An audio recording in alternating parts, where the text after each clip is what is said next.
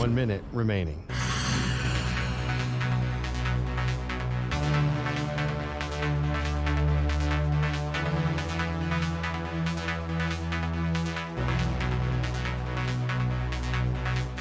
Forty-five seconds remaining.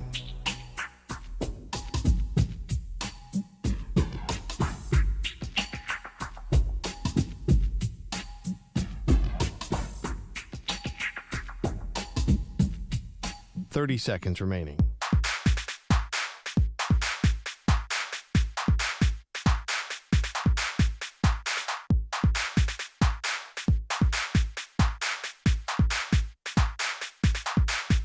Fifteen seconds.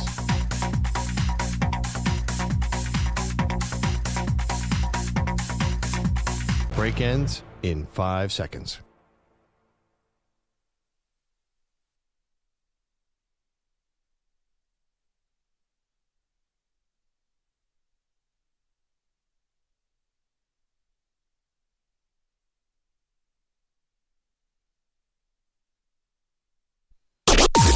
Maggie and Perloff on the Infinity Sports Network.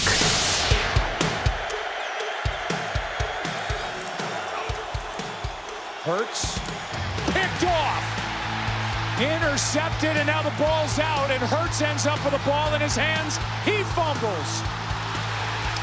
Chargers ball. Troy Dye ends up on the ball. And what a mess of a play. Thank you to Joe Buck at ESPN. What happened? Interception, fumble. Welcome to the show, Maggie Gray, Andrew Perloff. What happened is Pearl's Philadelphia Eagles went down hard last night. The Chargers win 22-19 in overtime. It was a field goal fest because both offenses, quite frankly, look pretty bad. Credit to the defenses. Pearl, your defense showed up, and now Jalen Hurts had a total of 5 turnovers in this game, 4 interceptions and a fumble. His whole MO has been, well, the offense stinks, but at least Hurts isn't turning the ball over. Yeah. What happened last night? That was his superpower. When your quarterback's superpower is not turning the ball over, you already have a problem. That's not a good enough superpower. Yeah, that's true. That was Jalen Hurts' butt fumble. I mean, that's going to be the play that defines the end of the Jalen Hurts era in Philadelphia, which is coming at some point. Because, first of all, Howie Roseman was already, you could tell, I mean, you couldn't tell because he said anything, but you know he was getting itchy at quarterback. You know that he wanted to draft a guy in the second round, and that was a terrible performance last night. And it's been the week before against Chicago was bad. He has been inconsistent at best, and I can't even describe last night. It was awful. He was terrible. I know he made some big plays, but generally, he has no value to me in the future because unless they really get a great offensive coordinator next year and figure out something, get hit by lightning like they did last year with Saquon Barkley, I just don't think Hurts is good enough to do what the Eagles want him to do right now. Wow, so but that's it. Don't Super you feel Bowl obvious? MVP, and he's just out the door now. And who do you want? Tanner McKee? Who do you want? Kyler Murray? Well, I mean, listen, everybody in Philadelphia loves Tanner McKee because everyone in Philadelphia always loves the backup quarterback. But is this not did you see a future with the quarterback you witnessed last night, Maggie? I didn't even know there are two sides to this debate. I can't imagine anybody in Philly wants Jalen Hurts anymore. Well, but everyone's got to get out of their feelings for a minute, don't you think? Now, listen, it's hard for me to come on here and defend Jalen Hurts. He wasn't good last night, and he did have a couple good throws, but those weren't nearly enough to make up for the bad stuff that happened. And by the way, the defense finally showed up again after 2 weeks where they were the story and they were the liability, at least partly against Dallas, against Chicago. And they were great last night with a compromised Justin Herbert, who is coming off of hand surgery. Dude got sacked 7 times last night, barely completed, actually under 50% of his passes. Herbert was under pressure all night. It was the perfect opportunity for the defense to go out and win you a game. And the Eagles offense couldn't even be average, right? Could not even be average. No. Average would have won that game for you. They couldn't be average. And you had your field goal kicker missed another one last night after he missed against Chicago on Black Friday. But Pearl, you just said it. You need a new offensive coordinator. You, the Eagles. They need a new offensive coordinator. Well, that's a change that can be made. And quite frankly, it's a change the Eagles make almost every season, it feels like, under Nick Sirianni. True. Whether guys are getting fired because they stink or they're getting hired away at other places because you win the Super Bowl. Yeah. And it's like flip-flop. One or the other. Yeah, you're either Shane Steichen, you're going off of at least a Super Bowl appearance, or you're Kellen Moore, you're going off a Super Bowl win, or you're the other guys who get fired unceremoniously because the season falls apart. Yep. Doesn't that tell you that it's not all Hurts? Again, he wasn't good last night. I get it. Yes. I get it. But you get the right offensive coordinator in there, and the entire thing looks different. Oh, I totally agree. So why are you running him out of town? Well, because, first of all, I'm not, because you can't get rid of him until after 2026. And maybe there's been some discussion in the Perloff text thread that they could ship him off to the Las Vegas Raiders. For some reason, that's the team that I don't think anyone the sucker spot? I don't know if anyone would trade for Hurts because Hurts' stats are not good this year, and he's expensive. You know, he's in the $50 million club. So you're probably stuck with him for at least next year. You can probably get out of him in a reasonable way after 2026. So you definitely need a new offensive coordinator. And I said that as early as week 3, that this was 2023 all over again. Promoting a 30-year-old, 30-something-year-old assistant is not a formula that works. So we're talking about next year, Mike McDaniel, if he doesn't win his way into the Miami job. We're talking about Kevin Stefanski, if he somehow slips loose from Cleveland. Yes, they need to bring in a new experienced offensive coordinator. But that being said, that offensive coordinator's job is very simple. Tailor the offense away from Jalen Hurts' weaknesses, which are obvious. I mean, he's inconsistent as a passer, and now he doesn't want to run anymore. Yeah, well, had a couple good runs last night, but they were desperate runs. Oh, I don't know. There was a play where he started running horizontally. The point, Jalen, is to go down the field. You've been running horizontally ever since you signed that contract. And if you look at his stats, they're terrible on running. It's gone down, down, down, which happens when you age as a quarterback. But if you take that out of his game, then what's his real value to the Eagles? Well, I don't know. I mean, listen, couple things. One, is he just protecting himself because he understands that the most important thing for him is to be available? Look on the other side with Justin Herbert. Now, they end up winning the game, but Herbert's getting crunched over and over again. He's coming off of hand surgery. His running saved the game for the Chargers. And he's running to save his life at times. Yeah. And I don't know if that's necessarily going to be a winning formula when all is said and done. And sometimes, these running quarterbacks, you leave yourself really exposed to injury. And he's had that where you've had the backups had to come in, not this year necessarily, but last year, where was Kenny Pickett had to come in for a couple of games, and it didn't look great exactly when he did, or else he'd probably still be with the Eagles. So to me, I understand that Jalen Hurts might want to just get smarter as a quarterback, right? We say that about other guys. You got to get smarter. Jackson Dart, you got to protect yourself, things like that. Smarter? What do you mean by smarter exactly? Like, well, you don't want to just be running with abandon, We talk about no, I mean, I'm just saying Jalen Hurts. They don't do designed runs for him. Is that what you want? Designed runs? No, I mean, he's in the flat with a linebacker, I want you to beat that guy like you did the first 3 years of your career. And he just has no interest. And he's obviously being smart in the sense that he's waiting for another play. But there is this trend. I've noticed it on broadcast where a lot of teams are saying that the coaches told them week before, we want our quarterback to run more. In Jacksonville, they think Trevor Lawrence is a very, very good runner, and they're trying to get him to run. Last night, you saw Justin Herbert run. I mean, Justin Herbert couldn't throw at all. Yeah. There was nothing. There was nobody open. There was nowhere to throw, and he was their leading rusher by far, and that saved the game. I know what you're saying. It is smart, but I feel like now there's a trend. If you're a quarterback, you better start running because that's the only way to win at a high level right now. I mean, look at your Bills. If you didn't have Josh Allen running, what would even be the point of having a franchise? Yeah, but, he doles out punishment in a different kind of way. But he's so big that he does avoid injury. You're right. Like Cam Newton, but you generally, like Jalen Hurts should be running, but it doesn't matter. What's concerning now is his passing looks off. It's inconsistent. Every play's a bit of an adventure. Yeah, last night was a very big adventure. If you're wondering what's everyone going to be talking about at the water cooler in the warehouse, wherever you're going today, it's going to be Jalen Hurts with the 5 total turnovers, 4 interceptions, including 2 in the same play. He got picked off. Then the Chargers player fumbled the ball. Then Jalen Hurts picks up the fumble, and then he fumbled again. Oh. And then he fumbled. And so it was 3 turnovers on one play. It was total chaos. And it's a funny thing you say that. It's Jalen Hurts' butt fumble. I can actually see this being played in Philadelphia today with circus music underneath it. Why did Jalen Hurts secure that fumble? I guess he's not used to recovering fumbles. Like, you got to secure it and go down.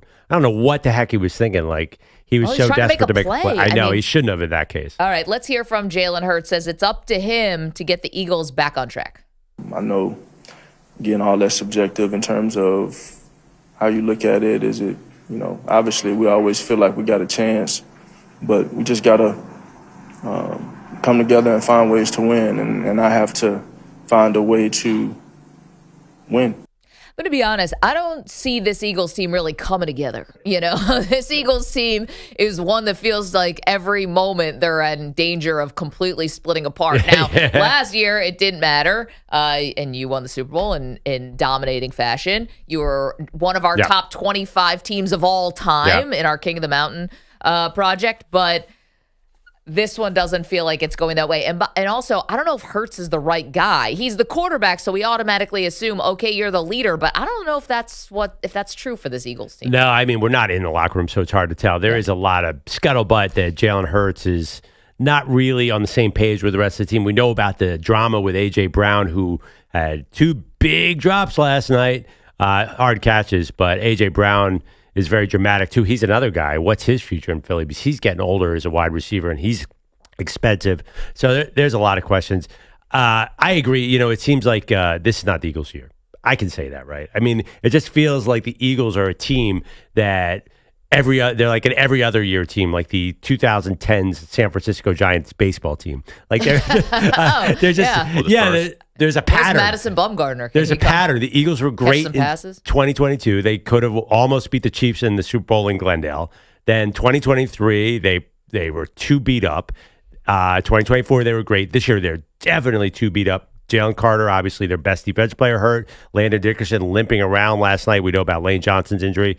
It does feel like this isn't the year. Okay, but also... Is that a crime? No, it's not a crime. I mean, it's probably disappointing because the AFC looks pretty mediocre across the board. Yeah. And the NFC teams...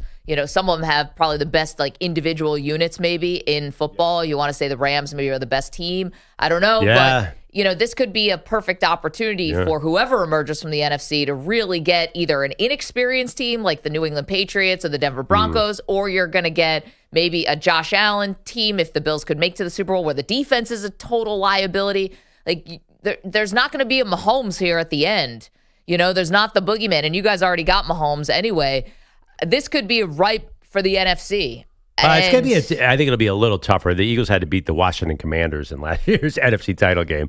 This year, they'll probably have Micah Parsons torturing somebody. Yeah, that's true. Or there are a lot of good teams, and the Rams do look great. So, yeah, I totally understand what you're saying. The AFC does. You're right. It looks way easier, but that's not the problem. The Eagles are so far away from there right now. Not to make this about the Cowboys, but I'll make it about the Cowboys just for a moment because it's just such that loss that the Cowboys had against Detroit last week. Was that Thursday? What day? It was Thursday. Wow. Yeah. Okay, time. Anyway, that was such a big deal because this would have drawn the Cowboys even closer with maybe a shot to win the division if the Eagles are actually in free fall. They've lost 3 in a row. Yeah. And Dallas, I looked up this morning, the playoff simulator, still only 10% chance to make the playoffs, even with the Eagles' latest debacle. And so it's kind of a bummer for Dallas because if the Eagles are going to completely fall apart here, and it's, this could have been an avenue where they could have come in and snuck in and stole the division, but it's not going to happen. Well, the reason is the Eagles in the next 4 games. Raiders come to Philly.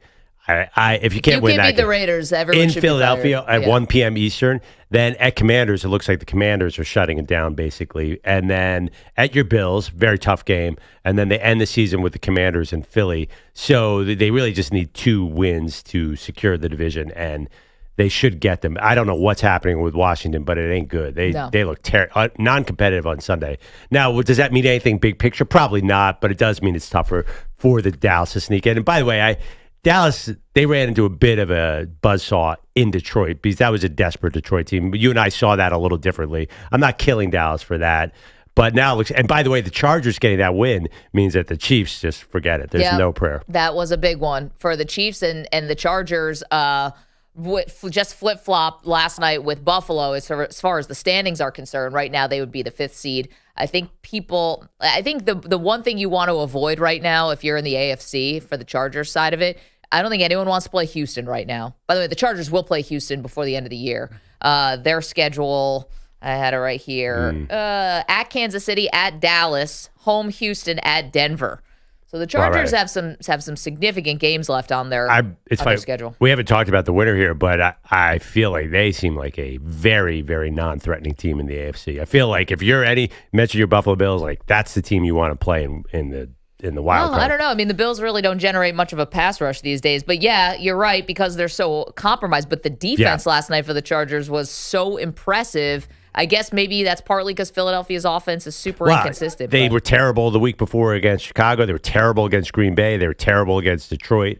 They really weren't good for most of the game against Dallas. So I don't know what that means exactly. But I tell you one thing. If I'm the New York Giants, I'm sure, and I know they think this way, they were probably watching that game, and the D coordinator for the Chargers, Jesse Minter, owns Jalen Hurts. That's obvious. I don't think they face each other that often, but the Giants should hire him just to get 2 easy wins off Jalen Hurts. Hurts had no idea when they were dropping back, when they were coming. He could not figure out Jesse Minter's defense at all. I know, but Pearl, be short-sighted because according to you, the Jalen Hurts era ended last night. So, but they're stuck with him for 1 year contractually. But you hope your head coach is with you for a decade. You can't just, hire him off of one guy. Yeah, but you know how the NFL is. Yeah. You've seen it. Teams will hire based to win some divisional games. Also, Jesse Minter seems like a super good coaching candidate anyway. He might get a job regardless. He's got sort of that Harbaugh magic. Jim Harbaugh, by the way, God bless him. To cobble together a winning team when your quarterback is hurt, you can't throw the ball, your receivers can't get open, your defense is out there gutting it out. That was a very Harbaugh-esque win. Oh, my goodness. I mean, whatever the opposite of who's the most aggressive coach in the league? Like Campbell. Obviously, Dan Campbell. Dan Campbell, right. The Danimal. Has never met a fourth down that he didn't want to go for it. The diametric opposite is Jim Harbaugh. Like, well, the analytics say go here. It's like, and they can't even get that out of their mouths where the punt team is already out of the field goal team is already on the field. Already got the ball in his hands. It's just over. I mean, Dicker's so good. He's such a weapon. Their kicker, they said, is the highest percentage, like positive 94% conversion rate. So he's nails. But Jim Harbaugh is frustratingly conservative on offense. But I get it. They were getting smoked, and their weapons. What do you want him to do, Maggie? Herbert was under siege. He's under siege. I know, but how about try to get somebody loose, quick throw, something? Those receivers can't get open. I don't think the he was two receivers ran into each other off the line of scrimmage. I was like, oh, that's comical. It wasn't even just that he was under siege. He just had nowhere to go with the ball, too. I mean, we've been talking about that Chargers receiving core for a long time. Cameron Dicker is so frustrating to watch as an opposing fan because every kick starts out, I'm like, oh, that's going right. That's going right. It's got this weird hook where it comes right down the middle. It's so annoying. And meanwhile, that's another problem that the Eagles have. Their field goal kicker is hot and cold, and he was cold last night. Jake Elliott, that is going to be a huge problem for the Eagles. Like, it already is. It's a huge problem because they're clearly going to play a lot of close games. They're not blowing out anyone, and they need to trust their kicker. But there was a play at the end of the half. I don't know if anyone else thought this. The Eagles got a turnover because their defense was their best weapon last night. Knew the Chargers should not have tried to do anything. They should have sat on the ball. But they turned the ball over, give the Eagles the ball in field goal position. They have 10 seconds left, and it's a 48-yard field goal. They just throw the ball out of bounds. I said to myself, you have to have a 5-yard run play here because I don't trust Jake Elliott, even in that perfect condition last night, and he missed the field goal by 2 feet. If they had just run a play and gotten 5 yards closer, but Sirianni didn't really seem to have a plan in that situation. No urgency. He brought the kicker out, then he sent the kicker back in. He didn't even seem to understand what was happening. Yeah, lack of urgency on the offense. Lack of urgency, I think, has been a problem. But there were so many turnovers in that game last night. You would have thought that was the Buffalo-Cincinnati game. There were fewer turnovers, and there were a lot of turnovers in that Buffalo-Cincinnati game. But like a snow game, the Bucs-Saints game in a driving storm, Colts-Jags in a driving rainstorm. It was like no one could hang on to the football, even though it was perfect. L.A. Yes. Gorgeous. I know. And whatever that indoor-outdoor stadium. I do credit the defenses. There was some ferocious defense played. The Eagles, the Kobe Dean looked like Jadeveon Clowney in college. That was great. He was a Tasmanian devil. Yeah, Jordan that was Davis, partly scheme. But the Chargers, There's no scheme in him running through Omarion Hampton's face mask. There's no That scheme play- there. He just blew him a couple of times on those blitzes. yeah, that was amazing. Jacoby Dean, by the way, looks like a star now. And also, I think Quinyon Mitchell and Cooper DeJean played really well. Their cornerback. The Eagles are probably going to trip into some wins because the defense is so good right now. But I don't think it means anything big picture. I came out here and said it's the end of the Jalen Hurts era. Getting the vibe from you, you're not looking at the Eagles as a true contender right now. I can't because your offense is this bad. I can't. 888-710-4ISN. Now listen, weather gets bad. Get some home games, run the ball. But Saquon Barkley, outside of the big run that he had to start the fourth quarter, which gave you your first lead of the night, outside of that, they're not committed to him, and he doesn't look the same. He had a little bit of rhythm going in the first half. It's hard when you know that's the only thing that's going to hurt you because you're not worried about A.J. Brown or Devontae Smith on a consistent basis. They make these great plays, but then they disappear. I think that's what's the missing part of this whole equation was Saquon's end of the game numbers look great, so I think he kind of skates by. The Eagles just could not run the ball in the fourth quarter after that long touchdown. And I think, to me, you could have salted away the game when you hit the game-winning field goal, the go-ahead field goal, when you should have been able to just run the clock out. In theory, you have what's supposed to be the best running back in the NFL, and you can't run the clock out there just to finish the game. And then in overtime, they also could not run the ball. Yeah. Like, they had to put the ball in Jalen Hurts' hands. 40 passes for Jalen Hurts, that's inexcusable. But I think the Eagles know that they cannot do what they did last year, which is just spam giving the ball to Saquon Barkley every play. And I think that's a lot of the issues. I mean, it's a combo, though. It's not just Saquon Barkley. The line is not. Lane Johnson's out. Landon Dickerson was on and off the field, and Cam Jurgens has secretly been very hurt. So the line was their superpower more than just Saquon. Oh, absolutely. Yeah. And if the Chargers played so much zone last night. If you don't have to play man to man, and you could put 7 in the box and still stop the run, the Eagles aren't going to move the ball. Yeah. Because there's no way Jalen Hurts is going to be a step back and look at a zone defense with those like rudimentary routes they're running and find a guy open. He's not capable. And the offense is so unimaginative, they're not scheming guys open. So if they can't run the ball, they got no shot. No, they're not. It feels like the offense is not spread out in any meaningful way. Nope. There's never lanes. I noticed that in the Bears game, Ben Johnson, the Bears coach, had all the space in their offense. The Eagles, just everything seems like a struggle. Well, they said those intermediate throws, were there, and some of those crossing routes, or maybe you get like a ton, but they, at least on the broadcast, said they're there, and Hurts is not hitting them. Like, no crossers with Goddard, nothing really going over the middle where you can just like catch a guy in stride and maybe go off for 7-8 yards after the catch. It just was not happening. There's no rhythm there. It was like either a bomb down the field or Saquon Barkley running into the line. Last year, they had more of it going. Now, offense has got to sort of get a rhythm, and Jalen Hurts doesn't have it. That being said, they'll probably reach the playoffs because their schedule's so easy, and maybe Jalen Carter and Jordan Davis and Jacoby Dean torture somebody into a winner or something. The defense looks amazing. It's not going to be enough big picture. Man, I can't wait to see who the next Philadelphia Eagles quarterback is going to be. And by the way, I feel like nobody, and this is maybe a conversation for another day, Jalen Hurts is going to weirdly, this is just my take, Pearl, he's going to get like left in the dustbin of history. I don't think he's going to be nearly the hero in Philadelphia that he should be. Yeah. I mean, Philadelphia has, well, you know what? Randall Cunningham was not universally loved as a player. As a person, he was liked. Yeah.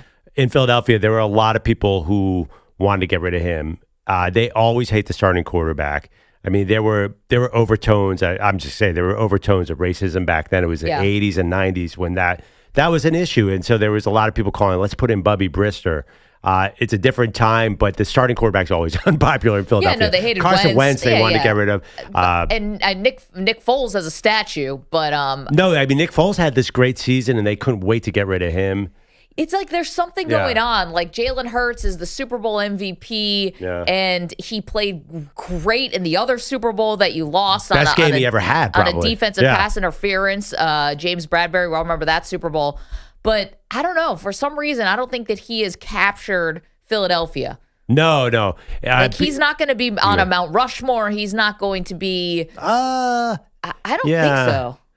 I mean, listen, Ron Jaworski still doesn't buy a drink in the town of Philadelphia. The 80s quarterback. Randall has had a resurgence, I think, in popularity. So time will change everything. But, the Eagles, the other thing, we've talked about this a lot. Howie Roseman gets anxious and always drafts. He drafted Jalen Hurts in the second round when Carson Wentz was still a Pro Bowler. So he knows the drill here. But it's not going to be easy. I was scouting this year's class. Yeah. And I didn't see a second-round guy necessarily. Well, Tyler Shuck was a second-round pick this year, and for the Saints quarterback, and now he's getting a lot of love. So maybe second-round quarterbacks are back. I did a little experiment. Jaden Mayava is built exactly like Jalen Hurts, the USC quarterback, but nobody could run like Hurts did. Hurts was an incredible runner in college, so that combo, as he gets older, is just not there. Yeah. Josh Allen still has it. Jalen Hurts does not. I don't know about Jaden Mayava playing in that Northeast weather. I don't know. Anyway. But yeah, you wouldn't have known about listen, nobody was more warm weather than Jalen Hurts. He was all warm. And yeah, Jaden I'm just saying that's the kind of name we're talking about. They're not going to get a first-round quarterback. So I don't know, maybe this guy Tanner McKee is the guy. Wow. We have really fallen off. By Tanner the way, McKee. Not a lot of tush push last night. In fact, the Saquon Barkley run was them bailing out of the tush push, which was brilliant because Chargers did not see it coming, and Barkley was off to the races. But even Jason Kelsey was talking about on the broadcast, like you're getting no offense whatsoever. And on some of these short yardage situations, they were not even considering the tush push, which is odd. Okay, let's take a break. 888-710-4ISN. Pearl's in a tough spot today. And oddly, this day is going to get so much worse for you. And completely by accident, totally by accident. We didn't mean for this to happen, but we're going to have a guest on later in the show who's special, who's coming in the studio, who specifically has something that is a terrible memory for Perloff. And I swear to you, we did not plan it this way.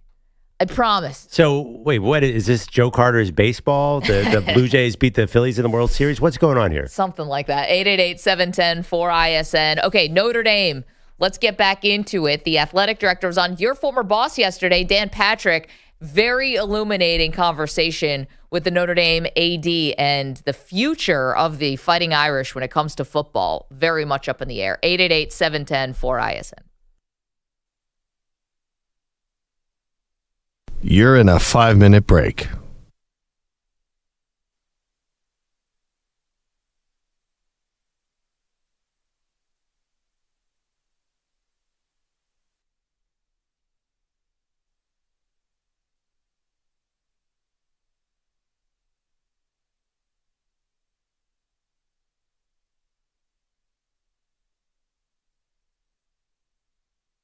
Four minutes, 30 seconds remaining.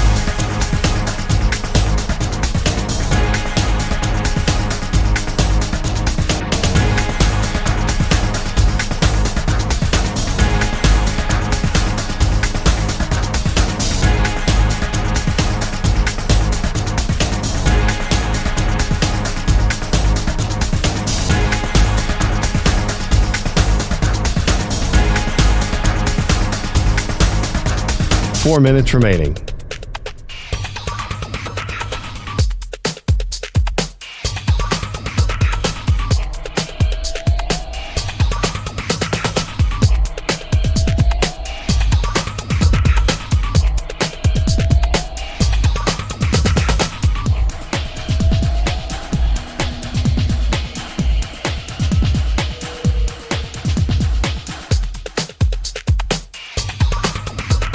Three minutes, 30 seconds remaining.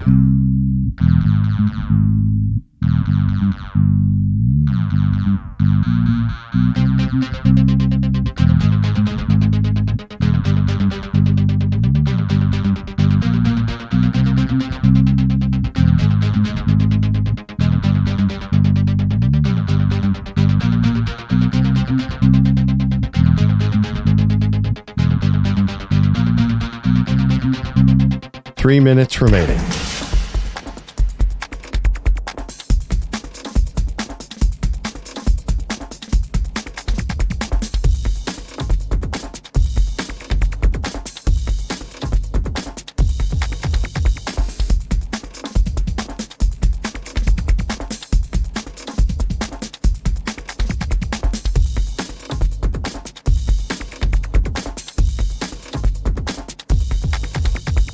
Two minutes, 30 seconds remaining.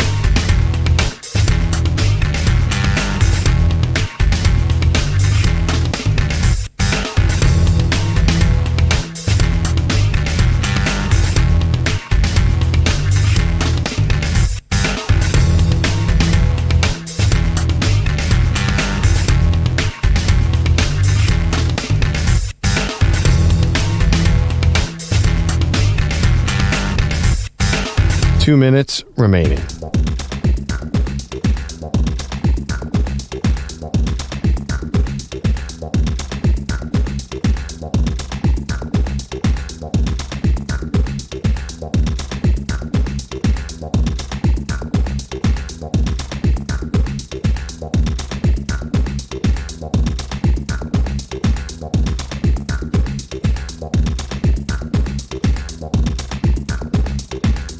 One minute, 30 seconds remaining.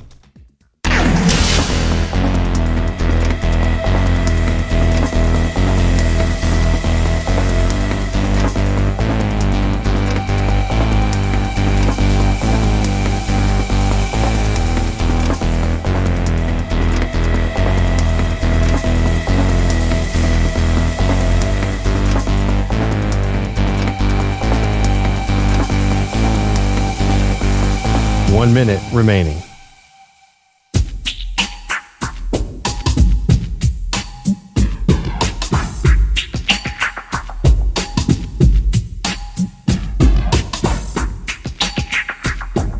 Forty-five seconds remaining.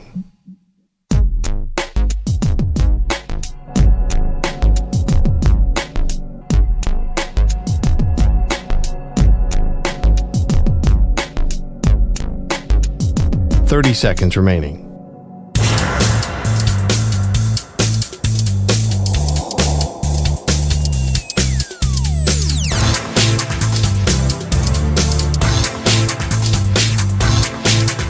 Fifteen seconds.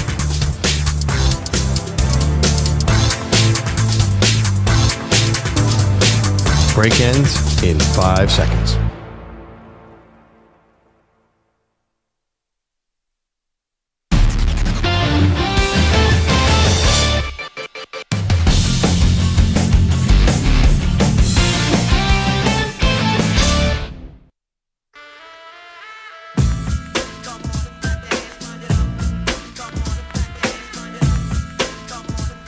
All right, welcome back, Maggie and Perloff.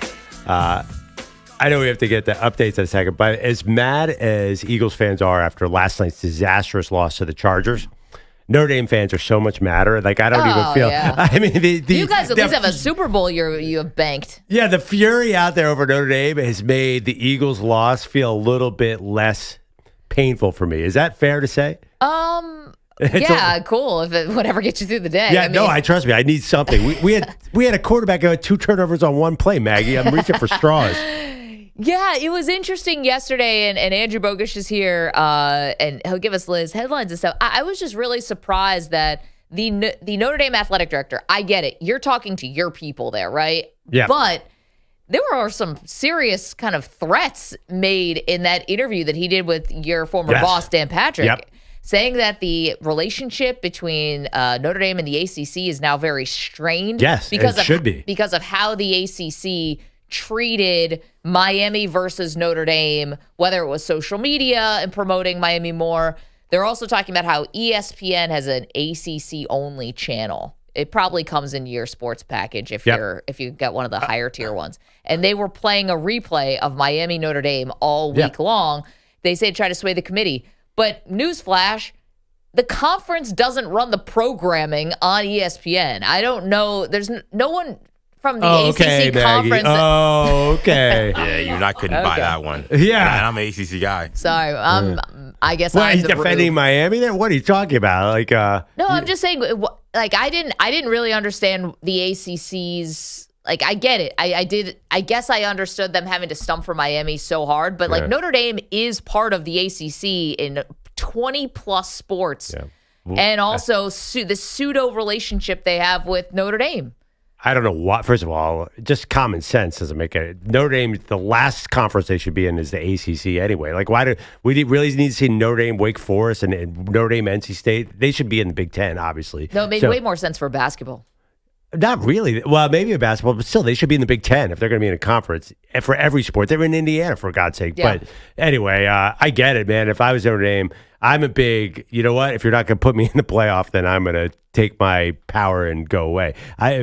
Texas should take everybody off their schedule. Notre Dame should take everybody off their schedule. Just if you're not going to cooperate with us, then we're not going to cooperate with you. Well, Notre Dame's got this little, caveat hanging out in the background here, which is they can get all huffy and puffy about not making it this year. And I get the rug being pulled out from under them where they thought they were going to make it, and then at the last minute they get oopsie-dooped. But they already have this memorandum that has been agreed upon, which was confirmed yesterday by the athletic director of Notre Dame to Dan Patrick, that if they finish the season ranked in the top 12 now moving forward, they automatically get in. Well, it doesn't matter because it's going to be 16 teams next year anyway. And Notre Dame, I don't know.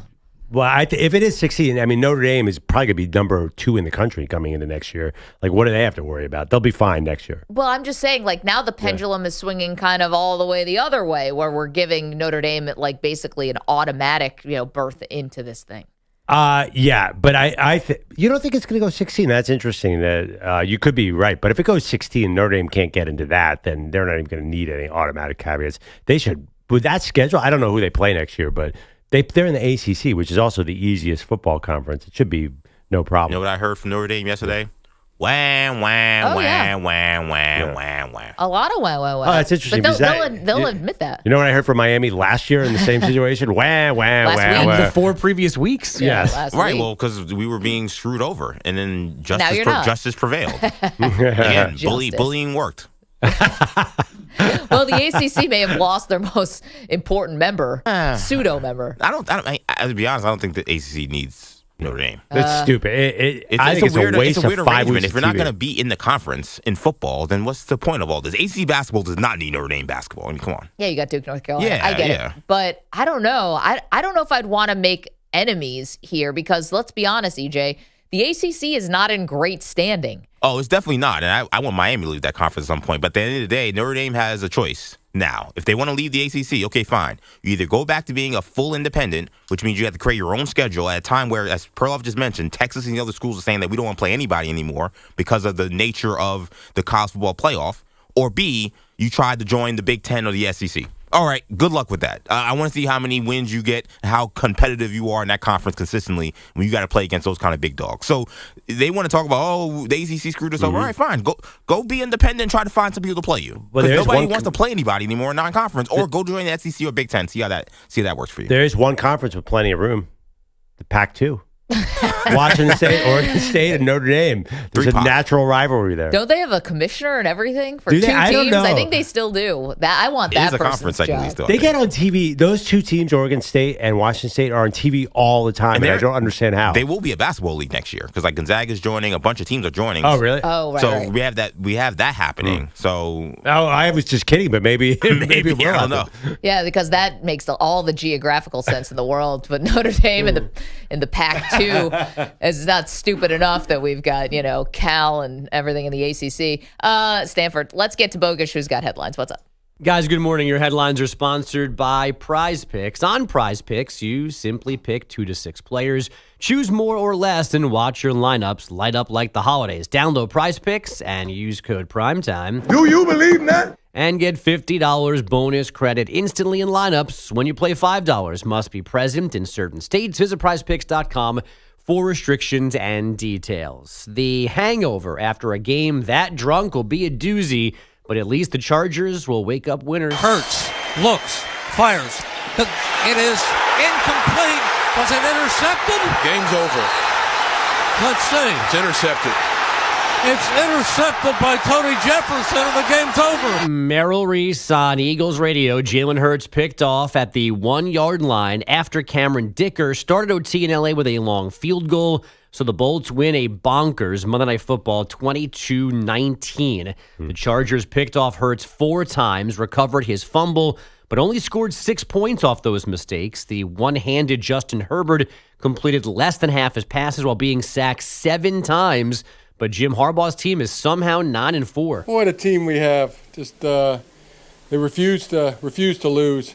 Just a great feeling of winning. Wonderful feeling of victory. Great thrill of victory. That might be the oldest. He sounds like Trump. He sounds just like a grandpa. So he said yesterday that the win felt as joyful as like the birth of a child or getting married. And then, did you guys know that Jim Harbaugh's got 7 kids?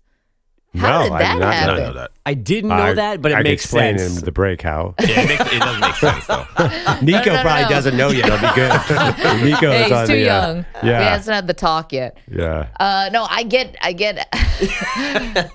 I understand how. Who's got it better than us? That's what he. Science works, but geez. He yells in bed. Oh, That's what he We yelled after do, the honey. victory. Do you have the sound? I'd like a second source on that one. Do you think his wife is saying the same thing? Well, oh boy. Well, apparently they have 7 kids, Maggie. So I would say guess yes. she's willing, but yikes, yowza. Yeah, that's no, an image, the that's an funny image thing- I can never get out of my head now. Thank you, Perloff. It's a very different Jim Khakis Harbaugh. on the floor. Do you remember Oh, my gosh. Sorry. Chargers hat still on. He's yelling. Remember Harbaugh in San Francisco looked angry and mean and frustrated all the time, and they had a Super Bowl contender. This team is 9-4 and seemingly no chance in the playoffs, and he looks happier than he's ever looked. Because he sounds like he's 88 chewing on Werther's Originals. Like he's in a different lifespan. He's just a completely different person Yeah. than Like, early he wanted Harbaugh. Michigan, guys. Like he wanted his alma mater. Is that kind of why I'm not so upset about the last time? Because I have a ring with my Eagles. I don't have it. Our coworker Ricky Ricardo does have a ring. But yeah, I guess once you win, then it's not as bad. You wouldn't know, Mag. So it's kind of hard to tell. Wow. But you're I mean, lashing facts. out. Am I wrong? No, Unnecessary. you're really coping hard. Yeah. you can fake whatever. You're barely hanging on right now. No, I want to defend Perloff here because a couple weeks ago when Michigan lost to Ohio State, I was like, whatever. We just beat him 4 times in a row. We won our natty 2 years ago. I was cool.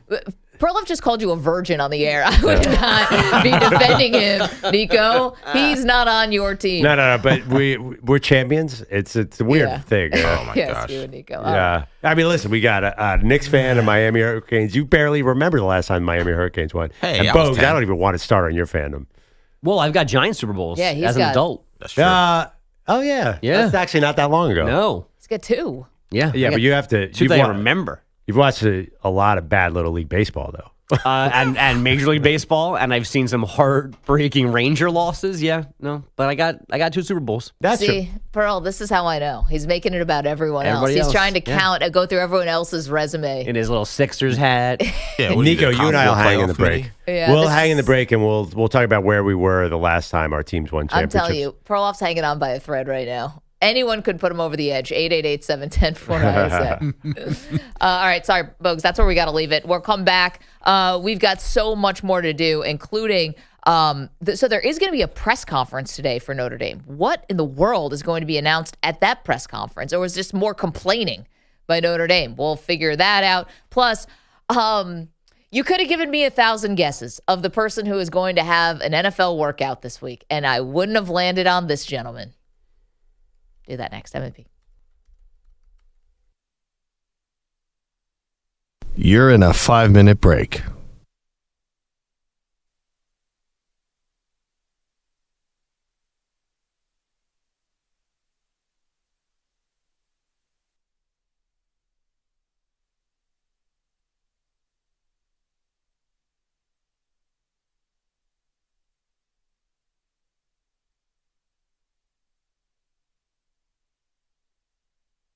Four minutes, 30 seconds remaining.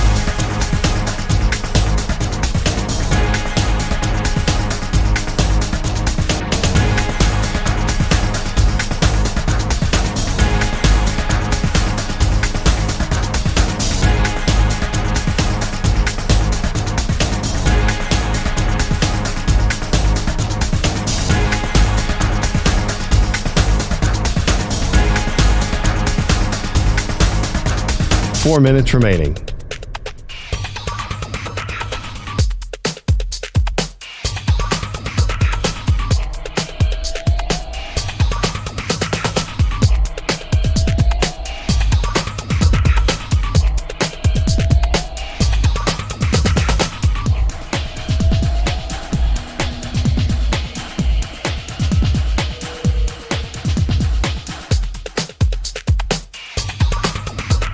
Three minutes, 30 seconds remaining.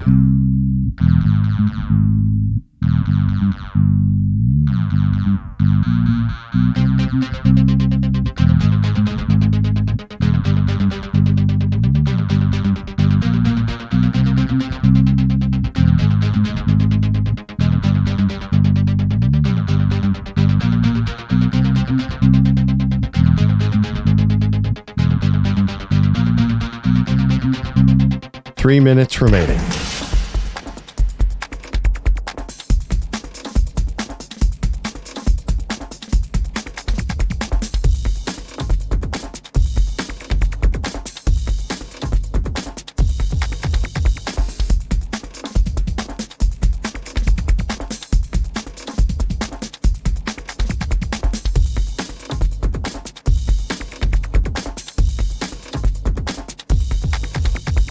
Two minutes, 30 seconds remaining.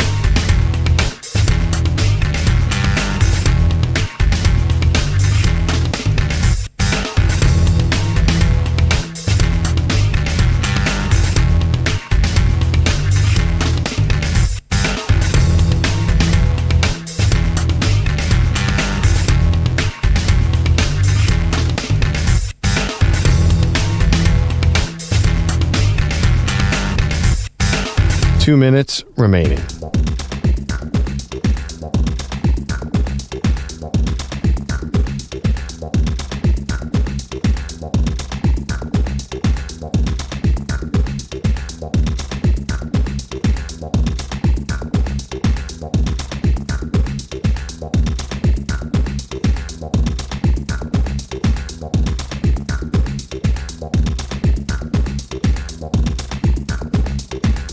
One minute, 30 seconds remaining.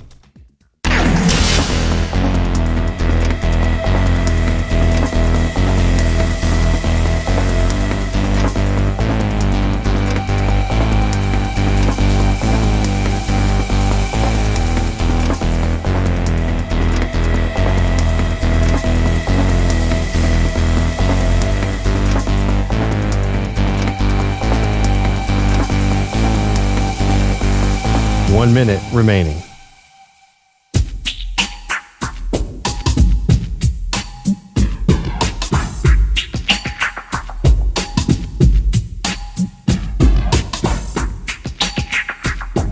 .45 seconds remaining.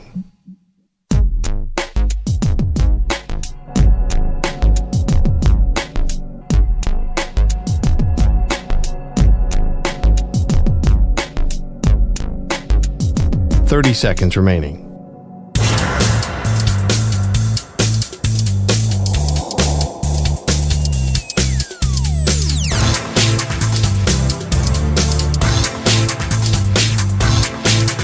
.15 seconds.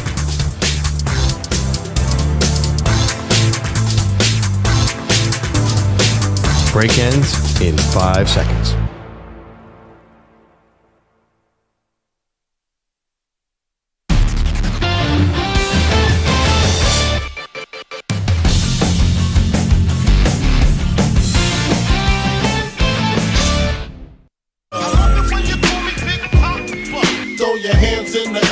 If you's a true player, I love it when you call me Big Papa.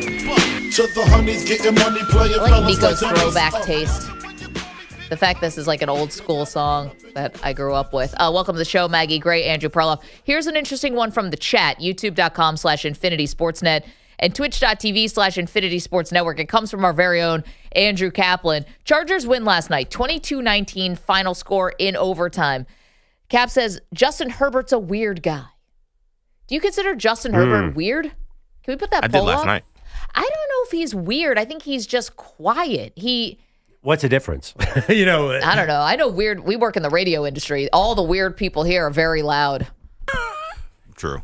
He's all, remember when he was being drafted, there were a lot of questions about his leadership and his personality. And I think those questions were answered very well by Justin Herbert. But he just seemed very quiet. He didn't come out in the draft when he was a junior, which surprised a lot of people. Yeah, he didn't want to go to the Giants. Can you blame him?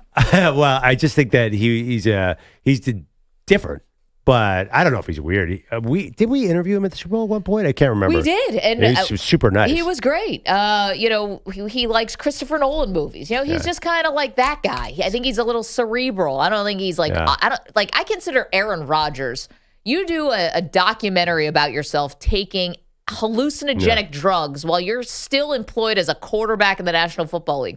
I think that's kind of weird. Yeah, but personally, you wouldn't have known that until 10 years into his career. He was as cool a quarterback as there was. I mean, No there's no doubt. more media friendly guy than Aaron Rodgers because he talking about cerebral coming out of Cal. No he was kidding. the cerebral guy. But I'm saying that's my bar for odd QBs. Like you literally, I have to watch you say, I just turned from a caterpillar into a butterfly on camera. But like that stuff is bananas to me. It's not my lane. To me, Justin Herbert, all right, he's a little quiet. He's dating an influencer. Like he seems actually kind of normal to me. I mean, do you think Jalen Hurts is weird? No, not at all. Mm-hmm. Not even a little bit. Bro. Not even a little bit. I think it's weird when you're considering running for vice president while you're the quarterback of the Jets. That's weird. The Rodgers bar is a little high, though. I don't think you can make that the bar because he's one of the most unique characters we've ever had in the NFL. Jim Harbaugh. I think Jim's kind of weird. Well, that's kind of why I think Herbert is a little off because Harbaugh loves this guy so much. I think game recognized game yeah, when it comes Harbaugh to weirdness. he called him. What did he call him yesterday? Like he called him a competitive maniac. Like, I know Herbert's quiet, but I think in some ways I respect him because of how he played last night playing through injury. Oh, he's and so tough. I think Harbaugh sees some of him in him, even though Herbert's quiet. Okay, so here's Justin Herbert brushing off or kind of attempting to brush off Laura Rutledge from ESPN before finally giving the Monday Night Football interview. Yeah, I'm trying to celebrate with my team. No, I know, but can we just talk to you really fast? What was it like to watch the interception there that sealed this game for you guys to get this win? Yeah, the defense played incredible. They came up with so many big stops today, so proud to be able to play for those guys. And the way they compete down in, down out is really fun to watch. Yeah, he just didn't want any part of this, Wait, right? where was the PR guy? I don't know, but he didn't want any part of it. It's kind of like the gist of what we're trying to play, which, by the way, is not a crime, but it's just a little like you kind of been doing this long enough, I guess, to understand you win the game. You're the quarterback and you win the game. Like Tony Jefferson is not getting the interview with Laura Rutledge there. Like it's okay to just go along with it. Well, the structure's mess up there. It's got to be the PR person. You see it every single game. The PR person is hovering around the quarterback, wrangles, grabs him, and gives I don't know why Laura had to ask for Justin Herbert directly. That's not right. It was weird because actually in the broadcast, Buck was like, "Yeah, Laura Rutledge is trying to wrangle Justin Herbert right now." Like he even said that on air, which I thought was weird because I'm like, I usually don't hear that. Especially this is not like a national championship game or where it's like a lot of Super chaos. Bowl. Yeah, so I was like, why is there challenges getting Justin Herbert? And then you saw the challenges live on air. Somebody made a phone call today that could not have gone over well in the there's a protocol here. Yeah, there always has been. I don't know why that was happening. Yeah, and everyone does it. Again, this is Kaplan saying he didn't think he had to do the interview, question mark. Yeah, that was weird. Yeah, you're not getting out of this one. I got to celebrate with my team. It's like guys have, I'm this is not great, but the guys have missed like team photos. Like sometimes you just have to pay the piper, which is the broadcast partner. For 40 seconds. He gave no answers. Isn't that a horrible type thing though? How many times have we seen Jim where he's like, you guys talk to my team. I don't want to answer questions. Maybe. So he's getting it from him, I think. Possible. But it may be a poll question. Do you consider Justin Herbert weird? Because I'm going to say that's an absolute no for me. I consider him very normal. We don't know these but guys. But you don't consider Jalen Hurts weird, so I don't know if your radar is on. Did you see him after the game? I was actually wondering, is Jalen Hurts even human? What is he talking about right now? I mean, talking about, watch him stare into a camera and tell me you know what's going on behind those eyes, then you're a smarter person than me because I don't know what Jalen Hurts is thinking at any given moment. Well, that's fine. I guess my definition of weird is like doing things outside the norm. So I guess Justin Herbert trying to blow off the post game, it's just a little... Yeah, I guess that's a little weird or odd. Anything Jalen Hurts says to me is not like so against the norm. He's acting like an NFL quarterback. I don't know. Well, I mean, we clearly don't know these people. We don't really know these people. You would have had no idea in 2015 that Aaron Rodgers was about to go on this path because we didn't know him. Yeah. There are a lot of reports that Jalen Hurts is a different cat. That's out there a lot. And even again, watch him in the press conference. You know, what happened? He had 2 turnovers in the same place. Like, well, we lost the game. I'd like to move on. He plays a CEO, and that's weird, too. Honestly, what's he supposed to say? That play was so insane. There's no answer. Yeah. You throw an interception, guy grabs it, fumbles the ball, then somehow it ends up back in your hands, and then you fumble. Is that the most embarrassing play from the most accomplished athlete? Like, you think about, like, how accomplished he is compared to how embarrassing it is. Like, I think I can't think of, like, another Super Bowl caliber quarterback having such an egregious... I mean, I guess Russell Wilson throwing a pick, but I didn't find that embarrassing. It just seemed like it was just a bad play. The talent to embarrassment ratio you're talking about? Talent and accomplishment. Again, Hurts is like a Super Bowl winning quarterback. He's been in the Super Bowl twice, but this is going to be on a blooper reel forever. I would never thought Hurts was going to be next to the butt fumble like Perloff mentioned, but he might be now. Man, now I'm going through the category, the just of all the embarrassing possible plays. Because maybe is Michael Jordan getting crossed up by Allen Iverson? It's kind of embarrassing, but not terrible. No, it doesn't live on because Michael Jordan just, I don't know. Still Jordan. Yeah. I mean, they're bigger play. Tony Romo's fumbling that kick. But that's not the same thing, right? That's not super embarrassing. That was a bad play. J.R. Smith not knowing the score, but J.R. Smith is known to be kind of a knucklehead. Yeah, right, not the same bad player that happened. But he is a champion. Yeah, no question. Still, J.R. Smith. He had to be high out of his mind for that. Is it Kobe the air balls in his rookie year? He was 18 years old, though. I know, he went on to do so much more. All right, well, think about that. Is last night's weird play where Jalen Hurts has 2 turnovers in the same play, is that the most embarrassing play from the most accomplished athlete? We'll get to that next.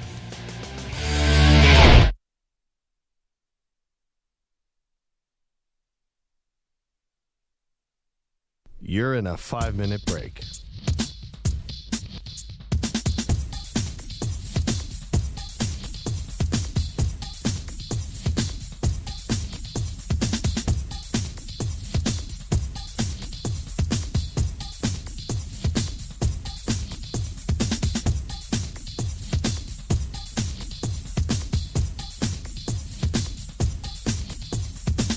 Four minutes, 30 seconds remaining.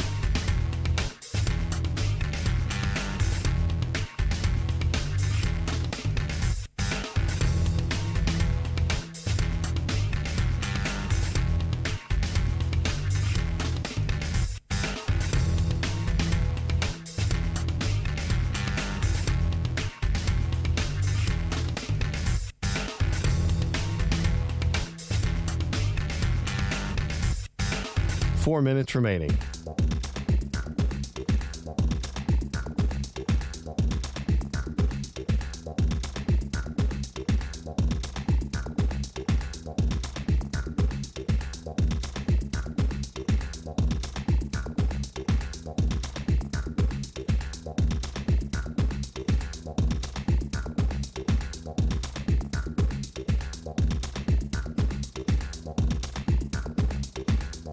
Three minutes, 30 seconds remaining.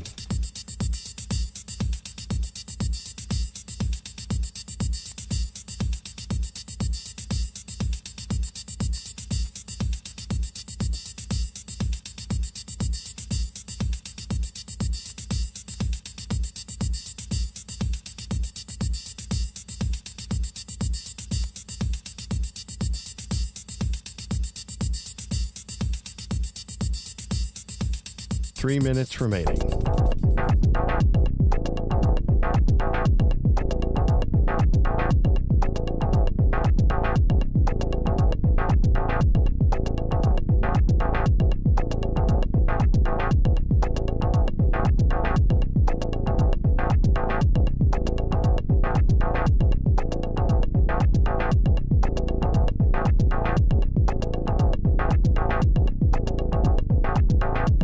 Two minutes, 30 seconds remaining.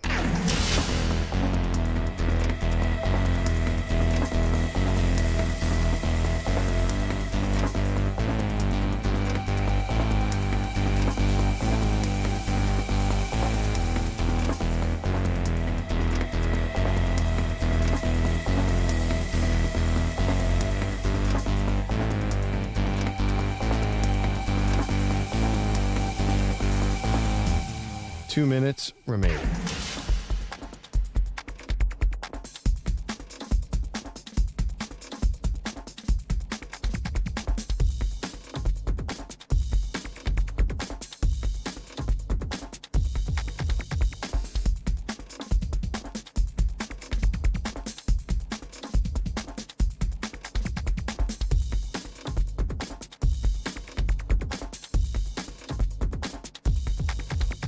One minute, 30 seconds remaining.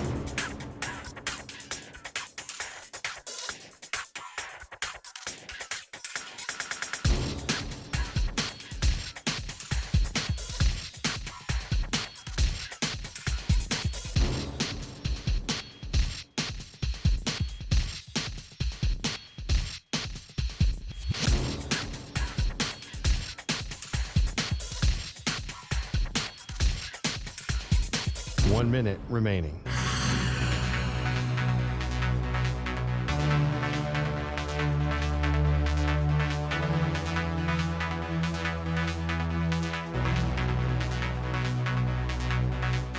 Forty-five seconds remaining.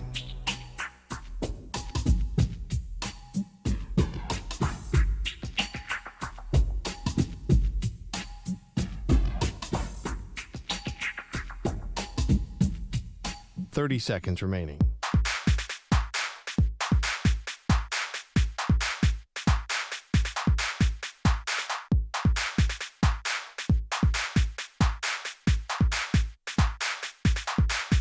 Fifteen seconds.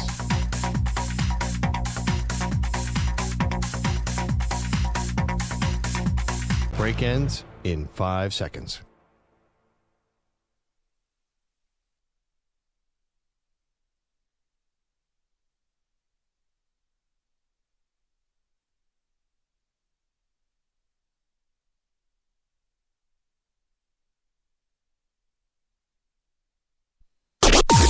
Maggie and Perloff on the Infinity Sports Network.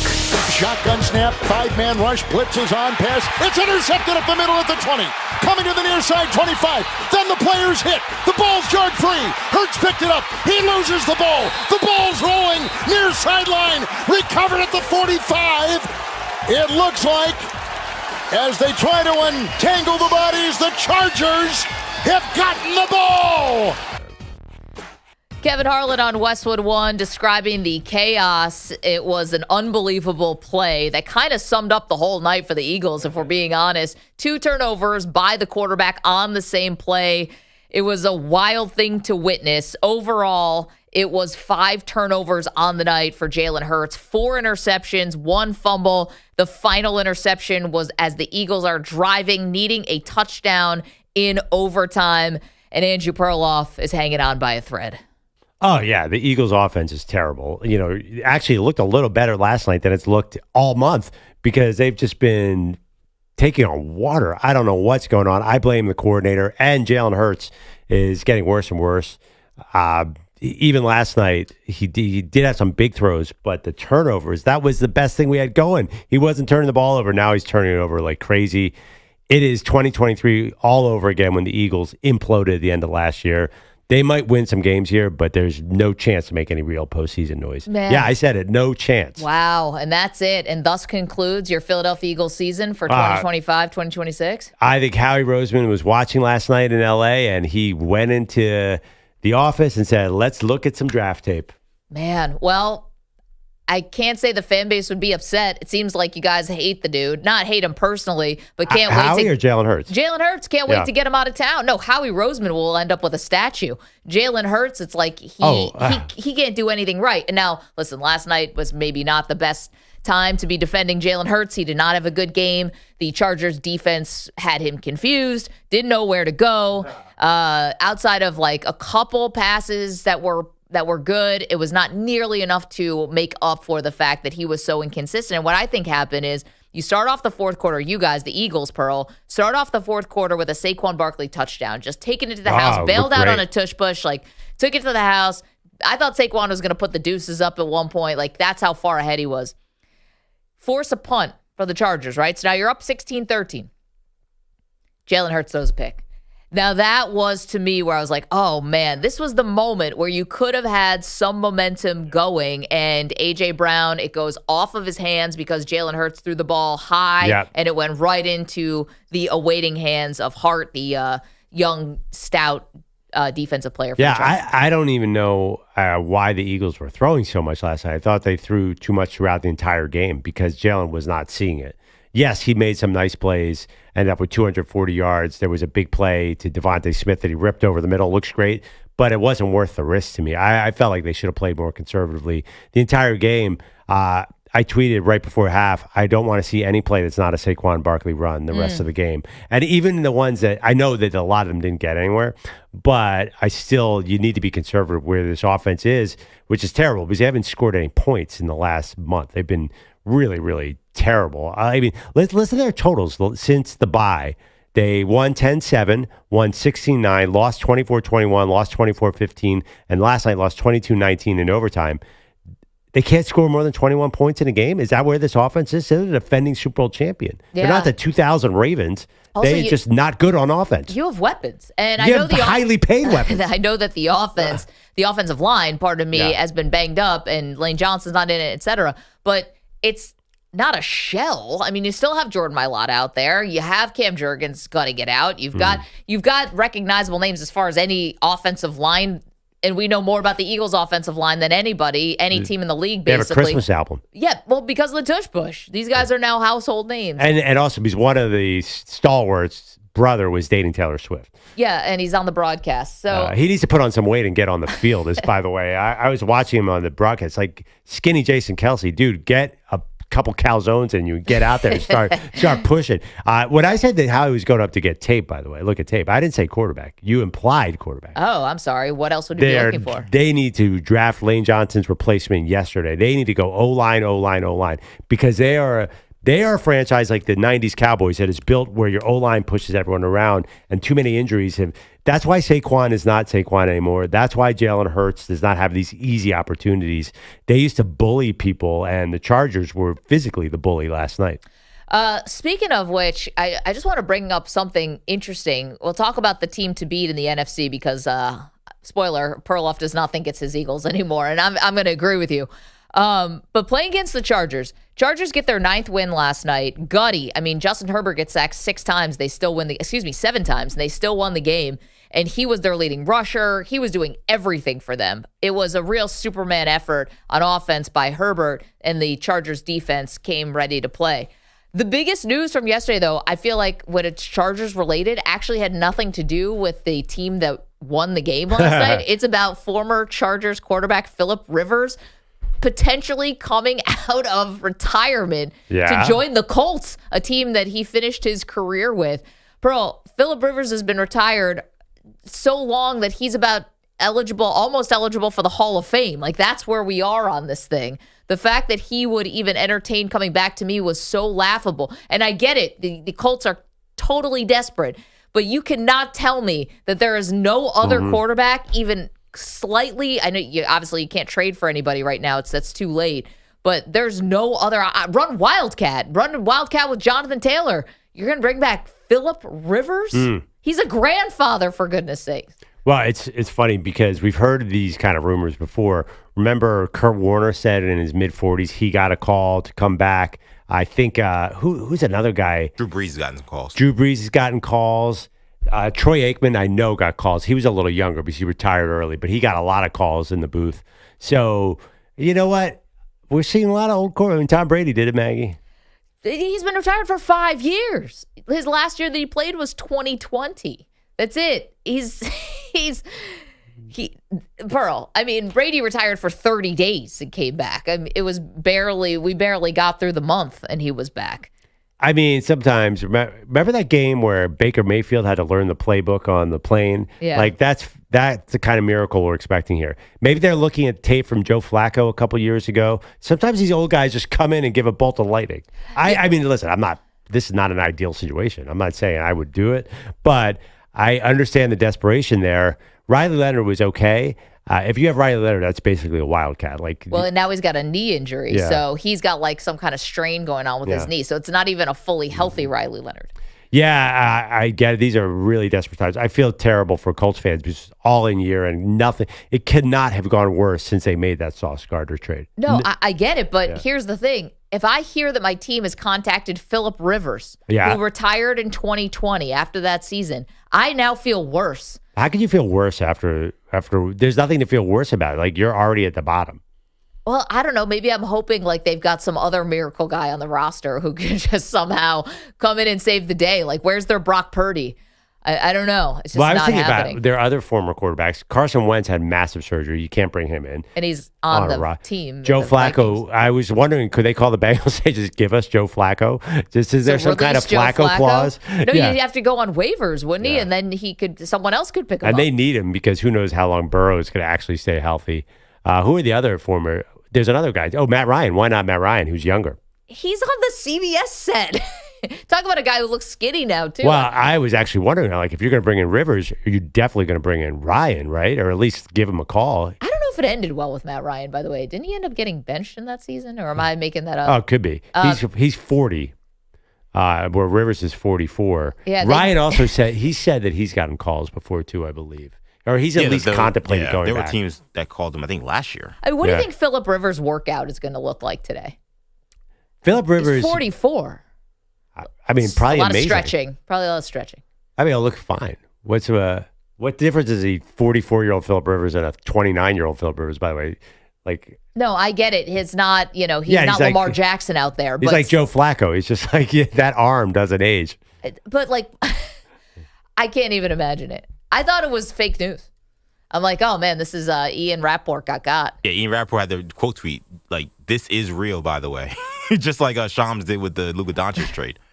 I read this. I was like, there's no way. This has got to be a fake Ian Rappaport or something. Like, it's not actually Rappaport. Like, I keep looking at the Twitter handle. There's got to be someone else who played quarterback in high school. Do they have anyone who even took some snaps in college? Like, can it just be just... I know I'm not giving you good solutions here. Who's on the practice squad? There's got to be somebody who has a little bit more of a chance than Phillip Rivers. Well, it tells me what I've been telling you guys since this show started, which is quarterback play today is mid. If you need to grab a guy who's 44 years old and was basically coaching high school football and say, come back and play for us and save our season, there's not a guy on the street or in your practice squad that you have at least some confidence in to run a competent offense. You can't tell me quarterback play is that good. So you're saying in 2010 or something, you could find a guy off the street at week 15? No, Vinny Testaverde. Yeah, or you have a guy on the bench that you could just play. Like, I know, but everybody's hurt there. I mean, Anthony Richards is not healthy, is he? No. Remember, he got hurt with that freak accident. Yeah, the eye injury. The eye injury. And they're not, it doesn't seem like he's even an option. I mean, you say quarterback play is mid. And I understand what you're saying, but there are plays that quarterbacks make, even the quote-unquote mid guys, that weren't even impossible. I saw, like, plays that Caleb Williams and Trevor Lawrence, for example, make. Those weren't plays. I saw Trevor Lawrence running against his body, rip a ball 30 yards downfield into a guy's hands. Like, that would have been the best play of 1986. Wait, hold on one second. So I'm just saying, the play is high level. Yeah, but maybe top-heavy. I'm on the Colts practice squad page right now. It looks like Brett Rippon is on the roster. Oh my God! Of course he is. Right, but okay. Right, you're not even going to give him a shot. You got to go to Phil. How many shots does Brett Rippon need? That guy has been on every team in the league at this point. But he's not a grandfather, bro. Has he won a game? Maybe not, but he's not a grandpa. I mean, this is insane to me. A 44-year-old guy who hasn't played in 5 years, you're going to pull him out. There's no other option. You can't tell me these quarterbacks are that good if the Colts, who are desperate for a quarterback, feel like there's no able-bodied young man that can play quarterback for them. Wait, you guys don't want to see Phillip Rivers play? That's I want to see it. Here. It just seems like it's going to be a circus, though. It's going to be like Jeff Saturday all over again. So what difference does a circus make at this point? What do they have to lose? Well, they're a playoff team, right? So, and they have a weapon in Jonathan Taylor, but there's who are they going to beat right now? There's probably not another team in the league they can beat. 888-710-4ISN, 888-710-4476. Sandra Bullock's just shaking her head. She's like, I was so close to this damn biopic. So now Phillip Rivers is coming back. I know. EJ thinks that Sandra Bullock is a dead ringer to play in a movie. The Colts owner now, Carly Ursay, who's on the sidelines. Let's hit Frank, who's in Georgia, has a thought about the Eagles and where things have gone wrong. Good morning, Frank. How are you? Hey, good morning. My wife's an Eagles fan. I had to sit and watch that dumpster fire last night. But I've been thinking this since it started. A.J. Brown, with all the whining and complaining, and they finally started throwing him the ball all the time. Yeah, definitely. That's when they started losing. Definitely. Is he the reason why? 100%. The downfall? Yeah. Because I've said it on my podcast that A.J. Brown's got to go. He's done nothing but hurt the team. Wait, sorry, Frank, you cut out there. I didn't know what Frank's podcast is. Good luck with the pod. I was going to ask, but I'm like, we can't give a free plug like that. There's definitely been a problem with force-feeding A.J. Brown. There's no doubt about it. The whole offense is just like, first of all, the offense is ugly in the sense that, as I said earlier in the show, there's no rhythm to it. Yeah. This A.J. Brown wanting targets. A.J. Brown's best role with the Eagles sometimes is as a decoy, so that frees up room for everybody else. But Jalen Hurts, and it's not just A.J. Brown, like you're making Jalen Hurts do things that he's not comfortable with because your number one target is complaining about targets. The whole thing's been a mess. There's no doubt about it. 13 targets last night for A.J. Brown, 6 receptions, though, and he got 100 yards. 2 drops on him, and there was a possible third. It does feel like they have been forcing it to him, and it hasn't been working. I mean, Frank's right. There's something deeply wrong with the offense. Just look at the scores that I read earlier on. They can't get past 21 points in a month and a half. 888-710-4ISN. Just a heads up. Apparently, the emergency quarterback for the Colts is Ty Warren. Oh, the yeah. Tight end from Penn They State. said, they remember at Penn State, he'd line up at every single position. They were doing a little bit of that. And it's pretty sick. I love Ty Warren. Apparently, Taylor Heineke might be on a practice squad. That guy's played in a playoff game before against Tom Brady and kind of went toe-to-toe many years ago. What's Tommy DeVito up to these days? He's on practice squad, I think, for the Patriots. Get Tommy Cullitz out there. The Colts are around 8-5. If they sign any of these guys, they are finishing the season at 8-9. You might as well go 8-9 with Phillip Rivers instead of Tommy Cutlitz. What's the point? Those guys never win any football games, so why? Who cares? You might as well bring in the old guys. This feels like a snuff film. We're going to bring in Phillip Rivers 8-9 is 8-9. to win no games. Well, Rivers, I think, gives him a better chance than the guys you just listed. Does he? He's been retired for literally 5 years. And I know that he's been like coaching football. That doesn't mean you're working out, though. I mean, what's the difference? And why would you not go? I mean, listen, I'm not for it necessarily, but it's just, all those other options are just as bad. I mean, 8-9 is 8-9. How about this? Okay, but leave it to the Colts fans. They figured this out. Ryan Tannehill's a free agent. Oh, God. Trevor Simeon's on Houston's practice squad. Taylor Heineke's a free agent. When's the last time Trevor Simeon won a football game? Well, probably never, but he's never being put in good positions. Like, anytime you're going to Simeon, it's not because things are awesome. Why is Tannehill such a bad option? I feel All you like have to do is get the Tannehill. ball to Travis Henry, I'm sorry, a bunch of times. Like, why don't they just do the same thing? I don't know. Tannehill seems Does like Tannehill want to play? Derrick Henry. Yeah, I'm sorry. Derrick Henry. I was like, sorry, something what you just said I doesn't ran sound through right. 3 different Henrys. No, yeah, he gave the ball to Derrick Henry, and they won 13 games. He could just give the ball to Jonathan Taylor and make a couple passes. But does Tannehill want to play? I don't Has think anyone so. asked him? I have no idea. Actually, I have no idea what Brian Tannehill is doing right now. Like, what is he doing right now? Right now, probably getting ready Hopefully to watch sleeping. that. Does he Texas live A&M? in Nashville? Does he live in Texas? What's up with? Does he live in Miami still? The Been a article lot of says, years what there. happened to Ryan Tannehill? It's the first article. I don't even in Google's remember. name. Yeah, you guys yeah. remember there was a crazy story about Tannehill's wife? Do you guys remember the Oh, story? his wife was. I mean, Yeah, no, first pretty. round pick. Yeah, no, she got a lot of attention. Yeah, Pretty no, then blonde. she got in trouble. I can't remember why though. Right? I remember why. She was canceled or what? No, I don't think. No, I don't think that. Though that's not the story that I'm thinking of. Something happened. I'm doing this off the top of my head. Ryan Tannehill's wife, I think, had a rental car, and she returned the rental car, and there was like an AK-47 in the backseat or something. Whoa. High-powered firearm Yeah. was in the backseat or the trunk or something of the car that Tannehill's wife, like, she accidentally left her, like, AR rifle. Yeah. Am I right about this? That sounds familiar. She's yeah. Yo, lady, And I don't know. It seems like So a lot of machinery. That's why he's not in the NFL. No, it's just Okay. I'll always think about that with her. I'm like, were you robbing a bank? What is this, heat? What do you do? I mean, I'm not trying to get into like an amendments. That's a high-powered gun for anyone, any civilian, let alone the wife of Ryan Tannehill. Listen, Tua Tagovailoa has armed security around his house. Maybe Mrs. Tannehill wanted to take matters into her own hands. Vigilante justice. Exactly. I hope she didn't feel like she needed it, not to joke around, but like that's a lot of firepower. And you left it in the rental car. Am I right about this? I don't know. I was just reading why Tannehill's not in the NFL. Apparently, he thought that his quote, the ship had sailed on his return to the NFL. He tried to get with a team, and there were no right fits, he said. So he was like, how about now? I think that ship has sailed for me.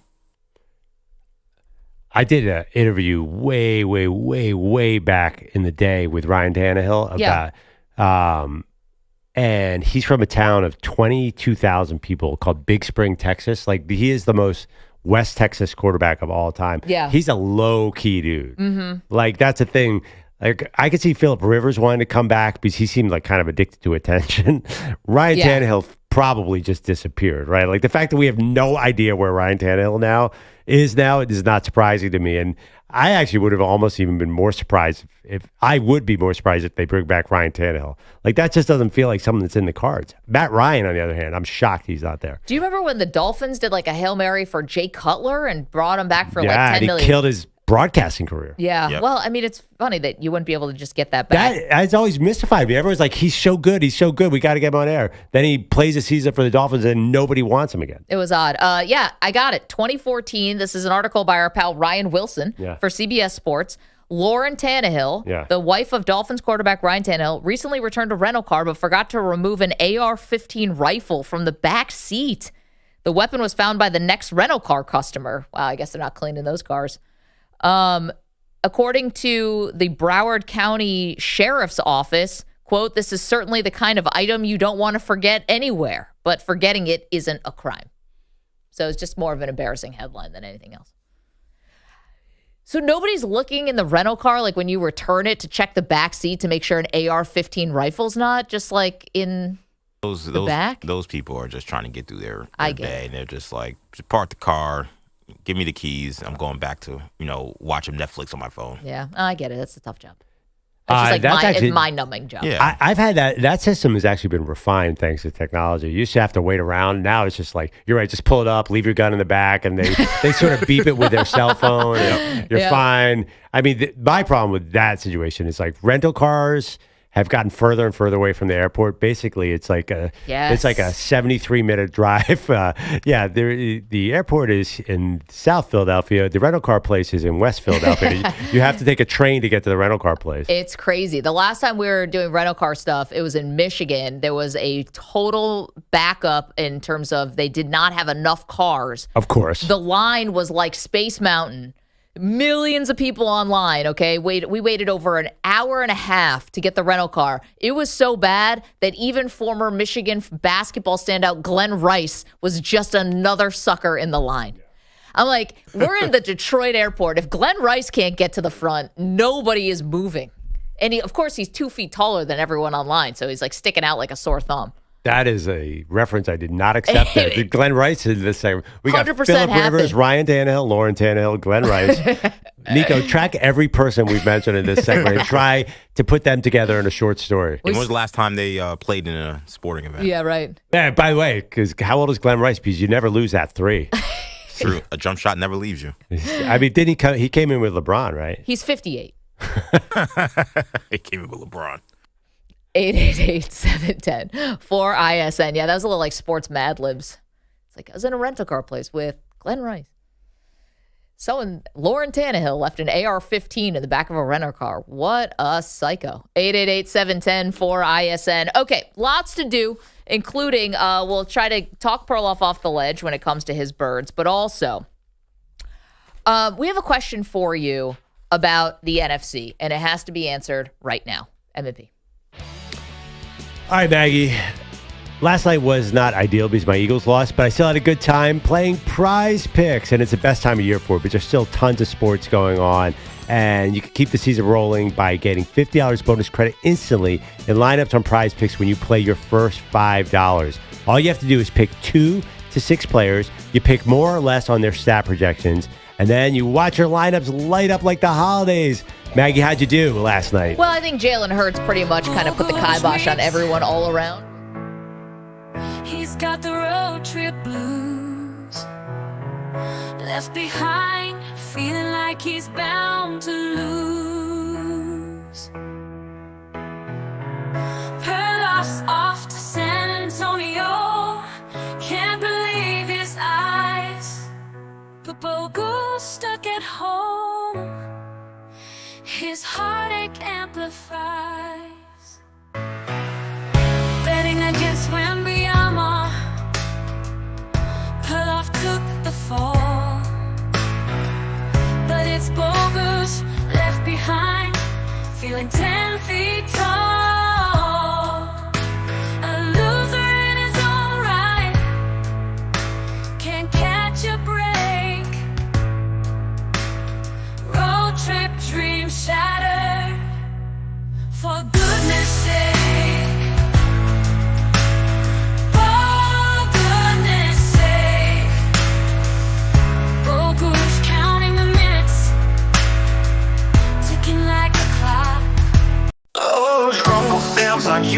Oh,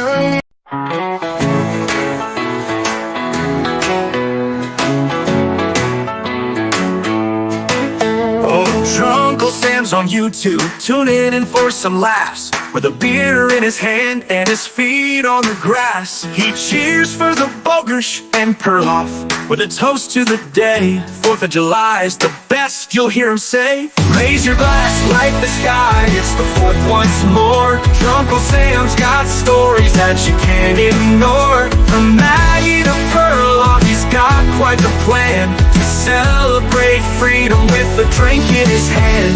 Uncle of the Year with a patriotic twist, watching sports and sipping brews, none he's missed.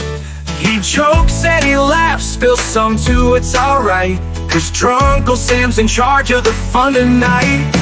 Raise your glass, light the sky, it's the 4th once more. Drunk Uncle Sam's got stories that you can't ignore. From Maggie to Perloff, he's got quite the plan to celebrate freedom with a drink in his hand. On the fireworks boom and the stars are out, Drunk Uncle Sam's still laughing, oh there's no doubt. So here's to the uncle who loves his brew. Happy 4th of July from the YouTube crew. So watch with Sam have a laugh or two. He's the life of the party, brought to you by YouTube. With Maggie and Perloff, it's always a jam. Happy Independence, cheers Drunk Uncle Sam.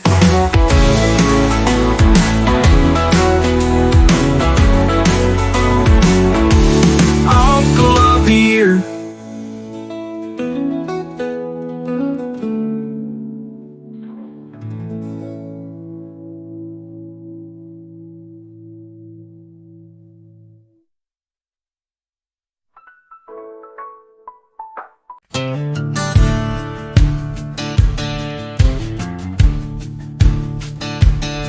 Well, Drunk Uncle Sam used to stomp through the halls, voice all gravel and whiskey shaking the walls. He was fired once, tossed out like a burnt piece of ham, but 2 years later they slapped on a badge and said, "You're the boss now, Sam."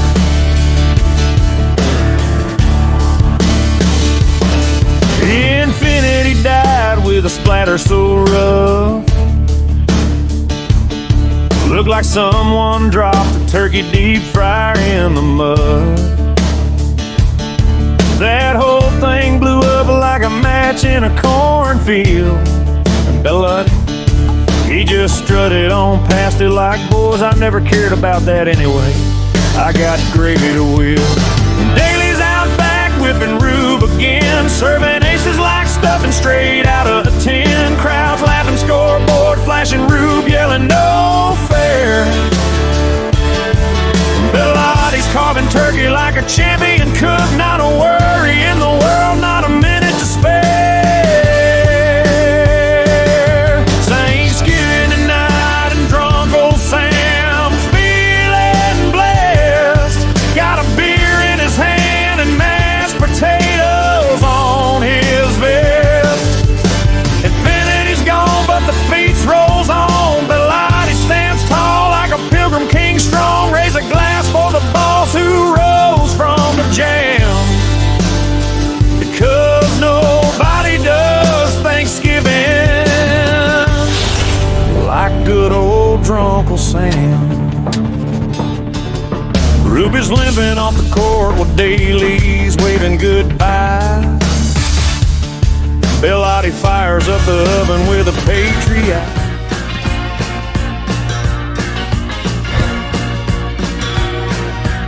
All right, welcome back to Maggie and Perloff. After a segment where we somehow talked about Lauren Tannehill, Glenn Rice, and Phillip Rivers. Well, Lauren Tannehill might want to pack a suitcase and get up to Indianapolis because they need a quarterback, and Phillip Rivers is 44 and has been tried for 5 years. Ryan Tannehill could be an option here. I got to tell you, I don't think the Colts win another game. They have at Seattle next week. That's hard. Seattle's playing very well. San Francisco comes to Indianapolis, then Jacksonville in Indianapolis, then at Houston. So the 2 home games, San Francisco and Jacksonville, are must win to make the playoffs. And I don't think any of the quarterbacks we mentioned, you've said Taylor Heineke might be floating around or an injured Riley Leonard. I don't know what quarterback wins any of those games. It's very possible that they lose out. Pearl, the Houston Texans defense sacked Josh Allen 8 times. Yeah. What do you think they would do to Phillip Rivers? I mean, at least, well, what do you think they're going to do to any of the people? Like, what do you think they're going to do to Riley Leonard? Well, at least he can, I guess They'll he's probably got sack him 100 times. He has a bit of a knee injury, but at least he could probably move a little bit better than 44-year-old Phillip Rivers. He's going to be a sitting duck back there. Yeah, but I mean, at least I assume, I was going to say, he knows where to throw the ball early in the play, where a young quarterback is not going, he's going to hold on the ball and just get demolished. That's the thinking. But by the way, Phillip Rivers is not the starting quarterback for the Colts yet. We're going to have to wait to write that script for that movie. This is a problem. I just feel awful. No first-round picks coming up. There's just nothing. If you're a Colts fan, it's got to be the most depressing week. Yeah, it's been tough. I mean, they've just not been able to get off the quarterback carousel, and it's been terrible for them. Let's get to Bogish, who's got the latest headlines. What's up, Bogues? These headlines are sponsored by Progressive Insurance. Your small business keeps you on the go. Progressive Commercial Insurance keeps your policy within reach with our easy-to-use mobile app. Learn more at progressivecommercial.com.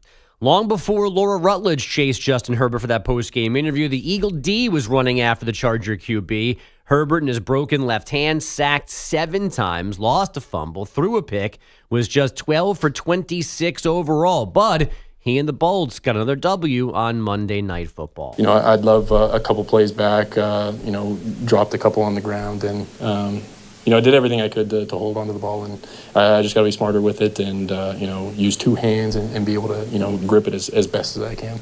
Herbert. 2 hands. One of them's broken. Or just had surgery, I guess.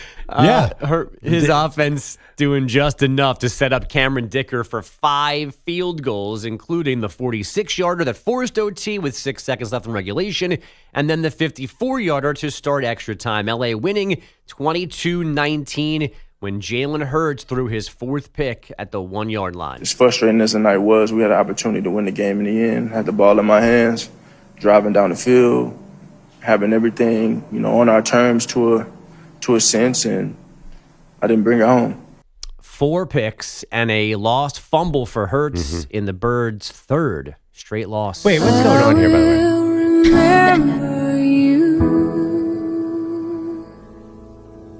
Will you remember me? Probably not the way they've been playing on paper. Are we supposed to be giving to a dog charity right now? Is that what that song is? But you never do you knew that Maggie and I have been talking about the Monday night game. So usually you might give a highlight or 2 and then do some other kinds of stories. But it feels like you're dwelling on last night's game for some reason. I don't think I'm dwelling at all. Feels like there's some dwelling.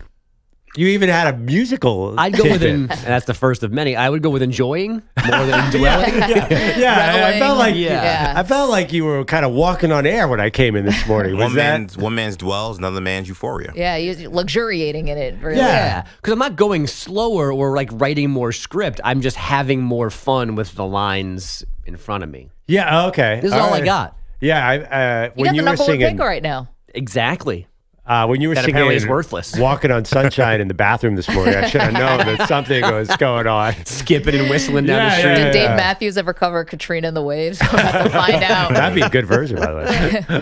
The Eagles do still have a 2-win cushion on the Cowboys atop the NFC East, but the Perloff playoff simulator has them at a -5 chance of doing anything in January. It's a different kind of math. Yeah. I don't know if that's an analytic, but...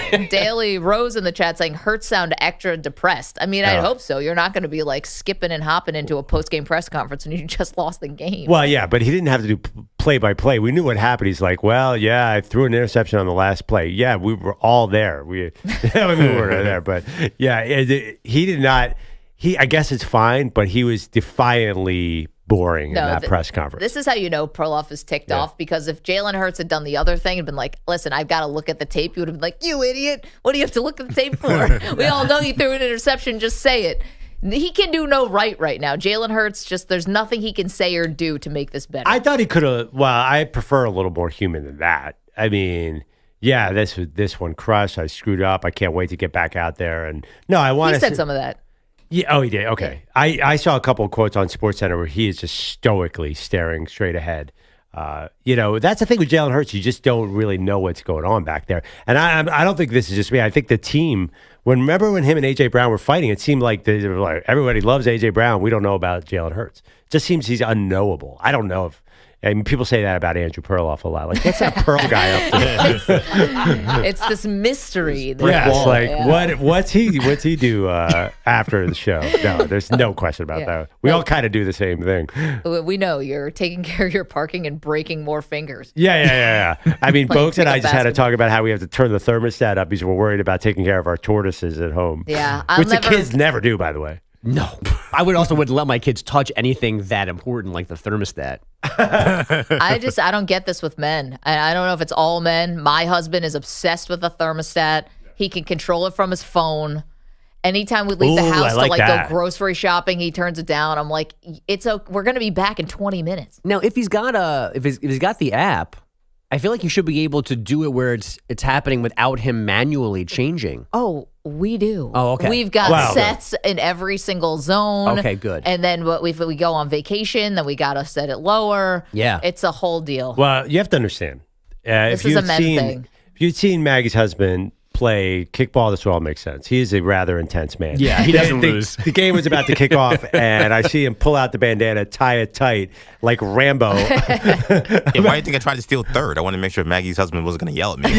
Dogging it. No, I mean, exactly. He basically caused EJ's injury by being the most aggressive kickball player out there. And there were professional athletes on that field. And none of them, they all paled in comparison to Andy. It's his want to. Did any other gentlemen go missing during your courtship? Did he remove competition?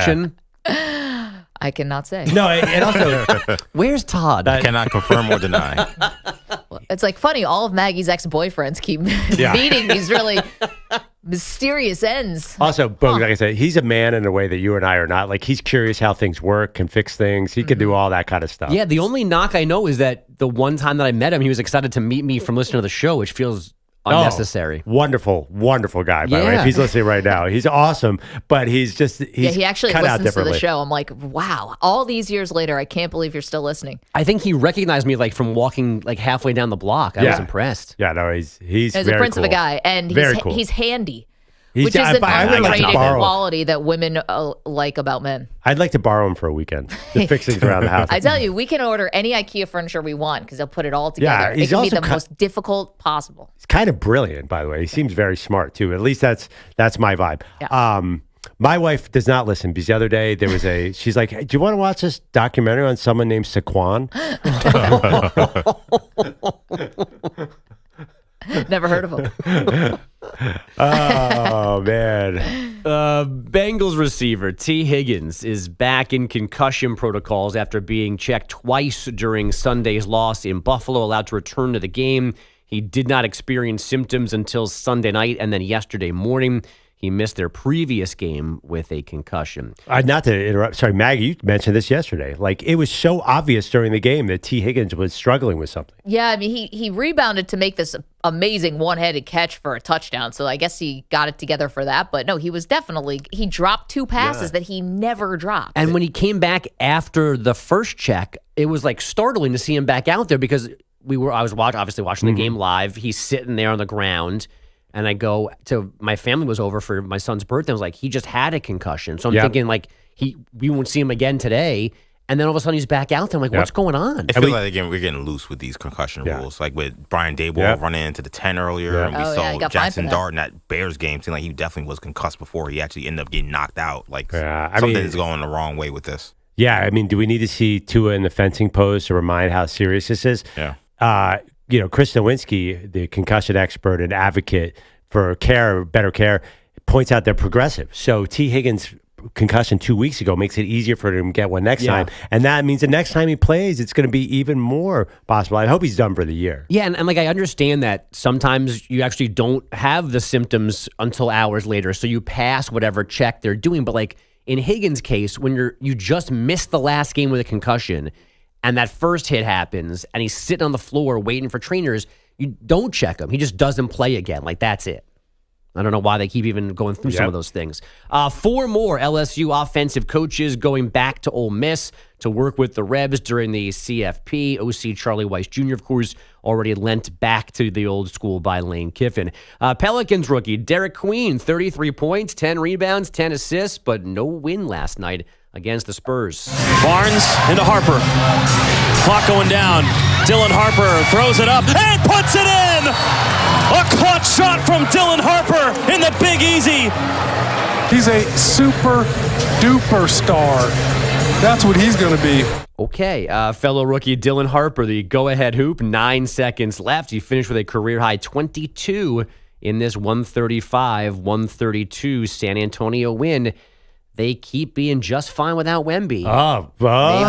Maybe not a bust, but maybe not necessary to the Spurs' success. Wow, you doing Bill Simmons Ewing theory on Wemby? The team's better without him? I don't know. Dylan Harper, super duper star? Derek Queen. Are you talking about Queen or Harper? Well, the call was about Derek Harper. Was about Dylan Harper. Oh, wow. Super duper star. Yeah. It's like Diaper Dandy a little bit, but not as clever. Or as cool. Bad job all around. I was watching the game the other day, and I saw Dick Vitale talking to this great freshman this year about the Diaper Dandies. I'm like, oh, right. Diaper Dandy, that hasn't been a thing in a while, right? Well, he's been, he's been on the sidelines because of all his battle, and it's great to see him back on the calls. Apparently, he's going to do a game with Charles Barkley this year. Yeah, I saw that. That's going to be cool. There's a documentary out about Dickie V. Yeah. It's running on ESPN. He was I think he was mad about Notre Dame, by the way. Oh, he was insufferable, man. I love Dickie V. I know some college basketball fans think he's through Duke or whatever. I love Dickie V. Yeah. But it was like, come on, man. They lost to the teams that went in ahead of them. What are you complaining about? I've heard a lot of stories about Dick Vitale just calling to radio shows to talk about football all the time. Like, he's a massive fan. He loves sports. Yeah, That's the one thing I love about him, because I feel like, not that other commentators don't, but like, as soon as Twitter happened, it seemed like he could not wait to talk about all the other sports that he normally doesn't get to talk about. Even during these broadcasts, he'd be like, oh, did you see the Tampa Bay Rays last night? And I'm like, wow, he's locked into Rays baseball too. You gotta love Dickie V, but the Notre Dame stuff was a little much yesterday. Well, Notre Dame's now at the center of the universe because of what happened with the college football playoff, and their athletic director was on the Dan Patrick Show yesterday, so we'll get into everything that he had to say and some thinly veiled threats towards the ACC, and also a press conference today. So what are they going to possibly say at this thing? Notre Dame, we'll get into all of it. Plus, who is the team to beat in the NFC? It's the Maggie and Perloff Show. You're in a 5-minute break.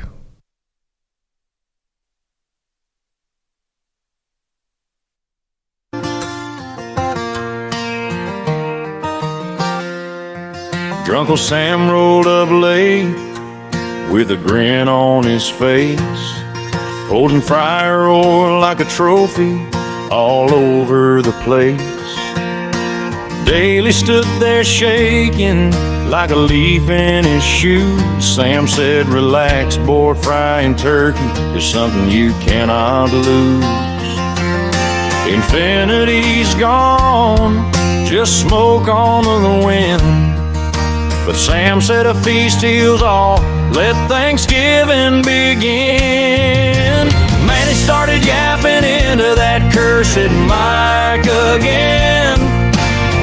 Words drifting everywhere without reason or end. Crowd begged someone shut him off before we all go insane. Grunkle whispered, I will hit that switch myself if I have to, friend. This is Thanksgiving chaos and the fryer's blazing hot.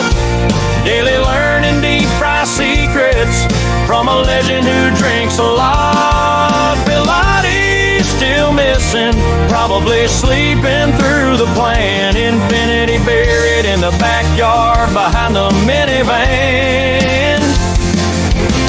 Raise a cup of gravy and cheer for the clan, because nobody owns Thanksgiving like Drunkle Sam.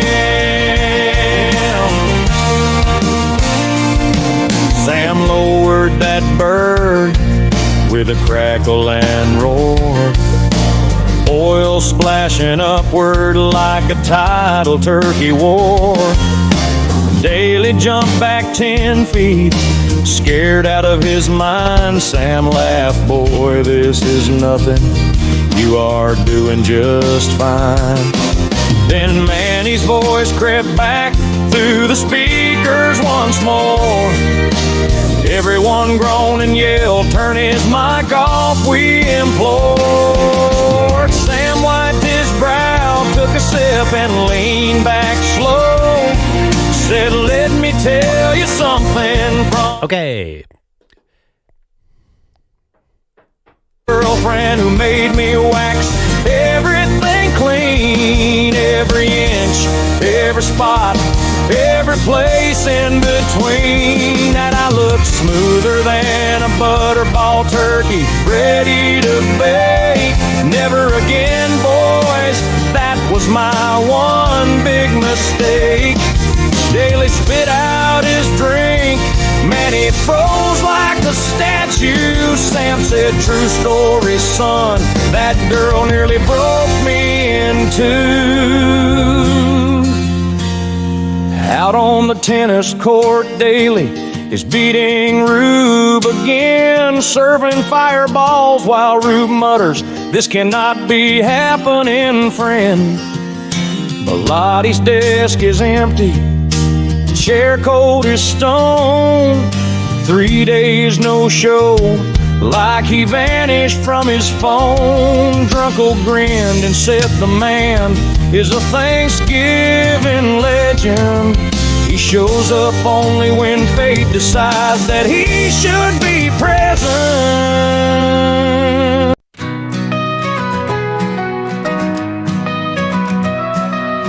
Remember Bobo Brazil, I grew out of wrestling.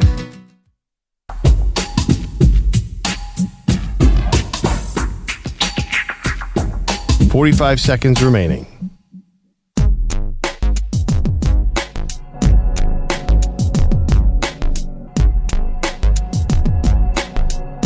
Fodder.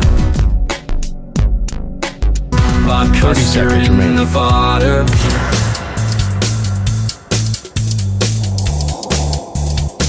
The fodder.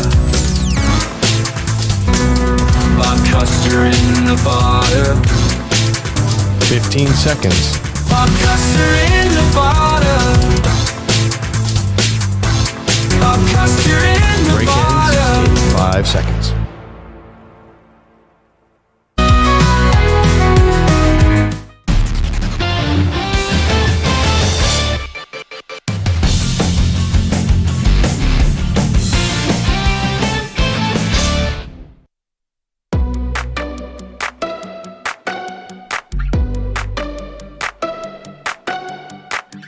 This portion of the show is brought to you by Ethos Life, the easy way to get life insurance in 10 minutes. Up to $2 million in coverage with no medical exam, just a few health questions. Get your free quote at checkethos.com. Not available in all states.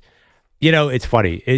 I feel angry because my Philadelphia Eagles lost. Notre Dame's angry. It feels like it should be an angry Tuesday morning, but I look at all your shining faces. I think it's having Nico here. I feel like everyone's in a good mood. Nico is on the board, and just his young positivity hasn't been beat down by the world yet. I don't know. There's an air of positivity around. Like, I think, you're kind of in like this weird, like, you're smiling through it, as the famous LeBron James meme kind of is. Like, there's something about, I think, the Eagles losing 3 in a row. Yeah. You kind of know the season's over. You have no more expectations of Super Bowl. And in some way, like, you're free now. Like, they can't hurt you anymore, Pearl. Yeah, it's not even just that. Also, it's Christmas season. The game was... it was a game in L.A. It's not exactly like the Eagles were playing a rival. It was a sloppy game that they almost won anyway. I mean, Pearl, you said that Jalen Hurts had his equivalent of the butt fumble. That's as bad as it can possibly get. No, we're asking if that's the most embarrassing play by the most talented of athletes. Like, by all metrics, it was horrible. You said it was the end of the Jalen Hurts era. I just think there's part of you that's compartmentalizing it like, you just know this is not your year, and you are resigned to that fact. I mean, the loss to the Cowboys was far worse. That's a meaningful loss. That was a bad loss. The Bears game was torture. Yeah. This game was just a disaster from both sides, and somebody had to win. and the Eagles blew it again. They're going to win some games because they have some easy games coming up. They have 2 games against the Commanders. I don't think Jaden Daniels is playing anymore. I don't know. No, I don't know why. I'm not sure what's going on there. So they should sneak into the playoffs. But it feels like if you look around the league right now, there are a lot of teams that are just going to get in the playoffs because they're a record that don't necessarily feel like competitors. For example, the Chargers on the other side of the ball. Is anyone even looking at them as a potential contender in the AFC? I've not heard one person say that. No, their defense is so good, but there's a lot of good defenses in the AFC. Houston's defense is lights out. Jacksonville's defense is very good. The Denver defense is extremely good. New England's defense hits hard. To me, they're just one of many good defenses where the offense has major issues because Justin Herbert's playing with a broken hand. Yeah. 8 turnovers last night in this game. This was not a weather game. There's no rain. There's no snow. Obviously, it's LA. 8 turnovers, including 3 on one play. Yeah, I mean, right now the Chargers are listed as 12th overall in Super Bowl odds, and they are 6th in the AFC alone. They're behind the Jaguars, and they're almost tied with the Ravens, who don't even have a winning record. This is not a team with a lot of optimism. But which is funny because when Jim Harbaugh got there, I remember you said this. Yeah. In the second year, he got San Francisco to the Super Bowl, I believe. Yeah, he did. He has instant success, and he's had the wins. But for some reason, the upside just doesn't feel like it's part of the equation here. Well, because of the injuries. Yes. The 2 tackles are out. Yep. I mean, that's tough. And obviously, Herbert feels every bit of that pressure because he's under siege. But, to be fair to Jim Harbaugh, made the playoffs last year. I mean, Herbert threw, 4 picks in that game, so it was a disaster. But they did make the playoffs. And then this year, there's certainly going to be a playoff team. Here's the question, though, going back to the NFC. And you kind of mentioned it, Pearl. There's really not like a full, complete AFC team, unless you are that big of a believer in the Patriots, I guess. Or maybe you think the Bills' defense has come along a little bit in the last couple games, but they were just in a shootout with Cincinnati, so I don't think that's necessarily the case. But here's the thing. Whoever plays the AFC in the Super Bowl is probably going to be favored. Because think about the teams in the NFC right now. So your Eagles are falling off. Maybe not you, but that was a good game from the Packers. The Bears were live in the game. Oh, yeah. And the Rams might actually be the most complete team in the NFC. Yep. So don't forget the Seahawks. And the Seahawks, I will never truly believe in Sam Darnold until he's literally hoisting Lombardi Trophy, and even then I might have some doubts. But I mean, he might fumble it. Things are looking good for that top of the NFC is probably better than anything in the AFC. Eagles would crush those AFC teams in the Super Bowl. If the Eagles somehow figured it out in the playoffs and got everyone healthy, they have so much Super Bowl experience, they would probably beat those teams too. You're right. The NFC feels much tougher. Who do you think is the best team in the NFC? I think it's clearly the Rams, right? I mean, they just lost to the Carolina Panthers, though, not this Panthers week, are pretty last good. week. But listen, that was outdoors in the rain, and I basically bring everything back to the weather. The Rams aren't going to have to play a game like that in the playoffs. They're not going to Philly in the snow like they did last year. No, and if something weird happened, would they potentially have to go to the Green Bay? You know what? Yeah, Green Bay. Yeah, Green Bay is 9-3-1. The Rams are 10-3. Let's see. Possible. It's possible. Green Bay has some tough games, though. Yeah, I mean they have a rematch against the Bears. I mean, by the way, it could go through Chicago too. But let's see, the Rams have Detroit, at Seattle, at Atlanta, and at Arizona. For some reason, you're right. I probably jumped to a conclusion that the Rams would be the number 1 seed. So this will come down to weather. If you could get Jared Goff or Matthew Stafford playing outside, then maybe they're different teams. So to me, it comes down to Green Bay and LA as the 2 real threats there. And then you got outdoor Super Bowl this year, Santa Clara. Could have some rain. It's not going to be like freezing cold. True. That's true. Who do you look at as sort of the team of the NFC? I mean, I want to give it to the Rams. I do because of that, but they're also, I don't want to be a prisoner of the moment. I thought they did not look good against Carolina. Matthew Stafford played really bad in that game, actually, in the fourth quarter. And then, so you destroy the Arizona Cardinals. That doesn't mean, I think, what it meant earlier in the year when the Cardinals were hanging around and losing these games by 3 points and 4 points. And it felt like Arizona could actually be a pseudo litmus test for how good you are. Now the Cardinals are not. I think the wheels have kind of come off for them. So to beat up on the Arizona Cardinals to me is not like a sign that you're back. Yeah, I mean, but the loss to the Carolina. See what happens against Detroit. Carolina is, by the way, 7-6, and they lost a nail biter in that game. But Bryce Young outplayed Matthew Stafford at the end of a game, which is shocking. Stafford was an MVP favorite, which, by the way, may have opened the door for Josh Allen. I'm being serious. I think, a lot of people watch that Bills Cincinnati game, especially because of the snow. Really? Makes it a lot more fun. I think people were paying attention to that game because of the snow. Was it at 1 o'clock though? It was a 1 o'clock game. Oh, okay. All right. Yeah. I mean, sure. Not as many people as watching the, Packers Bears, but I think people were interested in that game. The snow always adds an element. And I think that there's a possibility. He's thrown more picks this year and he's taken more sacks, but I think that people realize that the Bills would be a 5-win team without him. I would bet on Stafford because I think they want to reward him for a long career. Kind of how last year there was no reason that Josh Allen got over Lamar Jackson. Josh Allen had statistically his worst season in 5 years. They're just like, we're not giving to Lamar again. It's time. Yeah, that's why maybe the same thing happens with Stafford, whose numbers are silly. So that's true. 888-710-4ISN, 888-710-4476. All right, coming up in the next hour, we're going to have a special guest live in studio who, unfortunately, is going to make Perloff's day just a little bit more bitter. We didn't mean for this to happen. We're not sadists.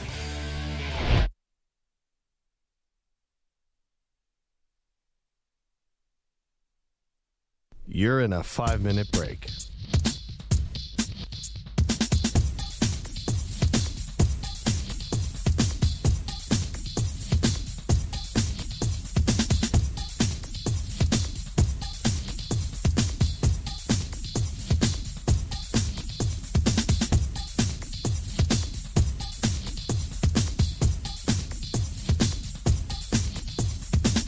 Four minutes, 30 seconds remaining.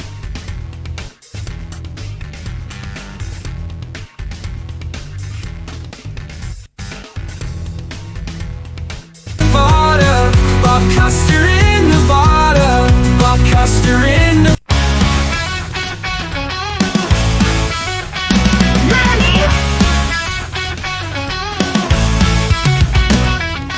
Manny woke up feeling 10 feet tall. Birthday boy, yeah, he's got it all. Put on his crown, it's a special day. Hit up Jay like, bro, we're on our way. Out in Nashville, music in the air. Boots on the ground, confetti in his hair.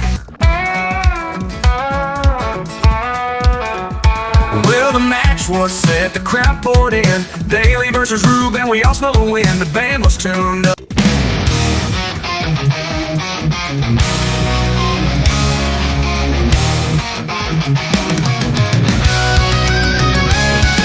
Perloff at the wheel, Nico's talking Mets. Dressed like he's ready for fantasy camp bets. Perloff munches tacos, Nico's talking stats. But man, this ride's slower than a game of cats. Dave Matthews Dodge just kicks in the sound. While Taco Talk, Nico barely looks around. They're headed to San Antonio, but who really cares? Peter Belotti's nowhere, just up in there. Boring as it gets on the road to San Antonio, but where's Peter Bellotti? He's on.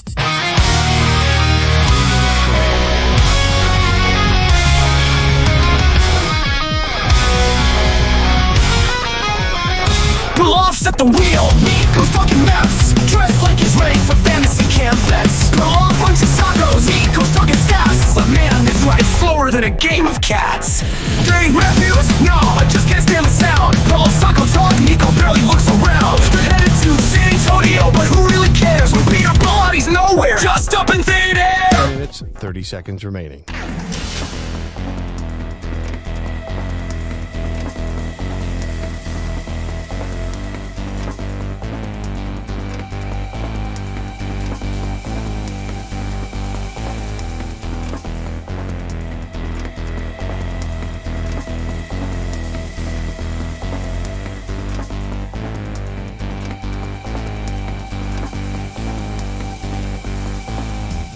Two minutes remaining.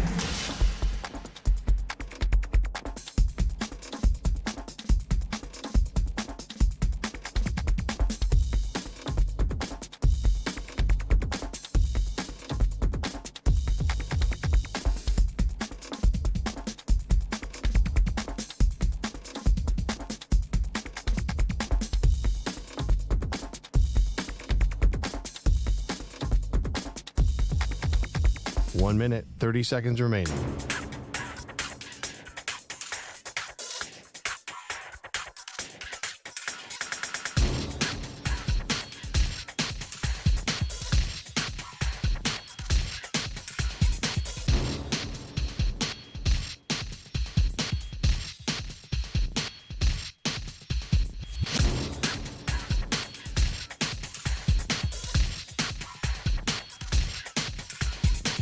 1 minute remaining.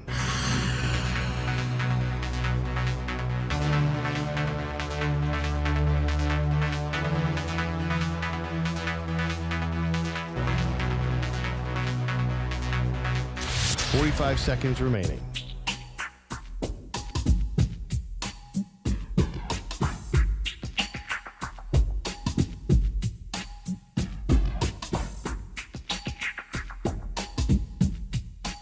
Seconds remaining.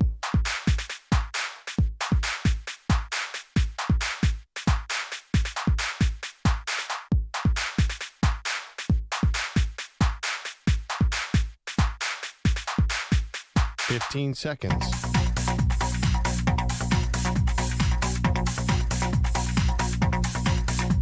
Break ends in 5 seconds.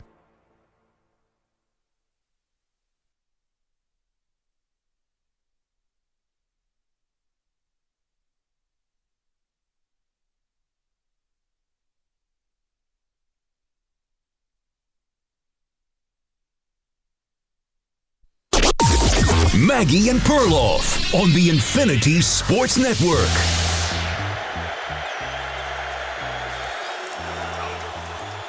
Hurts, picked off, intercepted, and now the ball's out, and Hurts ends up with the ball in his hands. He fumbles. Chargers ball. Troy Dye ends up on the ball. And what a mess of a play. And a mess of a game. Thank you, Joe Buck. We had 8 turnovers in this game, but 3 on 1 play. Jalen Hurts throws the interception. It gets picked off. Then that player fumbles. Jalen Hurts gets the ball back in his hands, and then he fumbles again, Pearl. You might as well have put like the Curb Your Enthusiasm music underneath that entire thing. Amazing. I don't know if it should count as 3 turnovers. Because I guess technically it does, because it basically ended up with one team, the Chargers. That was a huge play, too. I was thinking Jalen Hurts doesn't know when the ball is fumbled.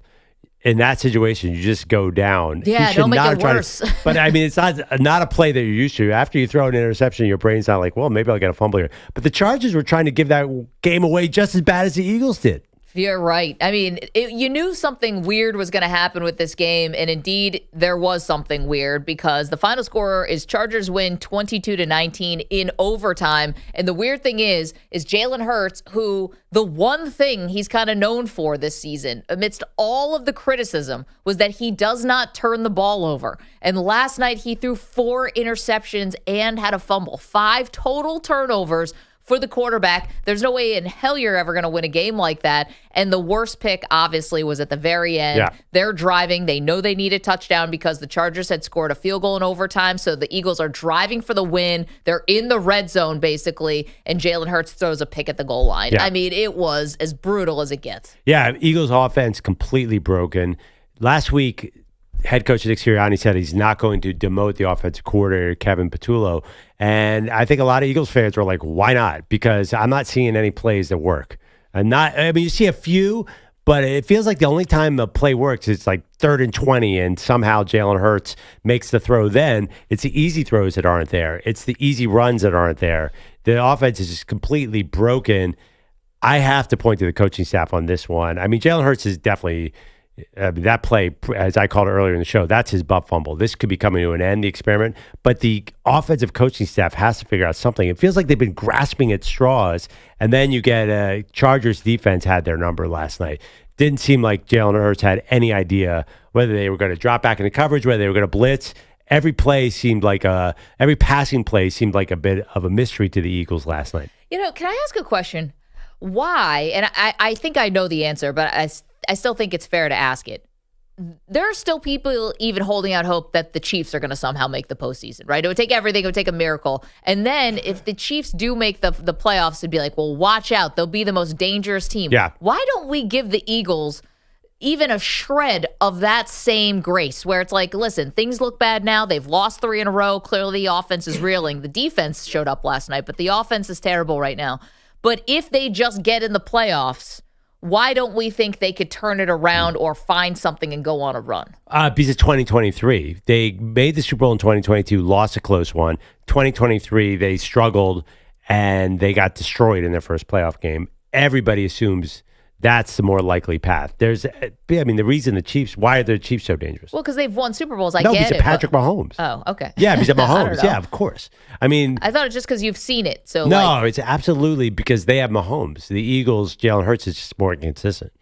That is true. There was a time Saquon Barkley, they bail out of a tush push, and Barkley takes the ball end around for a 50-yard run, and it was awesome. It was the beginning of the fourth quarter. It's like, all right, Saquon Barkley's back. Maybe this is the sign of the Eagles turning things around. But then on their next possession, Jalen Hurts throws the ball high. Troy Aikman thought it was a catchable ball by A.J. Brown. He goes off his hands right into the waiting arms of another Chargers defender, and yet another interception. So last night was just it was just a comedy because you have a one-handed Justin Herbert on the other side who's getting demolished by the Eagles pass rush. I mean, really, he got smoked in that game last. 7 sacks, but he took so many hard hits, and still the Eagles couldn't finish the job.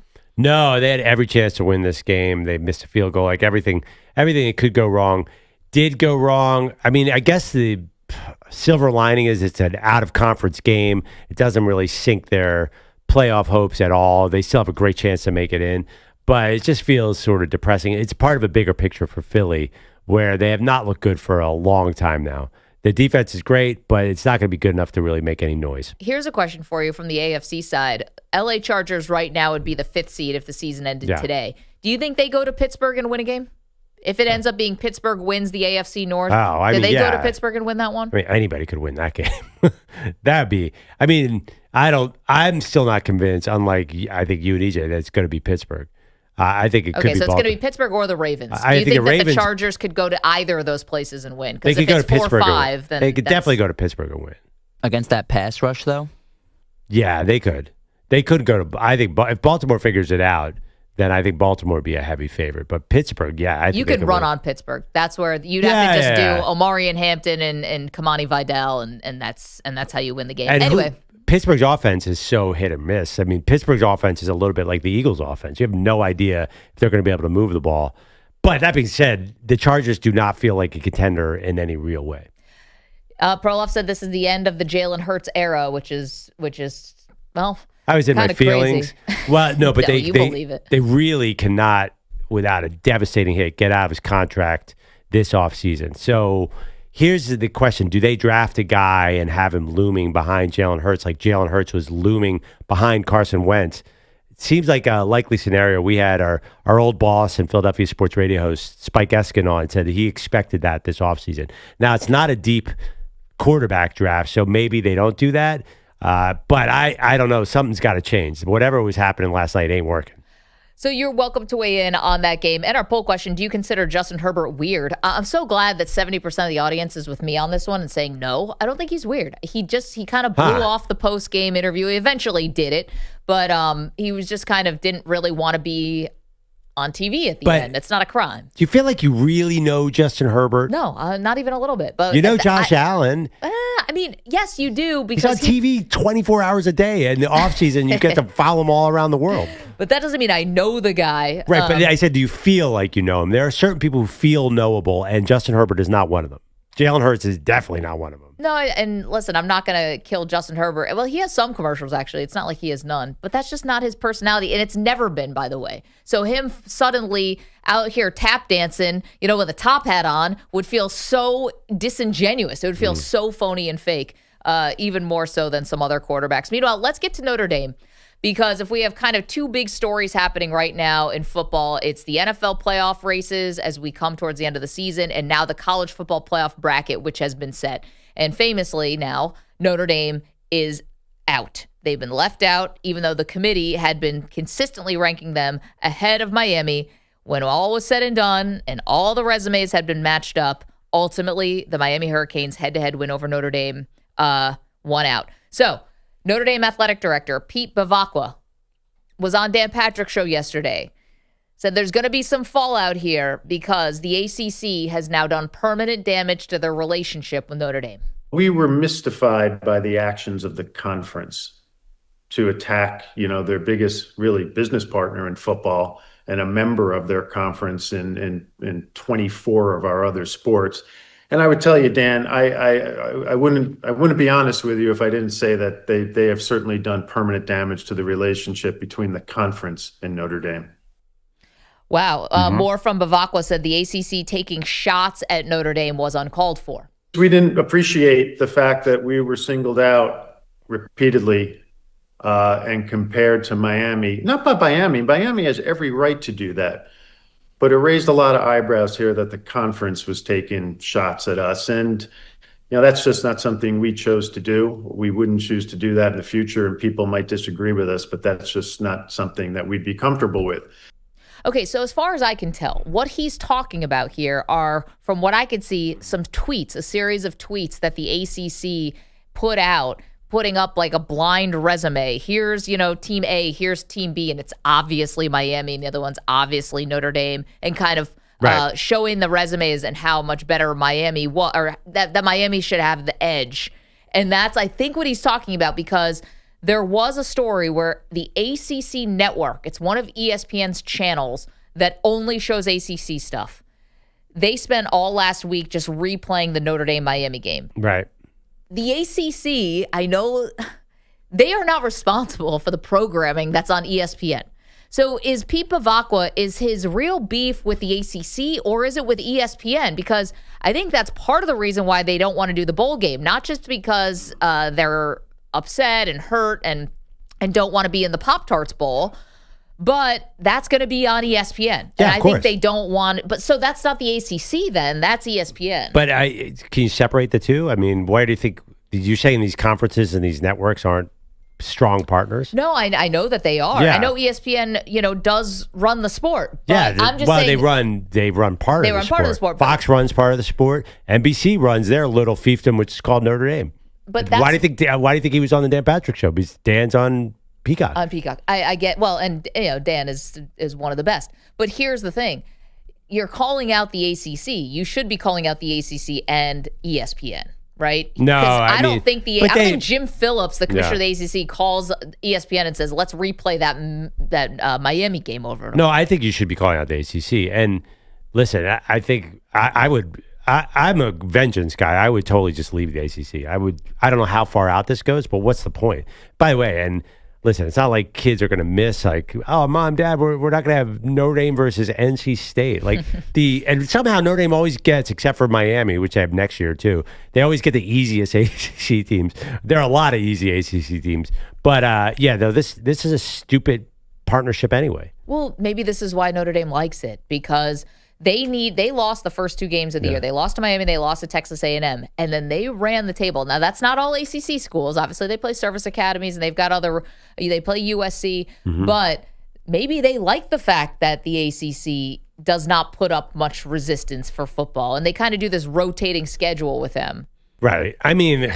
Okay. Again, you want to join the SEC, you can do that, but you're going to find yourself in some real tough situations if you're playing an SEC schedule. Right. These are all, the conferences are so stupid right now. I mean, is there anybody who likes the way the ACC and Notre Dame are set up, the way that the Big Ten and the SEC are too big? I think everybody, and by the way, I think this is all good. I think this is an area of college football that is ripe for change. I mean, conference alignment, which was done for obvious reasons, to try and get TV markets in and get a huge TV deal, which worked for the Big Ten, worked for SEC, has sort of worked for ACC. It's all ridiculous. These conferences are too big, that we have all these unbalanced schedules. Like, the whole thing is broken. I don't think it's just about Notre Dame and ACC. Like, Notre Dame should say goodbye to the ACC. They should be in the ACC. Yeah, and obviously it's a weird relationship because Notre Dame is independent, famously in football, but 20 plus other sports they have are in the ACC, and they, again, play this sort of rotating ACC schedule where they kind of, for a few games a year, they kind of take on like a pseudo membership of the ACC. Do you think that's too harsh to say that they should end that relationship based on what happened? I think I'm done. First of all, Jack Swarbrick never would have let it happen. As the old AD, he was very powerful.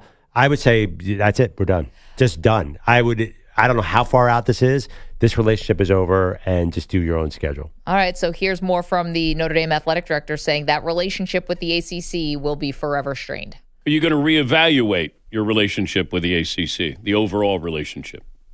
I would just say it's been strained. Okay.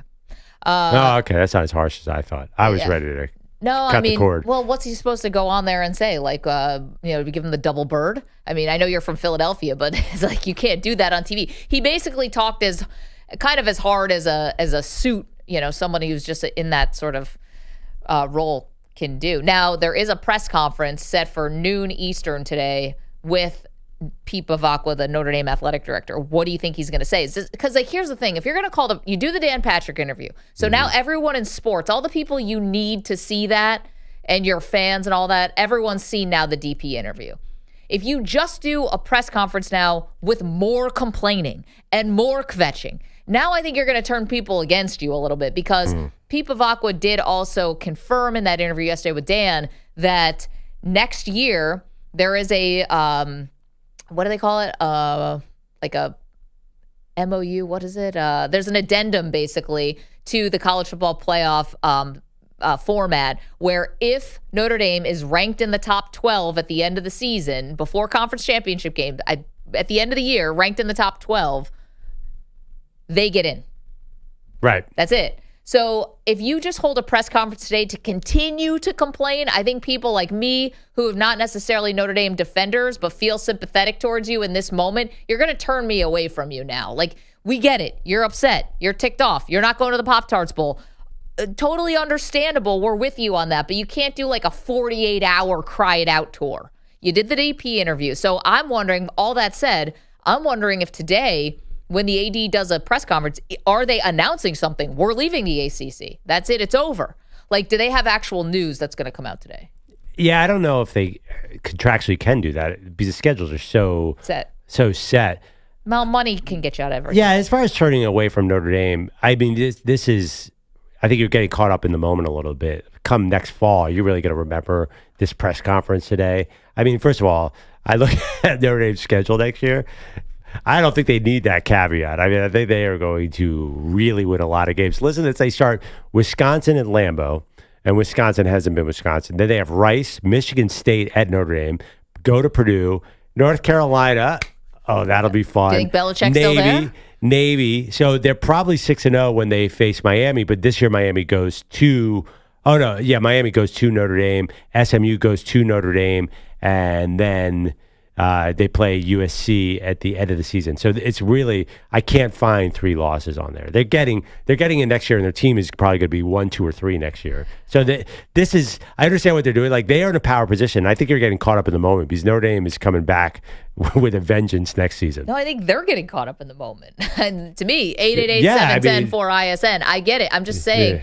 You got some sympathy now where Notre Dame doesn't generally get a lot of sympathy. So none of that really matters, though. Like, they have to figure out, like, this, EJ brought up earlier, if they do leave the ACC, how are they going to make a schedule? Like, they have real issues here. And I think these power schools have to, they really have to assert pressure on CFP. CFP came in and said, we're going to account for strike the schedule this year. Then they completely ignored what they said. Like, if I'm Greg Sankey, who commissioner of the SEC, like, I am telling you guys, hey, you guys better not screw around. We can get you fired in 3 seconds if we want to. Every single person there. But maybe not. But I think the SEC and Notre Dame are powerful entities. Don't mess with them, Maggie. I am moving away when you say I'm going to turn off from the Irish. What is it, the Mafia? 888-710-4ISN. Yes, it's college football. 888-710-4476. All right, coming up next, we're very delighted to have our next guest with us in studio. He's got a phenomenal Netflix show called King of Collectibles, The Golden Touch. Ken Golden, who's been doing memorabilia, sports memorabilia, and now has a reality show about it. It is awesome, and he's brought some special items for us today, and one of them is going to make Perloff cry. It's the Maggie and Perloff Show. You're in a 5-minute break.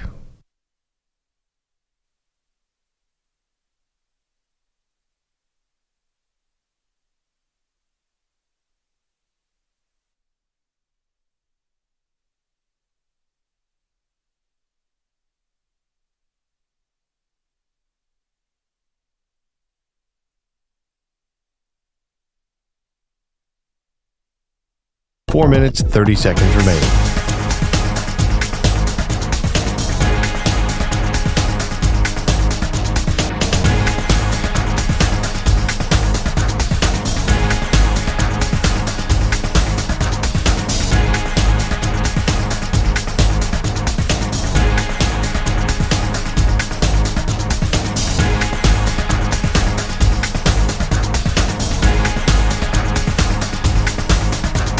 4 minutes remaining.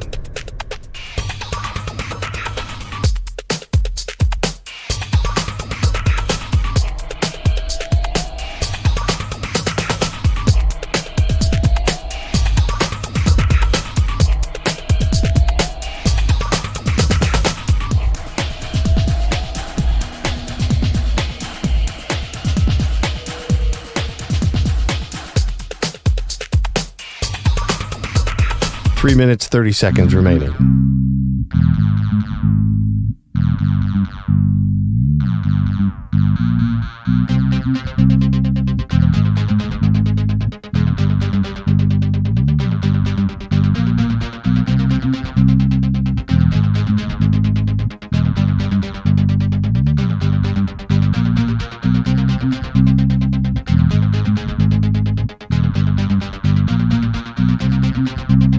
Three minutes remaining.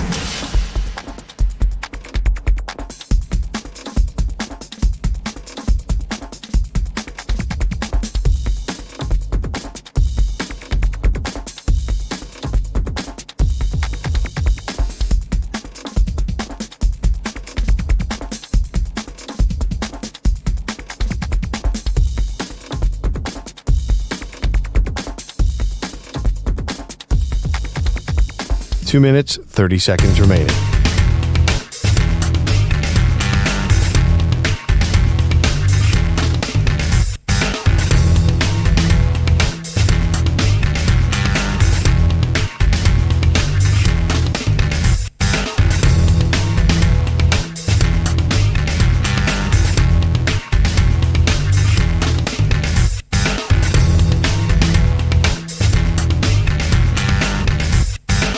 Two minutes remaining.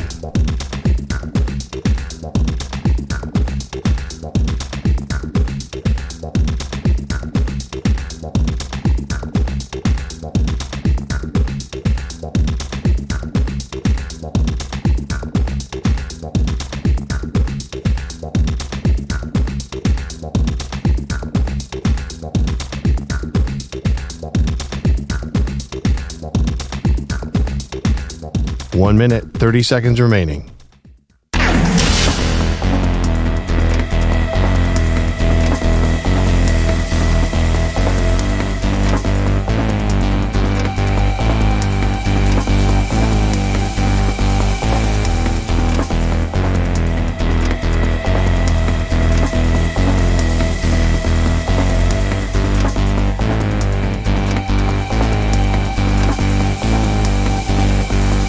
One minute remaining.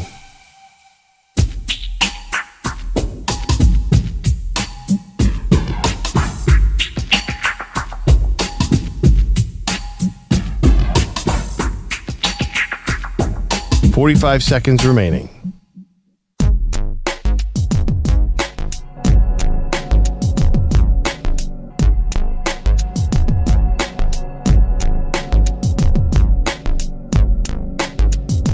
.30 seconds remaining.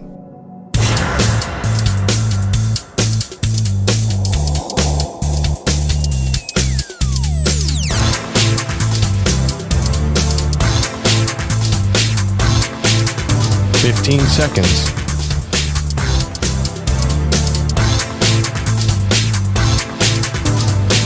Break ends in 5 seconds.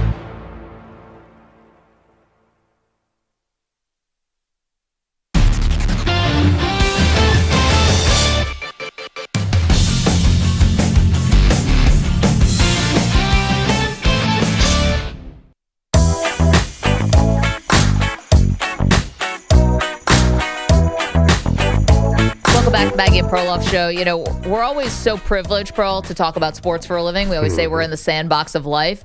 And I would imagine our guest today also feels that way because he works in sports from a totally different angle. His name is Ken Golden. You may know him as the king of collectibles. He's got one of the leading auction houses that specializes in rare collectibles. He's got a show on Netflix. It's called King of Collectibles, The Golden Touch, and it premieres. Season 3 is premiering.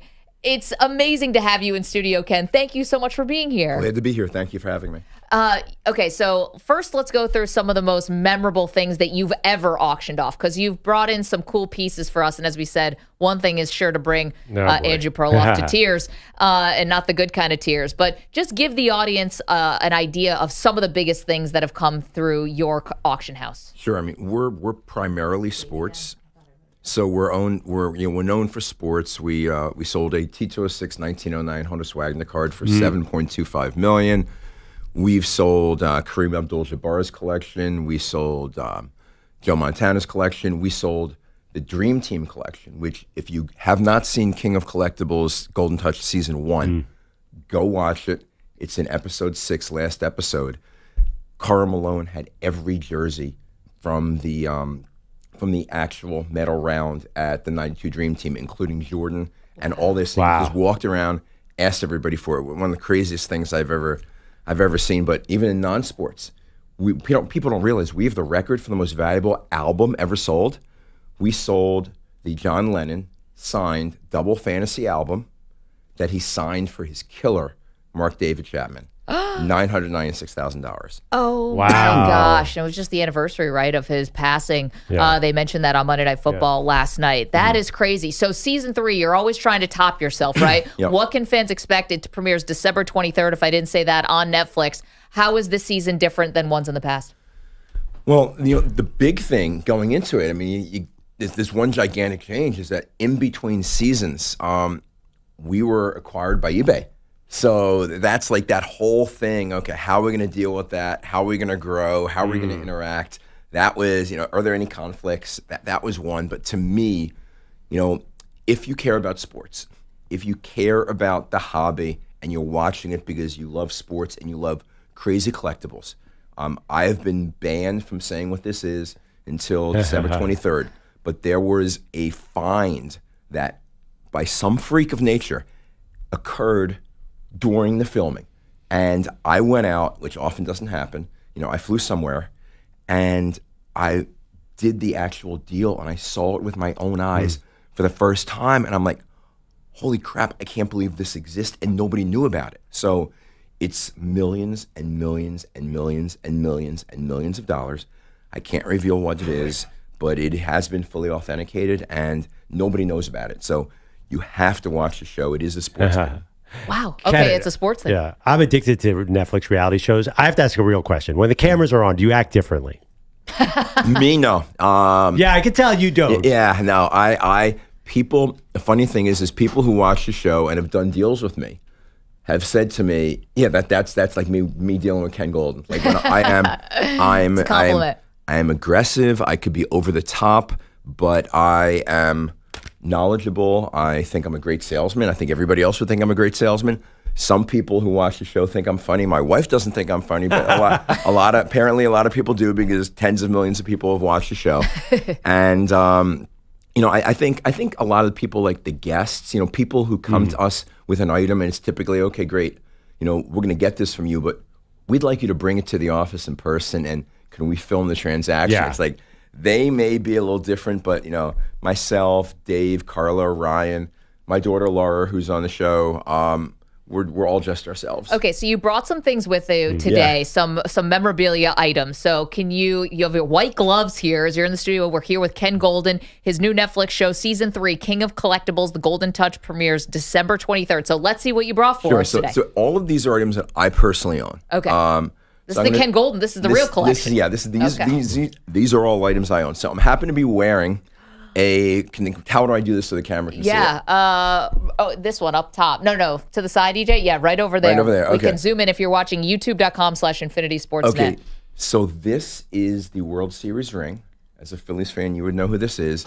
Presented to Phillies Hall of Famer and at the time announcer Richie Ashburn. So this is like an incredible piece. And I was a kid. That was my team in the 1980 World Series. So you will not sell that. No, that is yours. I will not sell that. Like they say, everyone has a price. You don't have a price. No, that was my team. That was the only way I'd sell it is one day if Carlton or Schmidt's ring came up, and I was able to upgrade. Then maybe I'd do that. Upgrade. But This is amazing. This is a watch. 1956. The Yankees, they blew everybody away in the 1940s and 50s, right? They won 49, 50, 51, 52, 53. So many rings, so many World Series wins. So when they won in 56, they said, do you want, all the players took the rings. 2 guys said, no, I want to watch instead. George Weiss, who was the president and architect of the Yankees and a member of the Hall of Fame, took a watch, and this is his 1956 gold New York Yankees Rolex. Wow. And it's got his name in the back, and it's got diamonds, and it is a true one of a kind. Absolutely Amazing. true That's one of incredible. a kind. Yeah. That's incredible. Wow. So something. And by the way, Yep. just so you know, if you're not watching, you're listening to us on TV, the ring that Ken is wearing and the watch, they are so tasteful and understated in a way. Like now, if you win a Super Bowl, you get a ring, it pops open, there's like a carousel that comes around, you can do a hologram that says all the, this is like classy and you would actually wear it somewhere. Yeah. And kind of like works of art in their own right. So now Ken is opening up a bag, and I think this is the one where, Perloff, you might have to take a step away. Wait, Your Eagles lost last night. I know that's my God, bad. That was disgusting. Sorry to 3 bring in it a row, up. This is horrible, but It's rock bottom, but this was also represents a rock bottom moment. yeah, the I think for most, for my son who's now 12, his first negative sports memory, Game 7, champion, going to go to the East Conference Finals. Yeah. Sixers Game 7 versus Toronto, and Kawhi hits the rimmer, bounce it straight up. Well, this is the jersey. Now, it's kind of like, why the hell would Ken buy this? But I bought this. This is the jersey Embiid was wearing in that game. I don't Did want you to buy be in it the to same burn room it? as Are you this. going to burn it? What's going on here? Well, look, it's the funny, we didn't think about it at the time. Yeah. But it's the best Sixer team that we've had of the Embiid era, right? Definitely. It's close as they've come. Yeah. Oh my gosh. That is, I was thinking about the Jalen Hurts play last night where he throws an interception, it gets picked off, then the Chargers defender fumbles the ball, gets back into Jalen Hurts' hand, then he fumbles the ball. Perloff's been calling it the butt fumble of the Philadelphia Eagles. Yeah. But to be honest, like this is probably one of the, as weird as that one is, as heartbreaking as the Kawhi shot. I was a little worried that Ken was going to already have a hold of that football because that could be worth something. Okay, now we've got a Mets jersey here. So this is for one of my teams. Who's that? Unbelievable. Who is it?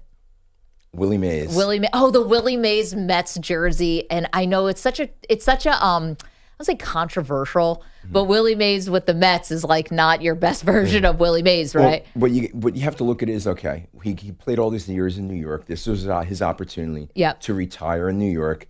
He obviously helped the Mets, and they got to a World Series in 73. That's true. Yep. This is the jersey he wore in his first ever game as a Met, and it's photo matched to the cover of Sports Illustrated when they had Willie Mays Returns Home. This is like amazing. Impossible. It's really cool. And I'm proud. 1972. I'm proud of the Mets for embracing more of their history because the new ownership has really done a good job of that. I know you guys are Phillies fans, so you don't have to think about it, but it is great, and they actually have really embraced the Willie Mays and his era in New York. No, and it's look, Steve Cohen, once upon a time, 5 years ago, invested in my business. So I was going to say he's a huge collector. He's got the Bill Buckner ball, doesn't he? Yes, he's got the Buckner ball. And look, he was trying to win. I convinced him he was trying to win the Bonilla contract. We sold the original Bonilla contract Bobby to Bobby Bonilla. Yeah. I'm like, Steve, you got to buy this damn thing. This has got you. And burn it. So he gave me a price, and then it just went over it, and that was it. And like the next day, he's like, I just should have called you, Ken, and should have told you to go more because what the hell do I care? And he didn't get it, but no, he's Mets fans. Don't worry, I don't like the Mets. I love the Phillies, but you've got, in my opinion, the best owner in baseball. Well, it would have been a confusing headline. Steve Cohen buys out the Bobby Bonilla contract. People would have thought it'd be finally done. Which he should just do anyway. Just to he end could have the this thing. contract and rip it up. But these are the type of people that I deal with day to day. Like so in this, like in the past seasons, you've seen Drake, you've seen Mike Tyson, you've seen Ric Flair, Joe Montana, Peyton Manning, who's my executive producer. Logan Paul is in this season. He's tremendous on the air. He's a true collector. One of my favorite moments is I spent a day with all 4 Antetokounmpo brothers. Oh, no way! Yes, and that is in the show. So one of New York's favorites, not in sports, Gary Vaynerchuk. Yep. He's on the show as well. Yeah, he's been a guest on our show many times. So of the athletes and celebrities that you got to hang out with this season, again, season 3, King of Collectibles premieres December 23rd on Netflix. Who did you find was like the most hardcore about collecting sports or other types of memorabilia? Well, look, without a close second, it's Logan Paul. Okay. What did he want? Or what types of things? Logan Paul is a Pokemon fanatic. Mm-hmm. He is also now getting into sports cards. He bought a Bob Ross piece painting from us. He's bought multiple cards from us. He bids on a lot of items. And look, the guy spent $5.2 million on a Pokemon card a couple years back. So, oh, man. Yeah, and he wears it around his neck when he goes in the ring. Yeah, we know that.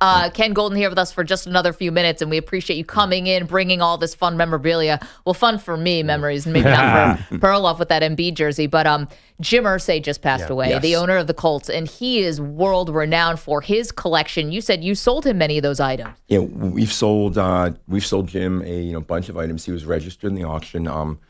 He had gotten some Ali items from us, and he tried to get some other items and, was outbid. But he's somebody who curated an amazing collection. And I think, I do believe his collection is going to be sold one day. And when it does, I think it's just going to even boost interest more because he's got some stuff that he may have paid $1 million for that I think can go for 30 or 40 million. And when people see that return, like here's a billionaire bought him something for $1 million and selling it for 30, it's just going to even make the memorabilia market even hotter than it is today. Wow, maybe buy a quarterback. Yep.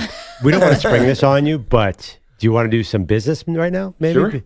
Okay, can I show you a basketball that was signed by the 1982 Philadelphia 76ers? Actually, I don't know the year. Somewhere in the early 80s. And you might even know who these, you and me might be the only people. Lionel. Is that Lionel Hollins? Yep. Yeah. Dr. J is on here. Mike Baton, I think he was a backup center. I think Franklin Edwards was on there.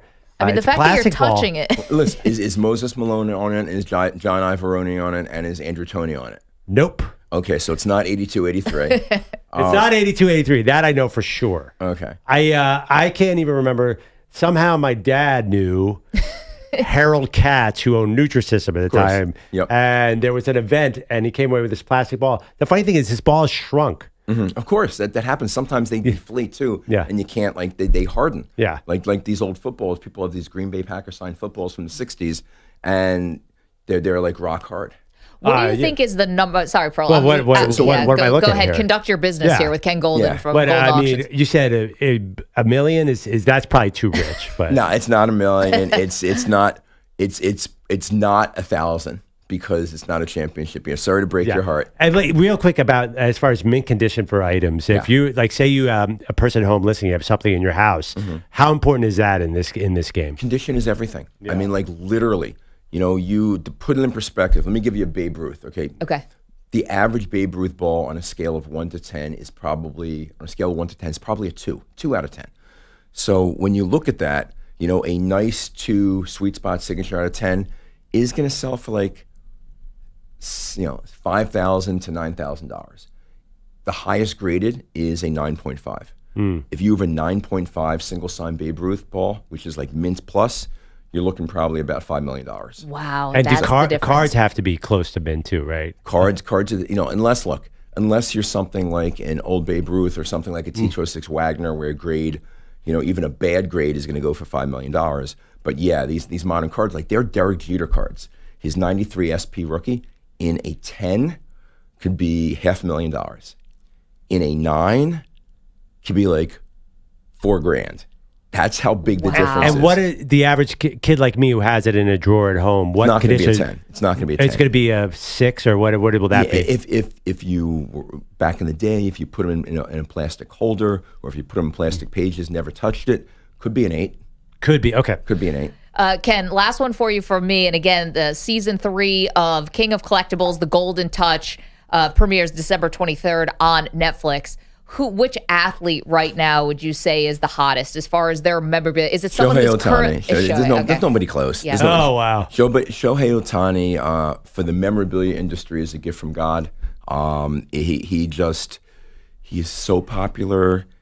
People love him worldwide, and he's got international appeal, which is like different than, I mean, you can look at guys like, say, okay, well, Messi. Messi may have more fans, but there's not as much memorabilia tie-in history of buying as there is with baseball. Sure. Okay. So what about World Cup? Eye out for Shohei. What about, I've seen a lot of buzz and a lot of the collectible companies, a lot of the card companies. Like the World Cup seems like a big deal. I know you've talked about it too. Yeah. I mean, are the items that are coming out this year in the U.S. World Cup going to be incredibly valuable? Yeah, I think, well, for U.S., obviously it depends how well they do, but I do think that because the World Cup is in the United States, you are going to see an increase in the value, an increase in demand for everything soccer related. Wow. So if you have something soccer, wait until, April, May, start selling. Yeah, for those Landon Donovan jersey that you just have hanging around the house, just wait.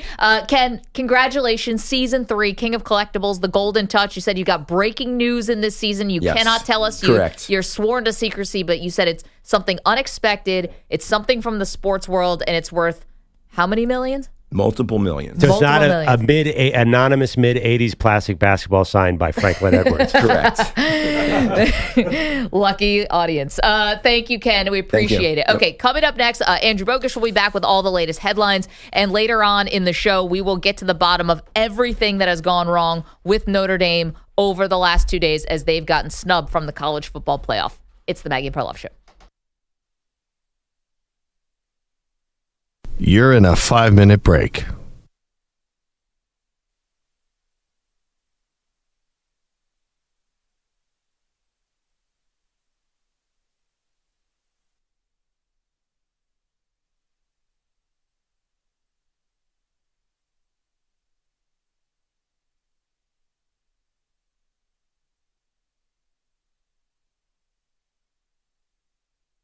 Four minutes, 30 seconds remaining.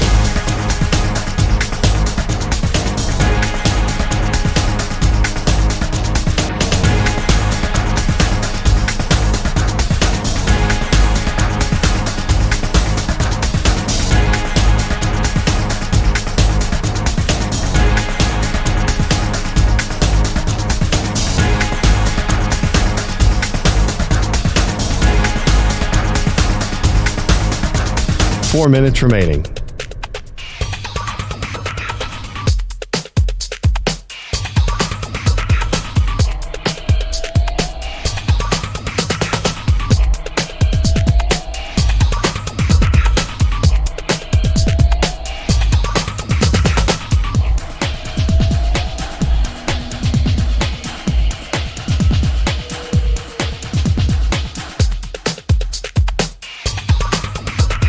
Three minutes, 30 seconds remaining.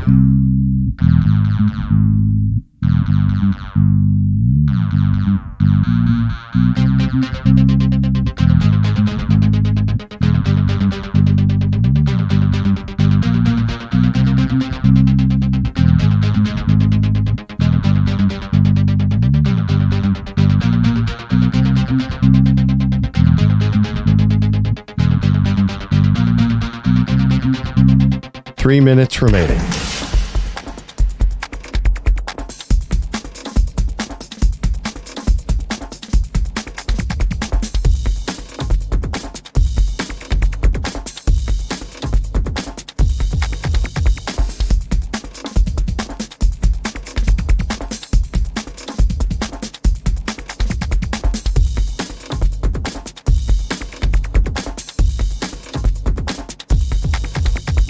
Two minutes, 30 seconds remaining.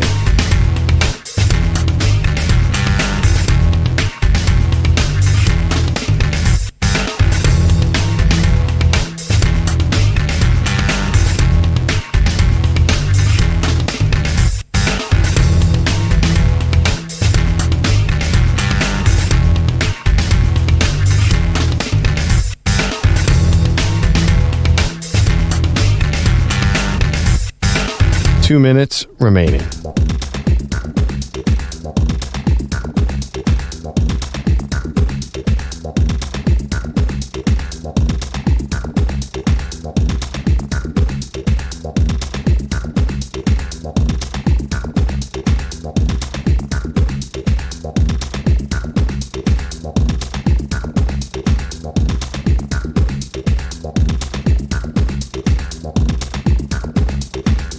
One minute, 30 seconds remaining.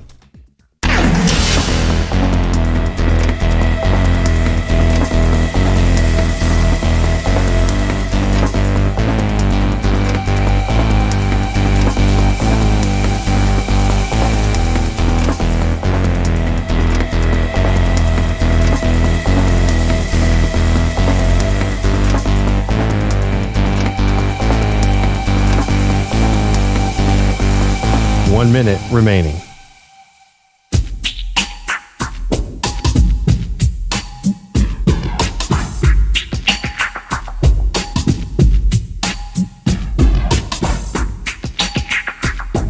Forty-five seconds remaining.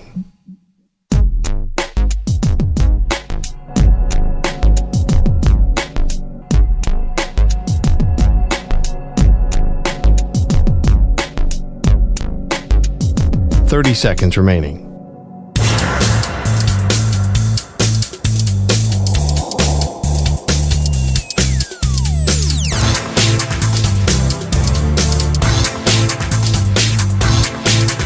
Fifteen seconds.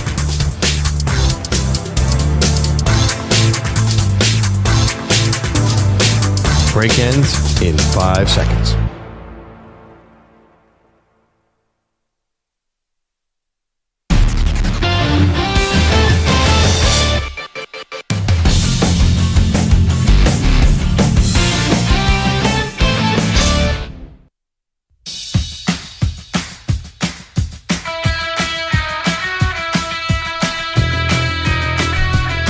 Welcome back. Maggie Gray, Andrew Perloff. If you're into sports memorabilia, we just had Ken Golden on the show. He's got a new Netflix show, season 3, actually, of The King of Collectibles, and brought in an Embiid jersey, which made Perloff deeply uncomfortable. Well, the because Embiid it's from a jersey. game where they famously lost to the Raptors and Kawhi Leonard. The Kawhi Leonard shot is kind of just the shorthand for that. But a very cool World Series ring from the Phillies. He had a Willie Mays Mets jersey, just a watch, very, very cool stuff. And it's a great show. Yeah, you had an interesting observation about the 1980 Phillies ring. It was a gorgeous little nice ring. It was what did you say? Modern rings have a hologram that comes out? They do. I didn't make that up. There's literally, I think it was the Wait, you didn't make that up? ring. I think it's the Eagles ring. No, or maybe it it's the Rams. flips out like wings. There's not a hologram. Oh, you're saying no? There's one ring out there where it projects on the wall, not a hologram. Really? It projects on the wall. I think highlights of the season that just passed.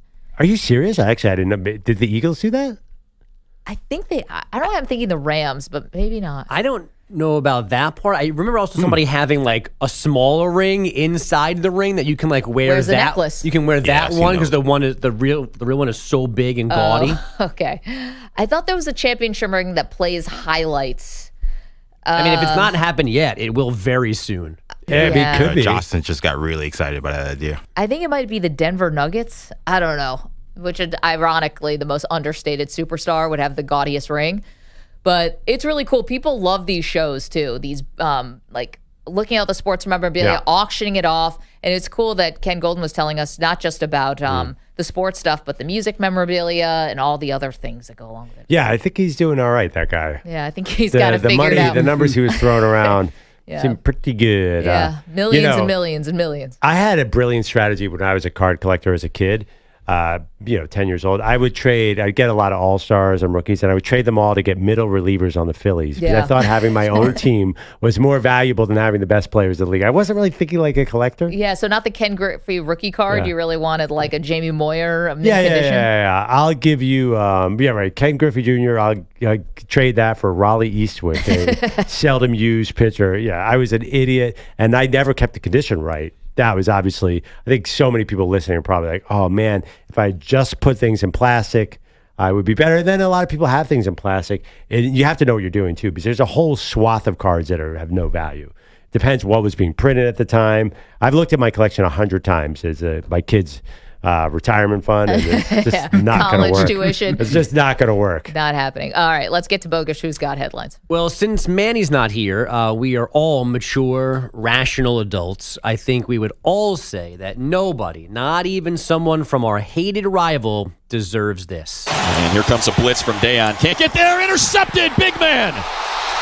Oh, and the ball is out. And the ball is out again.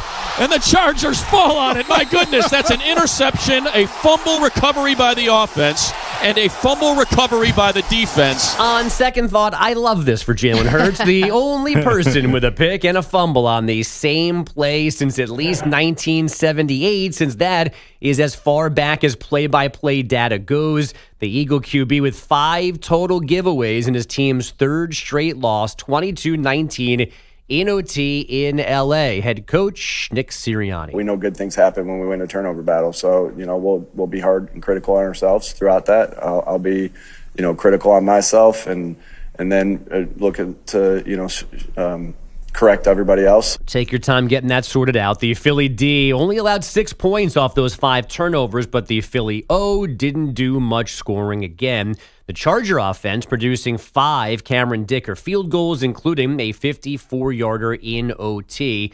Only 2 turnovers from the one-handed Justin Herbert, but he was sacked 7 times. A little update this morning on this Phillip Rivers story. It is now being reported that his workout with the Colts happened last night, and he threw the ball well, so now the two sides are debating this reunion. Again, Rivers turned 44 yesterday and hasn't played in the NFL since 2020. Wait, how late was this? Because, bedtime. Because he's old? Yeah. Well, I was going to say, he needs the money. He's got 12 kids. I'm sure they're negotiating over the contract now. Although that's hilarious, too, if you're his wife. Obviously, you've got plenty of help. You're Phillip Rivers. You're multi-millionaire. But you just were settling into having some help around the house. No, maybe she's pushing for this. She's like, bro, it's been 5 years. Wait, how many kids do they actually have? 10? 11. Oh, I Is that thought a real number? we were making up 12. I thought somebody said that, and I was 10. running with it. I think we're at 10. So with adults, they have a full side of a football team. They have a complete offense or defense, depending on their physical attributes. I mean, they have a full NBA rotation. Right. Yeah. Forget about just a starting lineup. They have backups for every spot. No, and he's a grandfather, too. That's how old he is. And he's 42. I think I said he was 44 before. I'm sorry. So he's... I just said he was 44. He's 44. Yeah, he's 44. Oh, okay. Then I'm looking at an old article. Hold on. So maybe he has more kids. No, this is from today, December 8th, 2025. This article is saying that he's 42. Well, He's not. He's born in 1981, according to Wikipedia. So that would make him that's 44. not right. Okay. His birthday was yesterday. So we knew that his birthday was yesterday. Happy Yeah, birthday. he's You born get in to come 81. get sacked by the Houston Texans defensive So line. he's a very 100 young 44. Yeah, he's fine. He's basically 43. I know. If you ever look at the numbers, there are guys at 43, 44 who've had success. Vinny Testaverde, Warren Moon, Tom Brady. But they weren't out of football for 5 years. So he's well rested. Yeah, he's really healed. Very healed. Yeah. Before Rivers stole these comeback headlines, Jason Pierre-Paul had a workout with the Bucks yesterday, and he's now on their practice squad. JPP last played in 2023, 3 games split between the Dolphins and Saints. Is Michael Strahan busy? We just bringing everybody back That now? seems a little easier. I mean, Yeah. the guy says hike, you run after the quarterback. Right. But you don't need to a refresher course on how to run an offense. Right. But The Bears need some depth, so they're calling Brian Urlacher to see if he can get some linebacker depth. But that's the Rivers selling point, right? Is he knows Shane Steichen. There's some familiarity. He's not bringing in an outsider. I actually was trying to think. So what's a connection? Steichen was, I believe, a Chargers quarterback coach. Yeah, so he's a Frank Reich guy. Yeah, and so then- it's not like he actually ran Shane's offense, but he's less of a stranger than pick your, late 20s. Then Ryan Tannehill? Yeah. So is that how Rivers ended up in Indianapolis in the first place? I can't. No, that was your guy, wasn't it? 2020, Shane Steichen was not in that was Indiana. Frank Reich. Yeah, that was Frank Reich. Right. Okay. So wait, Sirianni was in Indy when Rivers was there, and Steichen is a Sirianni guy too. Yeah, Sirianni was offensive coordinator. Oh, okay. I So guess- that's the connection. So Here's what I Steichen think. was not under Sirianni; he was under the Chargers at the time. Yeah, he's not on this coaching staff. Do I look at that? But you know who was? Kevin Patullo. Yeah. enemy number one. Actually, now Jalen Hurts, I think, is enemy number one in Philly, and Patullo has to take a backseat. Patullo's one. But here's the thing. So I understand concepts are the same and all of that type of stuff, right? Like you run a certain type of offense. You're going to run it no matter what. But you're telling me in 5 years they haven't changed the names of the plays? They haven't done any tweaks to this thing? No, I'm sure they have. And it has not been directly running a Shane Steichen playbook. But I think coaches like connections. They like history, they like relationships, and they'd rather roll a Phillip Rivers dice than sign Tyler Heineke or Sam Hartman, whoever else is bouncing around. Yeah, I mean, I don't think there's any real huge change in 5 years. What do you think they were going to do? Like, there's only... The terminology is the same. It's numbers or letters. I don't know. I just feel like your opponents are scouting you so much. I don't know. I thought you would make some tweaks, but maybe I'm... Whatever. You put it on his armband, you say play 17, he looks down, he reads out some words, and away they go. Yeah, I mean, if anyone could do this, like a 44-year-old who's seen every offense known to man, that's not my concern with him. You mentioned it earlier, the fact that if a pass rush is barreling down on him. Well, that's a big concern. Yeah, Phillip Rivers, 10 kids, had his first child in 2002. Early starter. Yeah, that was 2 years before he got into the league.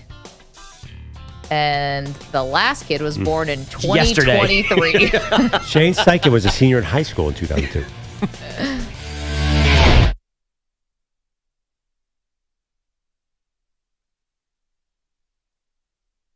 You're in a 5-minute break.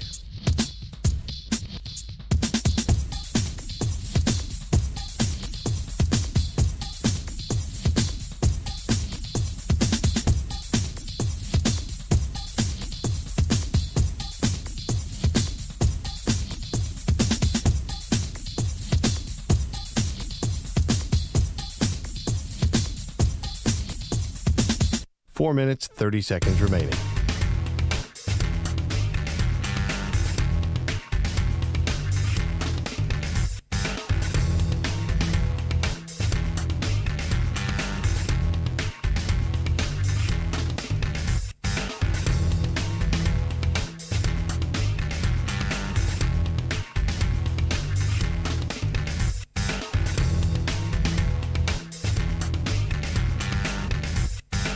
Four minutes remaining.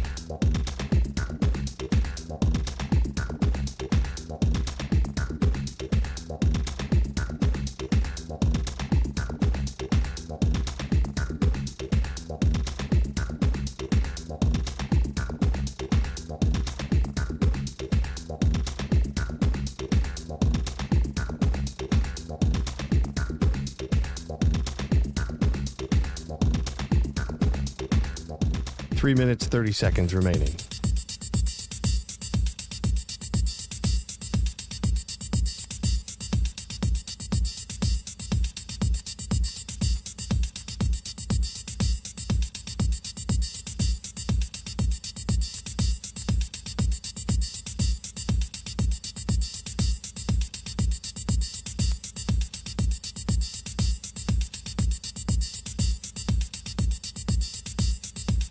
Three minutes remaining.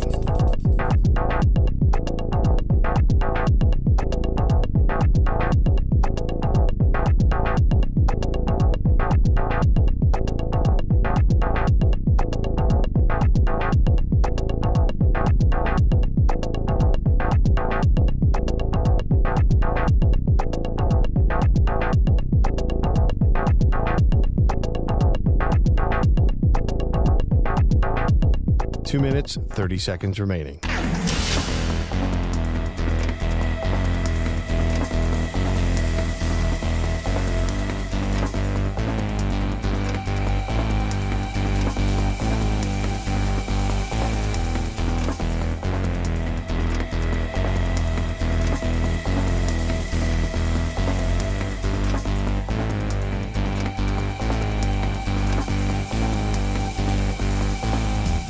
Two minutes remaining.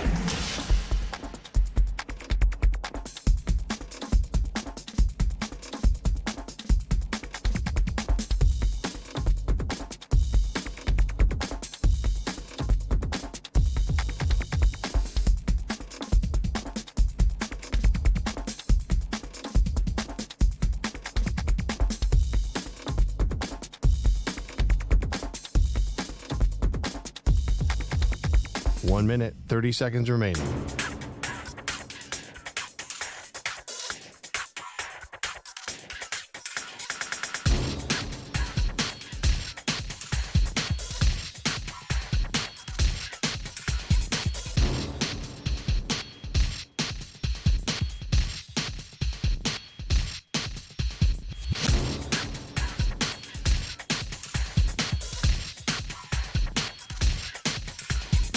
One minute remaining.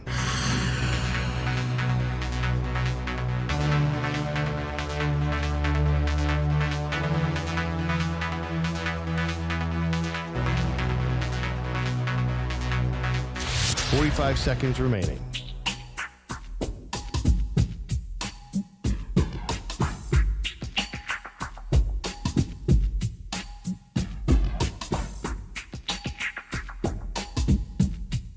Thirty seconds remaining.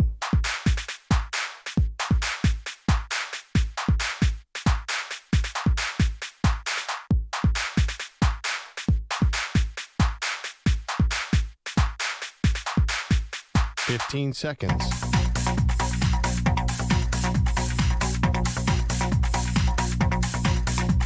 Break ends in 5 seconds.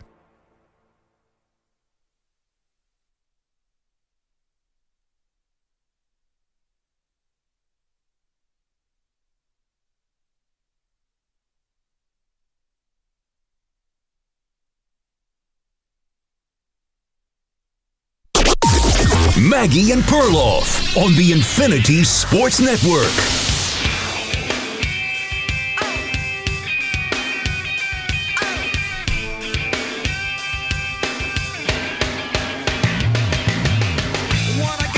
Notre Dame still very much in their feelings today. Welcome to the show, Maggie Gray, Andrew Perloff. We'll get back to Perloff's Birds biting it on Monday Night Football. They lose to the Chargers 22-19 in overtime. The defense finally shows up for the Eagles, but Pearl, the offense was on a milk carton once again. It was 5 total turnovers for Jalen Hurts, 4 interceptions and a fumble. The last interception was in overtime as the Eagles are driving to win the game. And it was just a terrible night for Jalen Hurts. It was a terrible night for Kevin Patullo, the offensive coordinator for Philadelphia, and I just think there's no hope left for Philly. But meanwhile, Notre Dame. Yeah, thank God. Let's talk about something other than the Philadelphia Eagles. Yeah, misery loves company, I guess, is what we would say when it comes to that. And obviously, Notre Dame is absolutely miserable right now. Let's welcome in Nicole Auerbach. She covers college football and is the lead college football insider for NBC Sports. She's also on Sirius XM. We absolutely love following her on social media as well. Nicole, thanks so much for the time. We know it's busy right now. How are you? Doing well, trying to catch up on some sleep after the weekend that was and all the arguing and the anger, but ready to continue dissecting it. Okay, so let's get into it because obviously Notre Dame is still one of the biggest stories and takeaways, how they got sort of snubbed by the committee because they had been consistently ranked above Miami until those final rankings. Kind of felt like the rug got pulled out from under them. What will the fallout be, if any, from the College Football Playoff Committee leaving Notre Dame out of this bracket? Well, I think the fallout, hopefully, this is something I've been arguing for a number of years. I'm hoping it affects the weekly rankings. I think we need to get rid of them. And if you go through this experience where we had to take them seriously for 5 weeks, and then they decide at the very last second in the rankings that matter that they're going to reverse the order and address the head-to-head result from week 1 that we have all asked them about every single week, then we need to stop with the charade that the weekly rankings matter or that they are to be taken seriously. It's also, I don't think people would have had an issue with the final rankings. Let's say we had one check-in. You know, like they do for March Madness, they do like a top 4 seed lines check-in with like a month and a half to go. You do one of those check-ins for college football, and then we just get the final rankings, the final, all of the information, all the games are done. And you look at those and you see Miami ahead of Notre Dame. You're like, okay, you know what? That makes sense. They played and they beat them. It's that you had 5 weeks of Notre Dame ahead of them in these rankings when they were a couple spots apart. And now you have a committee chair saying, well, the head-to-head result only comes into play when they're literally side by side in the rankings, as if they can't be compared when there's one team in between them as a buffer. I mean, the whole process is the problem. I think most people would have understood having Miami ahead of Notre Dame at the end, but it's that you spent 5 weeks telling us the opposite or making up reasons that Notre Dame could be ahead of them if they're, very close in the rankings. So to me, that's where this needs to go. I think you got to get rid of the weekly rankings. You definitely got to get rid of the Tuesday before championship week rankings, because that's where they box themselves into a whole bunch of problems. And that's when Alabama flipped ahead of Notre Dame off of a win over 5-7 Auburn. So I think that's the whole that charade needs to go. Nicole, at the end, considering the rules that there are now, do you think they got the right 12 teams? I'm fine with Miami being ahead of Notre Dame. I would have had both of those teams in and Alabama out. There have been years where it mattered how you were playing down the stretch. When Florida State was undefeated and the ACC champion, the reason they got left out, the committee was like, they haven't been playing well. They're a different team without their quarterback, and they're not playing well. We want the best teams that are playing the best now. Alabama is not one of the best teams that's playing the best now. They haven't played well in over a month. And to be blown out in conference championship weekend the day before and not drop at all in the rankings, I just think is inexcusable. So to me, that was an easy change, that you drop them 2 spots or 1 spot or whatever it is, like you did with BYU, like you have done for other conference champions in the past. Last year, SMU lost by 3 points in the ACC championship game and went from 8 to 10. They stayed in the bracket, but that was 2 spots. Alabama not moving at all is counter to every behavior we have had from the committee handling conference championship game results. There need to be stakes there. If you can benefit from playing well in those games, then something has to happen when you don't play well. So I think that was a mistake. And I think Miami and Notre Dame deserve to be in and are both teams that are capable of winning multiple games in the college football playoff. And I think that's what's tough when you look at this format. And I think a lot of people are going to be complaining about 2 group of 5 teams as well, because again, if you only have a maximum of 1, that allows Notre Dame to be in the field. But the idea of having teams that are playing well, that are capable of potentially getting to a national championship game, winning it all, Notre Dame is one of those teams. And so it is a shame that they're not going to get to play for it for 2 games that have combined 4 losses, where the committee chair, for some reason, told the rest of the committee to rewatch a week 1 game as if it matters how Notre Dame played 3 months ago as you're evaluating them now. But Alabama's loss to Florida State 3 months ago, or Alabama's loss on Saturday, did not factor in. So just a lot of inconsistencies and frustrations, and I think they're missing a team that could certainly have been capable of getting all the way to the championship game in Notre Dame. Nicole Auerbach is joining us, NBC Sports. She's the lead college football insider. So why do you think Alabama did get the benefit of the doubt? Because we saw the committee leave out Notre Dame, whose national brand or international brand, you could say, is right there, if not bigger than Alabama. Well, I think they're protecting conference championship games. If you drop a team that played in a conference championship game and put in another team that didn't play that weekend, imagine the uproar. I mean, no one's going to... First of all, a lot of coaches and teams don't want to play in these games anyway, especially if you think you're in. I mean, we just saw there's a bunch of SEC teams that are hosting first-round games. Didn't have to play this weekend. They're happy with that. The problem is that they built the system with the 12-team playoff with conference championship games included, because there's a lot of competing interest in college football, especially the SEC loves their championship game. So if you penalize the loser of that game and knock them out of the bracket, again, because you do the weekly rankings, because you thought they were in, which is you could erase that problem, but you have these conference championship games and then you, quote, penalize the team and knock them out, no one's ever going to want to play in them. Everyone's going to rip them. The value of those games decreases even more than it's been decreasing year over year in this new model. And so I think it was to protect SEC championship game, to protect championship games, so that you're not knocking teams out for playing in them. And then again, over the last 4 years, Alabama's been right on the cut line for 4 straight years. And we have seen committees that decide they like the Alabama team or just have respect for, Alabama was the number 1 seed in the SEC, like they beat Georgia, 2.5 months ago. Like there's going to be reasons that they're going to use to justify. The committee said that this was the reason BYU dropped when they got blown out on Saturday was because they hadn't beat that team, Texas Tech. Alabama had split games with Georgia. I would argue they already got credit for that. That's why they were the 9 seed coming into the weekend, because they beat Georgia. So they kind of got double credit for it because the committee was coming up with reasons to keep them in and wanting to say, no, we're not going to drop a team from playing in a conference championship game because we know those bring a lot of money, those sell a lot of tickets. We don't want to force that issue this offseason. Nicole, there were reports before the season that the committee was going to consider strike the schedule a little more this year. Do you think that actually happened? Well, I think it kind of does. I mean, they get a lot of different metrics. And, I would argue that, like, for some of these SEC teams, the reason they got as close as they did without, like, Vanderbilt didn't really have any big wins. It's probably the strength of schedule metrics, strength of record metrics that help them.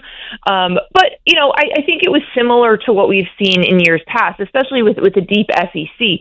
All of those teams are going to have pretty strong metrics because of how deep the conference is. It didn't have like an elite team this year, although Georgia is certainly playing that way now.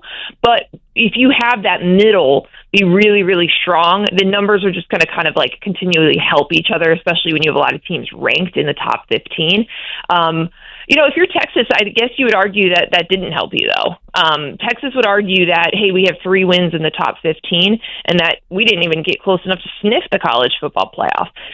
The counter argument is, of course, well, you lost to Florida. That was a bad loss. And they would say, well, look at Alabama's resume, right? So there's some circular logic, and there's definitely some teams that should be upset about hearing that certain things were going to be important in team evaluation and them not applying to their team. Nicole, last one for me, and thanks so much for doing this. And I know you're busy, and this is a great time of year. We got the 4 Heisman finalists. So we got Fernando Mendoza, we got Diego Pavia, Julian Sayin, and Jeremiah Love. I don't know if you're allowed to tell us who you're leaning towards, voting towards, but we'll take that if you can. And also, how close do you think this race is going to be? So I'm not allowed to tell you guys. That is one of the rules, which I also think should change, because then we can't really talk all week. So I already voted. I will tell you that 2 of the guys that I voted for in that group, hopefully they're not going to do anything bad about that.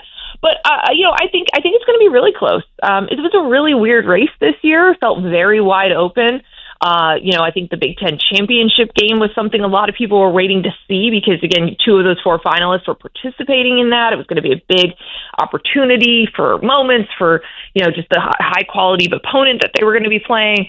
And then you've had Diego Pavia, who didn't play this weekend. Jeremiah Love didn't play this weekend. So you were wondering, hey, can they stay on voters' minds, even without participating in championship weekend? And then, one thing I will say, just as you think about the Heisman this week and as we get into the ceremony this weekend, I always think a little bit about, obviously we look up stats and metrics and you decide MVP versus most outstanding player, but I also think about the story of the season. When you look back and you're like, all right, 2025, this Heisman winner, yes, that was the story of this season. That was one of the major storylines, through lines of this season. And I think that this group actually does a pretty good job of representing that, certainly with Fernando Mendoza and what he did at Indiana, and then Diego Pavia and a 10-win Vanderbilt team, which, by the way, is crazy. The Indiana and Vanderbilt quarterbacks are Heisman finalists.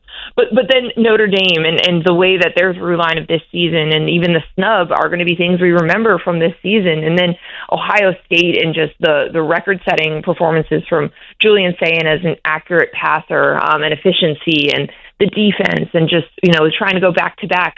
I actually think that they did a great job of collecting the 4 players that really had a lot to say about this season. And so I'm excited for them. They all have incredible stories to get here. And it was a weird year where we started with Arch Manning as the Heisman favorite. I don't think any of these 4 guys necessarily thought that they would be there. But that's what you love about it. That's why, it was a really interesting Heisman race, and excited to see who gets to lift the trophy. Nicole, love watching you on NBC. You do a great job all season long. It's a fantastic show. Love reading you as well. And good luck. Have fun covering this crazy college football playoff. Absolutely. Thanks so much, guys. Appreciate that. All right. Coming up later in the hour, we're going to do more college football, because why not? This is the time of year. Josh Pate will join us in just a moment. All right, Maggie, there isn't college football for a little while. Actually, no, we do have it coming up this weekend. But there's so much sports going on right now. There's NBA, there's hockey, there's soccer. And the best place to enjoy it all is, of course, Prize Picks. And right now, you can get the season rolling on Prize Picks by getting $50 bonus credit instantly in lineups when you play your first $5. It's so simple to use. You pick 2 to 6 players, pick more or less on their stat projections, and then if you're right, you can win big. Watch your lineups light up just like the holidays. Okay, tonight, I've already told you, my play, Anthony Black. I'm going more than 23.5 points, rebounds, and assists with the Orlando Magic to take on the Miami Heat. And then I'm thinking about changing from RJ Godfrey, Pearl, but I do love Godfrey. I'm thinking about changing to maybe Ivan Barbashev, of course, your favorite from the Vegas Golden Knights. Ivan the Great. Yes. Ivan the Terrible, I mean. Yeah, well, something like that. 1.5 shots on goal. Let's go more then. This is what we love about Prize Picks. It always gets us psyched for the night ahead. And all you got to do to play along with us is download the Prize Picks app today. Use the code MMP. Get $50 bonus credit instantly in lineups when you play $5. It's code MMP on Prize Picks. Get $50 bonus credit instantly in lineups when you play $5. So win or lose, you'll get $50 bonus credit in lineups just for playing. It's guaranteed. Prize Picks, it is good to be right. Must be present in certain states. Visit prizepicks.com for restrictions and details.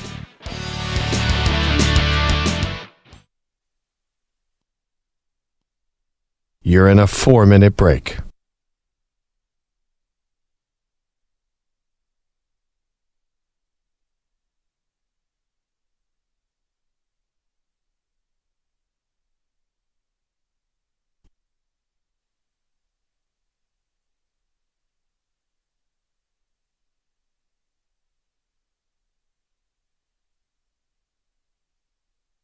Three minutes, 30 seconds remaining.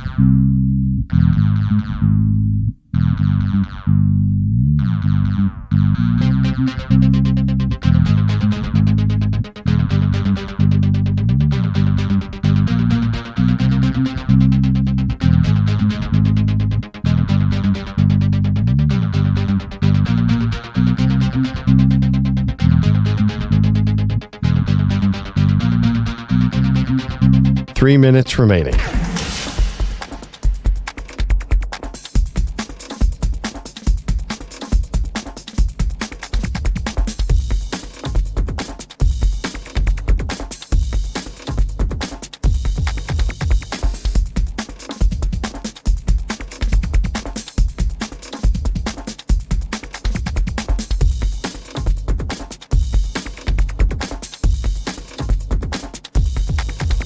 Two minutes, 30 seconds remaining.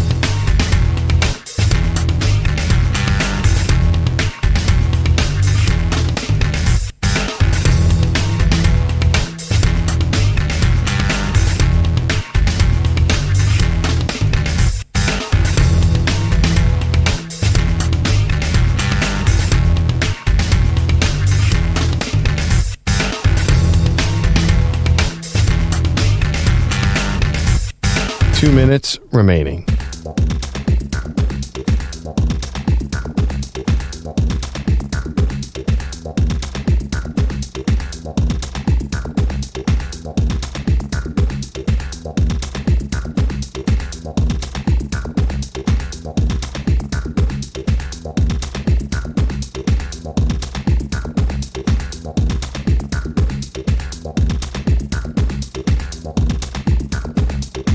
One minute, 30 seconds remaining.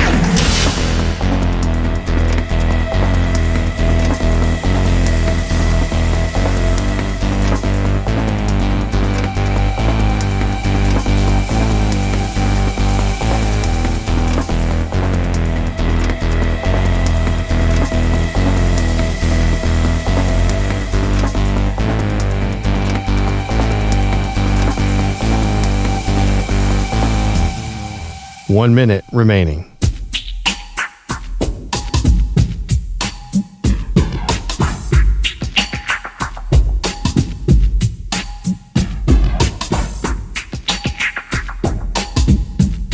Forty-five seconds remaining.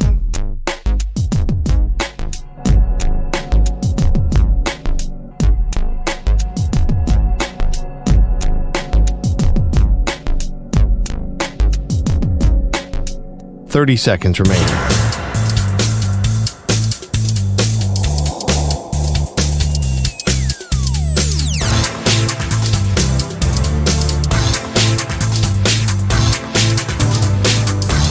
15 seconds.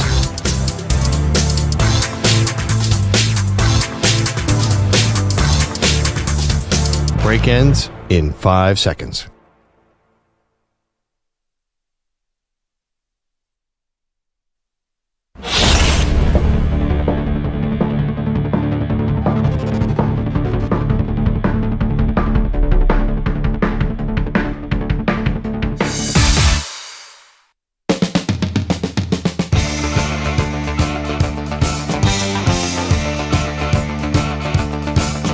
Welcome back to Maggie and Perloff Show. We're giving Perloff a little reprieve from talking about how embarrassing the Eagles were last night by diving headfirst into college football. And it's our pleasure to welcome in one of our favorites, Josh Pate. Josh Pate's college football show is absolute must listen. Josh, thanks so much for the time today. How are you?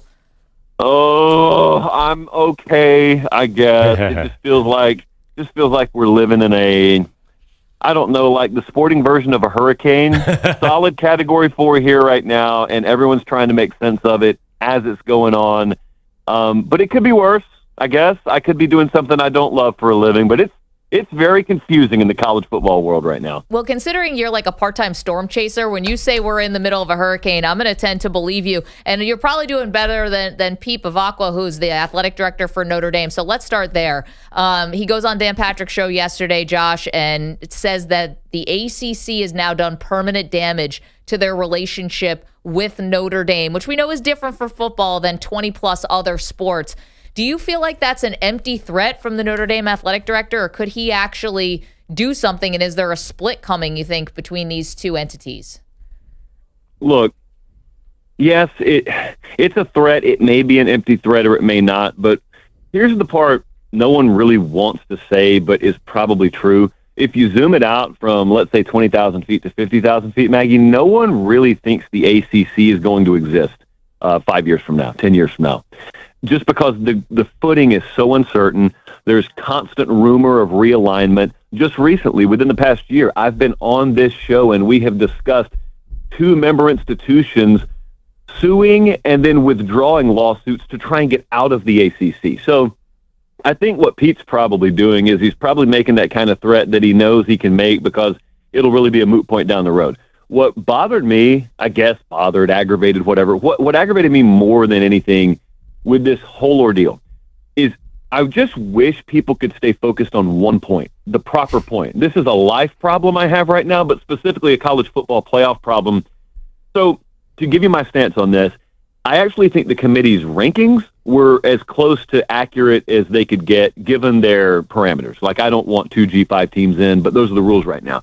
So like the rankings I didn't have a problem with. Their process was so horrifically fumbled. It was terrible. So Pete Bavacqua made that point yesterday. I thought he articulated it brilliantly. Whether he thinks Notre Dame should have gotten in or not, he and I can disagree on that. But what he said was, we're not upset with any other team. We got no problem with any other team. And the rankings are what they are. We could debate that. He said, our problem is we were badly misled into believing we were in up until the 11th hour when nothing comparatively changed at the 11th hour between us and Miami. We didn't even play. And then they jumped us. Like, how do we explain that to players? How do you explain that to an adult? And he's right about that. Okay, if you'll just focus on that point, he would get, I would imagine, 75 to 80% plus public approval, even from people who do believe Notre Dame shouldn't have been in. But instead, it dovetails down this rabbit hole of this and that and trying to follow through to illogical conclusions like threatening the ACC. Just keep that to yourself because you're not earning any public trust or support with that. Stick to the broadly shared public consensus points that you happen to be right about, and I think you get a lot further in this. Josh, our executive producer, EJ Stewart, is a big Miami Hurricanes fan. He was depressed about 2 weeks ago. I sent a clip of you explaining why Miami should probably get in over Notre Dame. How surprised were you on Sunday when it actually happened? I'd say mildly surprised, only because just the impact of how sudden the announcement is, I think has that kind of impact on everyone. But for the 2 weeks leading up, and especially the last week, the penultimate week leading up to the rankings being released, I mean, we had continued to really, really traffic hard on my show, at least, in the possibility of that happening. And the only question was, in those penultimate rankings, were they going to keep Alabama and Brigham Young between Notre Dame and Miami. When they jumped Alabama over Notre Dame, and then Hunter Yurachek, the playoff committee chair, went on national TV with Reese Davis and said, yes, even though these teams do not play in the final weekend, they are not fixed. They can still move. I thought that really set the table for what ended up happening in the playoff. And so the only way the ACC was going to get a team in was an at-large bid. And the only ACC at-large team even within arm's reach of the playoff was Miami. I thought that pushed them over the finish line as much as anything at the 11th hour, and the committee would never admit that. They just stuck with the head-to-head stuff. But the head-to-head stuff already existed the week before, and it apparently didn't matter. I think them having to look the prospect of no Power 4 representation from the ACC in the eye really impacted them. Josh Pate is joining us. Of course, Josh Pate's college football show is absolute must-listen for all college football fans. Okay, we talked a lot about the bracket. We can talk about the future of the group of 5 and all that. But, Josh, I think now, I know it's only Tuesday, but we move fast in this media world. I think people now are looking ahead to maybe the first round of the games. Is there an upset that you see happening in this first round? And if you've already, can you give who you think is going to win the whole thing? Like, what do you think about what's going to happen in the actual bracket that we have, even if nobody seems happy with these 12 teams? Yeah, I am told that we do eventually have to move on and play the games. That is a very good point here. I don't know when that's going to happen, but we'll do it eventually. So I am going to stick with Ohio State winning the whole thing until further notice. Because I think, look, them losing in the Big Ten title game could just serve to wake them up like it did before. So I think that if you're talking about upsets in the first round, certainly I don't think Tulane or James Madison stand much of a chance of that. And so really what we have to ask ourselves is, how do you view, Miami going to A&M? Like, how big an upset is it if Miami wins? And here's a really fun one. Is it an upset if Alabama goes on the road and wins against Oklahoma? Because I think recency bias and people who don't pay attention to point spreads would say, yeah, man, Alabama looked terrible. They looked horrible. They shouldn't have got in to begin with.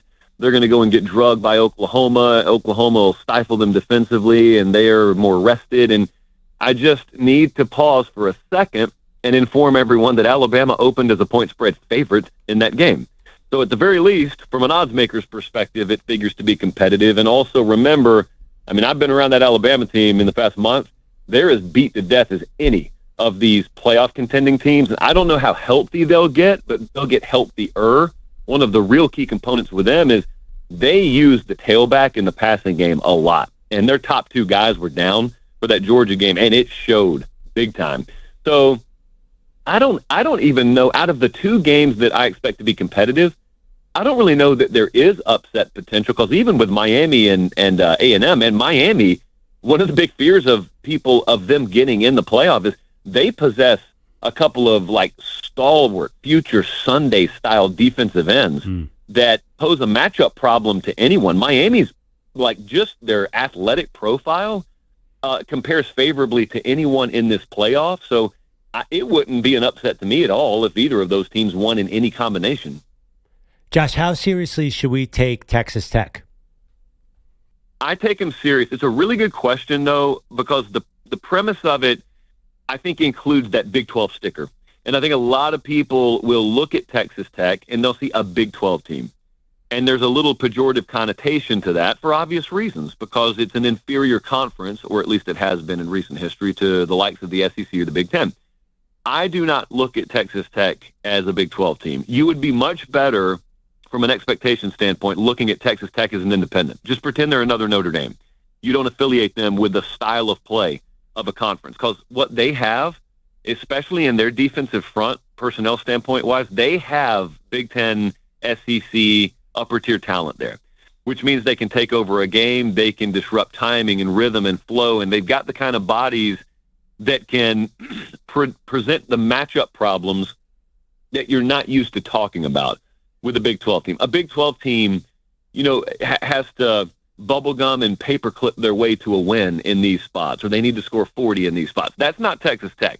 Texas Tech could go out there, hang 23 points, and have it be good enough against legitimate competition. It also comes with a unique expectations, and that's been the case out there all year. Because of the way they portaled all these guys in, it has very clearly been win the Big 12 and win in the playoff or bust. So they've done one. We'll see if they can do the rest. Josh, we know we only have you for another minute or so, and thanks so much for doing this because we know you are super busy. Let's just say, for example, because you mentioned Alabama, I just want to follow up on that. Let's say they do lose to Oklahoma. They're too hurt, and they lose to Oklahoma now twice in a little bit like a month. Do you think Kalen DeBoer is on the hot seat coming into next season? Because that Penn State Kalen DeBoer rumor kind of hung around for a little too long, in my opinion.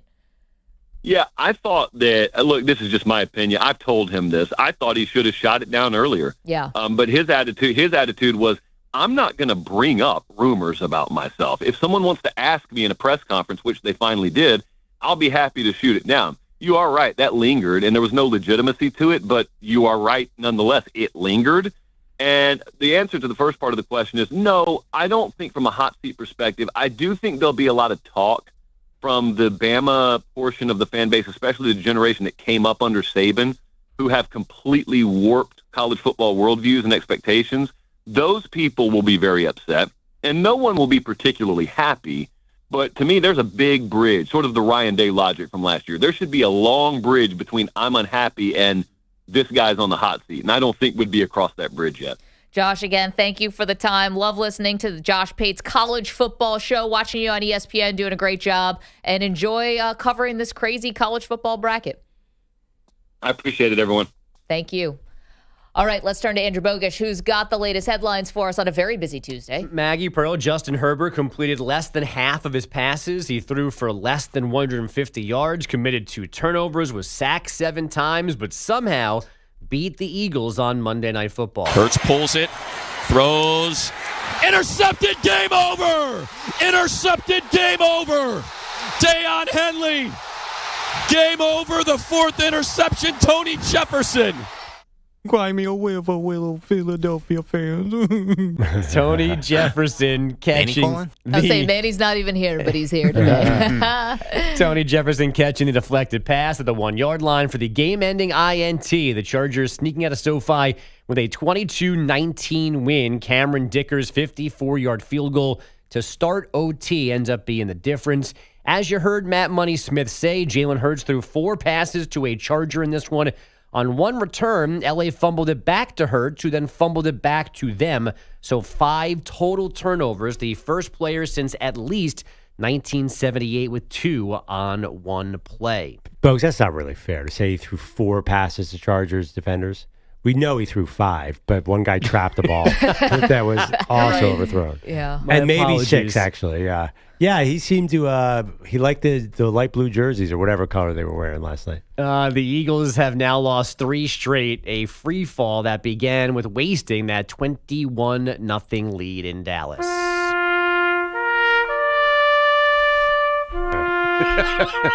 Wow. Jeez, folks. Wait, hold on. They have a 93% chance to make the playoffs. Like, the Eagles are going according to this guy. be in our life for the next 2 months. We're not getting rid of them that easily. They don't get a salute tap. They're going to host a playoff game. Yeah, they are going to host a wild card game. And probably win it. Yep. And by the way, I mean, you have no idea. I am saying Jalen Hurts is done. The Eagles are done. You have kind of no idea because even last night, they could not have played worse. What was the win percentage? I mean, they should have won that game at least 6 different times. No, bro, we can't do this now. You called this play that Jalen Hurts played the butt fumble of the Philadelphia Eagles. And now, look, so you think San Francisco 49ers come to town if the they playoffs? would kill the Niners. I mean, I don't think the Niners. The Niners would not be a good matchup in Philadelphia right now. I have to remember I have to silence my phone when the Eagles are beating the Niners in the playoffs, so I don't have to hear this guy back on the bandwagon. But God forbid. Also, they make it to the divisional round. Can you really call it a disappointment of a season? I mean, I know they're the Super Bowl champs. Yes. Okay. I think you can. Oh, I mean, because yes, that would definitely be a disappointment. But yeah, imagine if they had to play the NFC. Can we get an NFC South team? I guess that doesn't work that way in the house. That'd be good. You know, I was thinking about EJ's question about Jalen Hurts' terrible night and the play where he turns the ball over twice in one play. Is that the worst play by the most talented athlete that we have? And I was thinking about it. Bill Buckner was an all-star. Yeah, but was he having health issues and had trouble getting down? No, he was hurt. He should have been playing. He was as old as Phillip Rivers. That too. Didn't have a pass rush bearing down on him necessarily, but I was thinking Buckner, maybe the other guy who actually was a super talented baseball player who is known more for a gaff. Yeah, Yeah, but we that's need a good somebody one. like in their prime that makes. So, Shep texted me a good one. He had Chris Webber's timeout.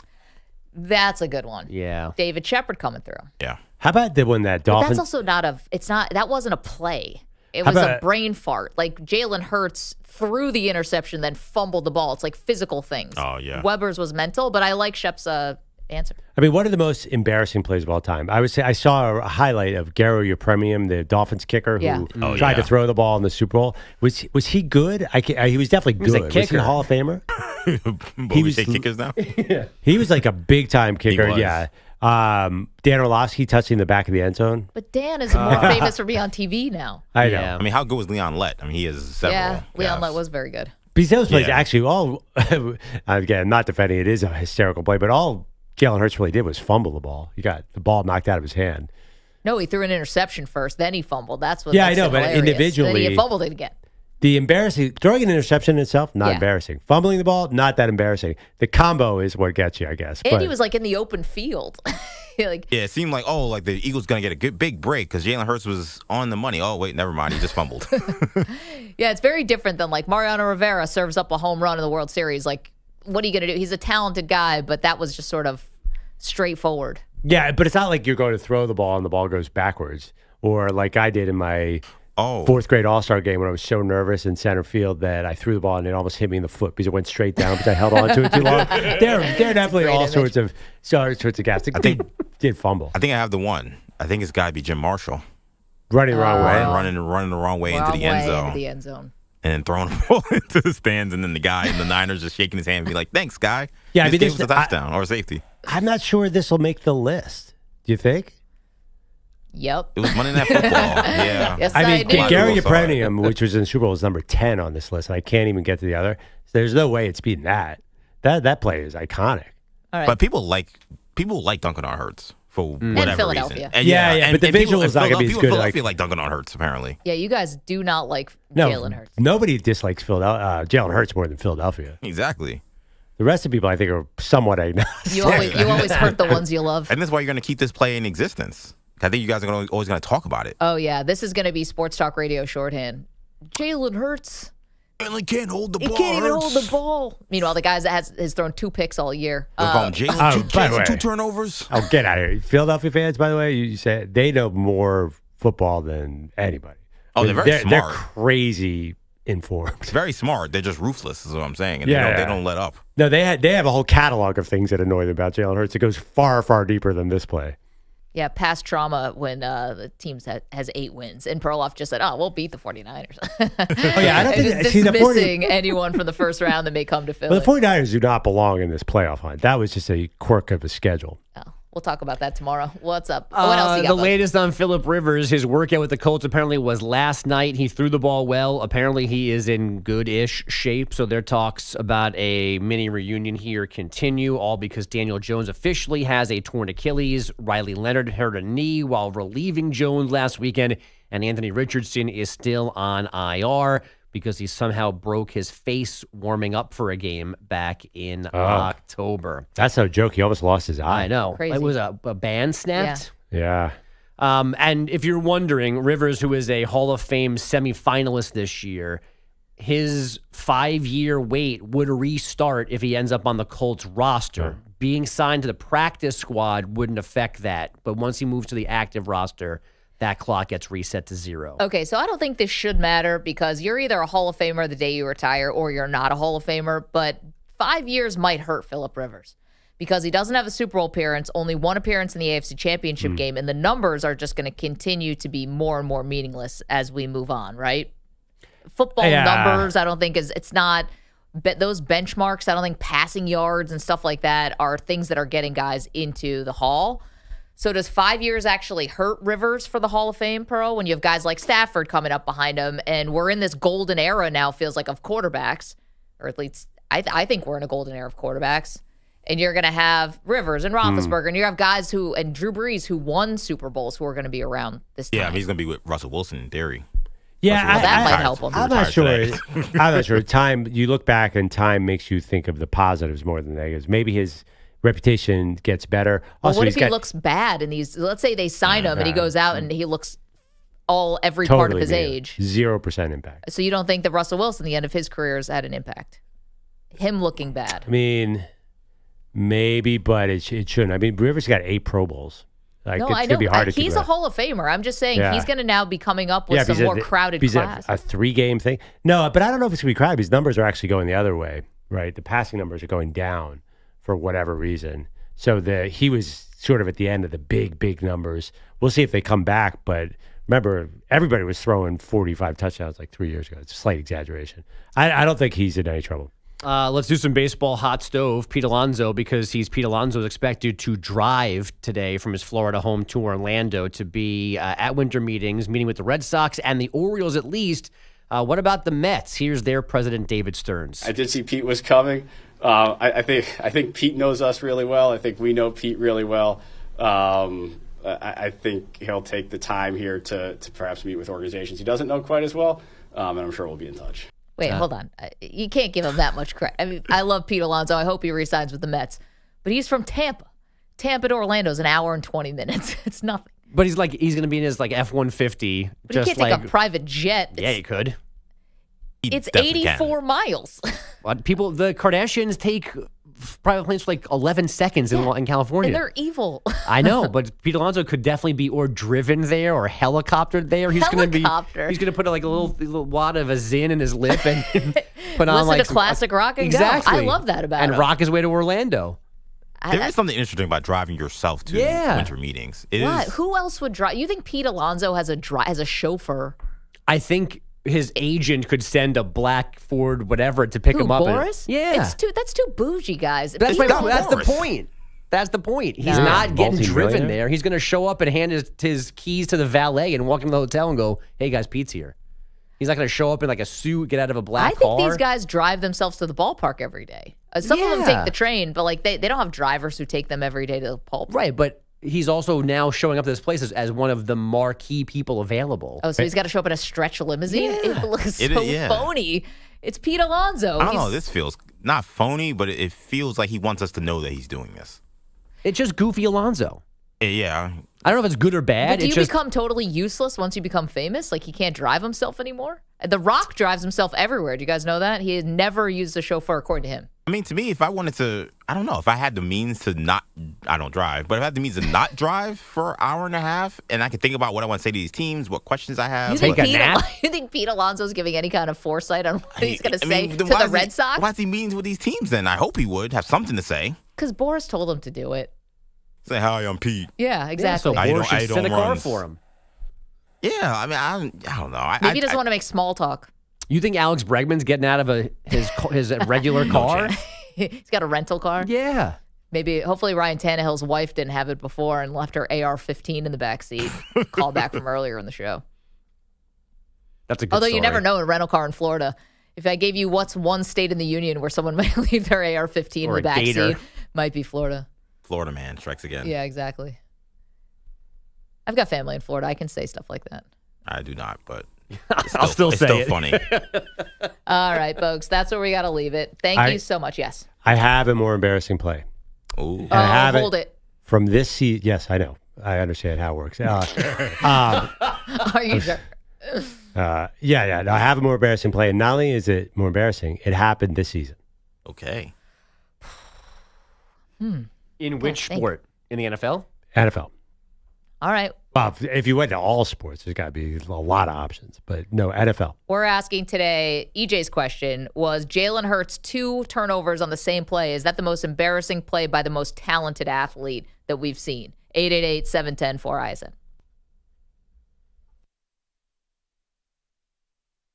You're in a 5-minute break.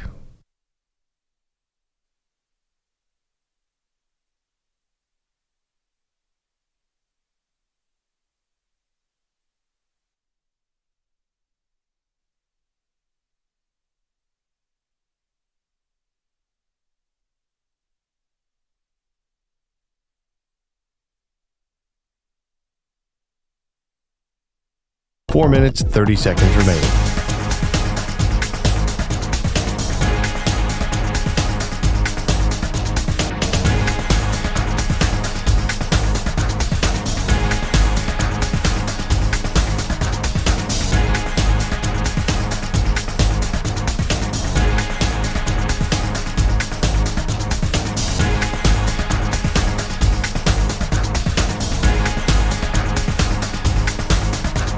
Four minutes remaining.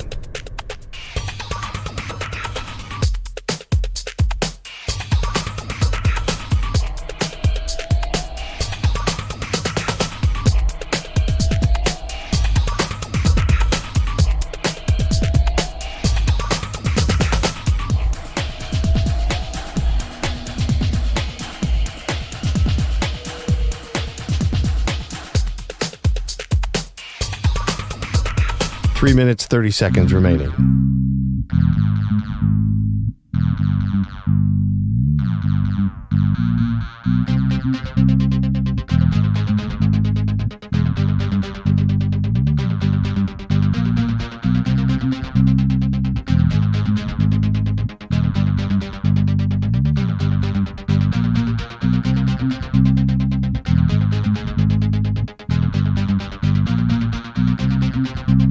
Three minutes remaining.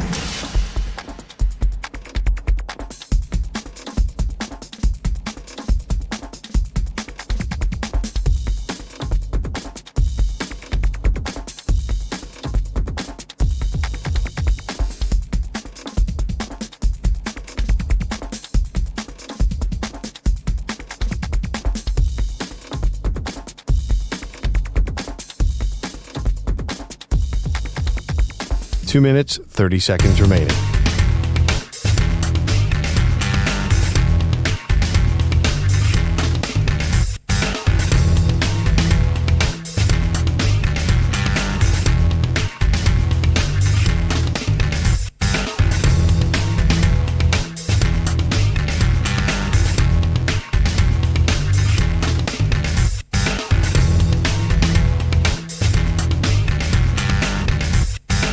Two minutes remaining.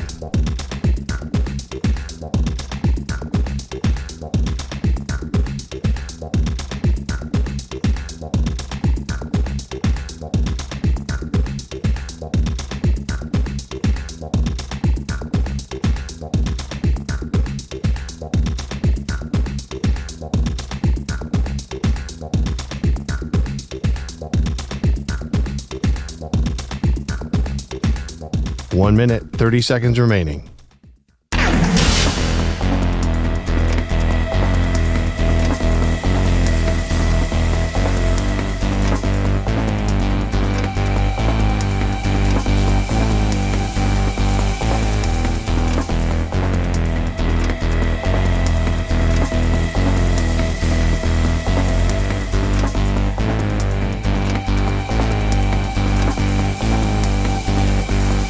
One minute remaining.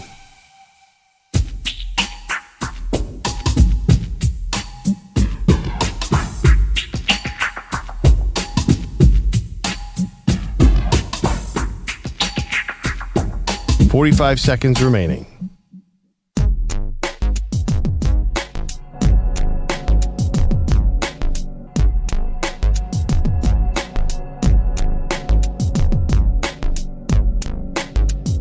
Thirty seconds remaining.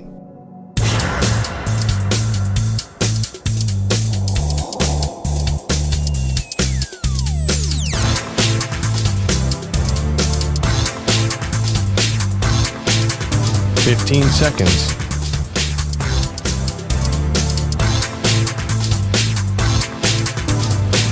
Break ends in 5 seconds.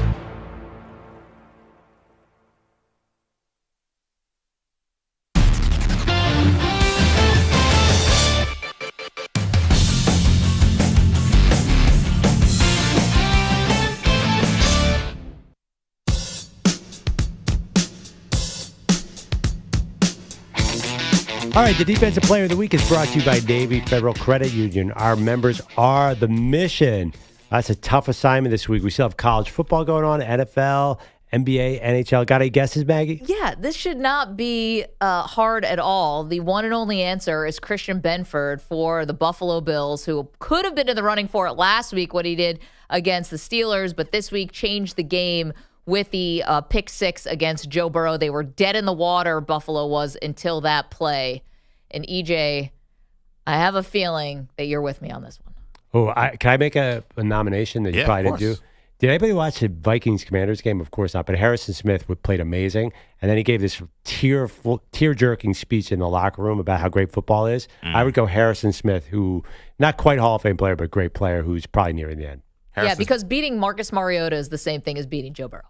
Oh, you had to beat Jaden Daniels first. Well, they knocked him out. Yeah, so it wasn't just Marcus All Mariota. right, Jaden Daniels versus Joe Burrow. Still not a comparison. Okay, so watch out, treadmills in New Jersey. This was a doozy here in Buffalo. From the 33. Oh, my goodness! Look out here! Christian Benford! Gift wrap! The other way! Touchdown! What just happened? 67 yards! Yes, Christian Benford is your defensive player of the week, as much as it pains me to give love to a Buffalo Bill with their season. I kind of think on the line, like if we lose that game, you're now in complete free fall, I think, with the Buffalo Bills. Season turned on that play. Shout out to Benford. Joe Burrow, man. What was that about? That end of that game was not good for him. But shout out to Benford. He is your defensive player of the week. Back-to-back Joe Burrow interceptions. And the win probability changed dramatically on that play. I thought it was, they put the stat up, Pro, that the Bengals were 78% chance to win the game, and then that happened, and it completely flipped. Okay, you went to break with the big tease. Yeah, we got a more embarrassing play than Jalen Hurts, a double turnover in one play. Yeah, we were asking, is this the worst play from the most talented athlete that we have? The most embarrassing. Like Mark Sanchez at the butt fumble. Mark Sanchez was not a great quarterback. Jalen Hurts, Super Bowl MVP, has a circus play that's going to be remembered forever. So what do you think can top it? Well, it didn't even happen that long ago. Do you guys, it happened for a team that plays in this city. Nothing. Oh, I know what you're doing, and I love it. Go ahead, DJ. Russell Wilson throwing the ball at the crossbar. What? Oh, come on. Russell Wilson throwing 4 straight plays, and he doesn't throw it to an intended receiver. That wasn't where you were going? Was it Younghoe Koo dirtying the ball? But he's not a great kicker. Younghoe Koo kicking into the ground. We laughed about that for about an hour and a half. Younghoe Koo duffing the ball, or duffing the, what do we even call that? Dirting it? I don't even know. I've never seen that before. There's no explanation He kicked for the what ground. he did. That was bad. He said that the holder thought he was fumbling the ball and didn't think the holder had the ball, so he tried to stop his kick. But it looked like he kicked the ground about a foot in front of the thing. That was considered pretty embarrassing. I remember you were laughing pretty hard. Oh, I was. But Younghoe Koo, I don't put. Well, he was a good kicker, but he's really fallen off. He's the most accurate kicker in the NFL for a long time. I will say, though, Russell Wilson throwing the ball away. That was terrible on 4th down. 4th down in the red zone is insane. Still, and to preserve his stats when he ends up getting benched anyway. Oh, man, that was rough. All right, Phil's in Pennsylvania, wants to commiserate with Perloff because the Philadelphia Eagles went down hard last night in overtime. Good morning, Phil. How are you? Morning, Maggie. How you guys doing? Good. I'm actually just peachy. I actually want to thank Maggie for adopting my preseason hot take. What's that? A few weeks ago, right after the Eagles lost to Dallas, you put forward the suggestion that Jalen Hurts should be traded. I called in before the season, early August, and said less than 3 years, Jalen Hurts would be traded before any of this even happened. So good luck trading him now, Phil. He got through 4 picks and he makes $55 million. No, I'm just kidding. What do you think, Pearl? Jalen Hurts trade market, is that a possibility? I literally had a half-hour debate with our friend Spike Eskin about this the other day. I don't see a quarterback that expensive being tradable. Well, maybe in a couple of years, but they are definitely going to, trade or. Did they trade Carson Wentz? Back up. Phil, I don't even remember. Did they trade Carson Wentz or cut him? They traded him.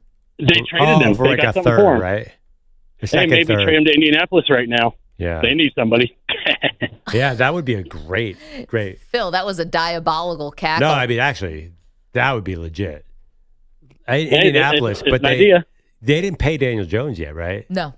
Oh no, and plus they don't have 2 first-round picks since they traded for Sauce Gardner, so I'm not sure what they're going to get back for him. Yeah, but then again, they can't give a first-round pick for him. They don't have him. Well, maybe in 3 years.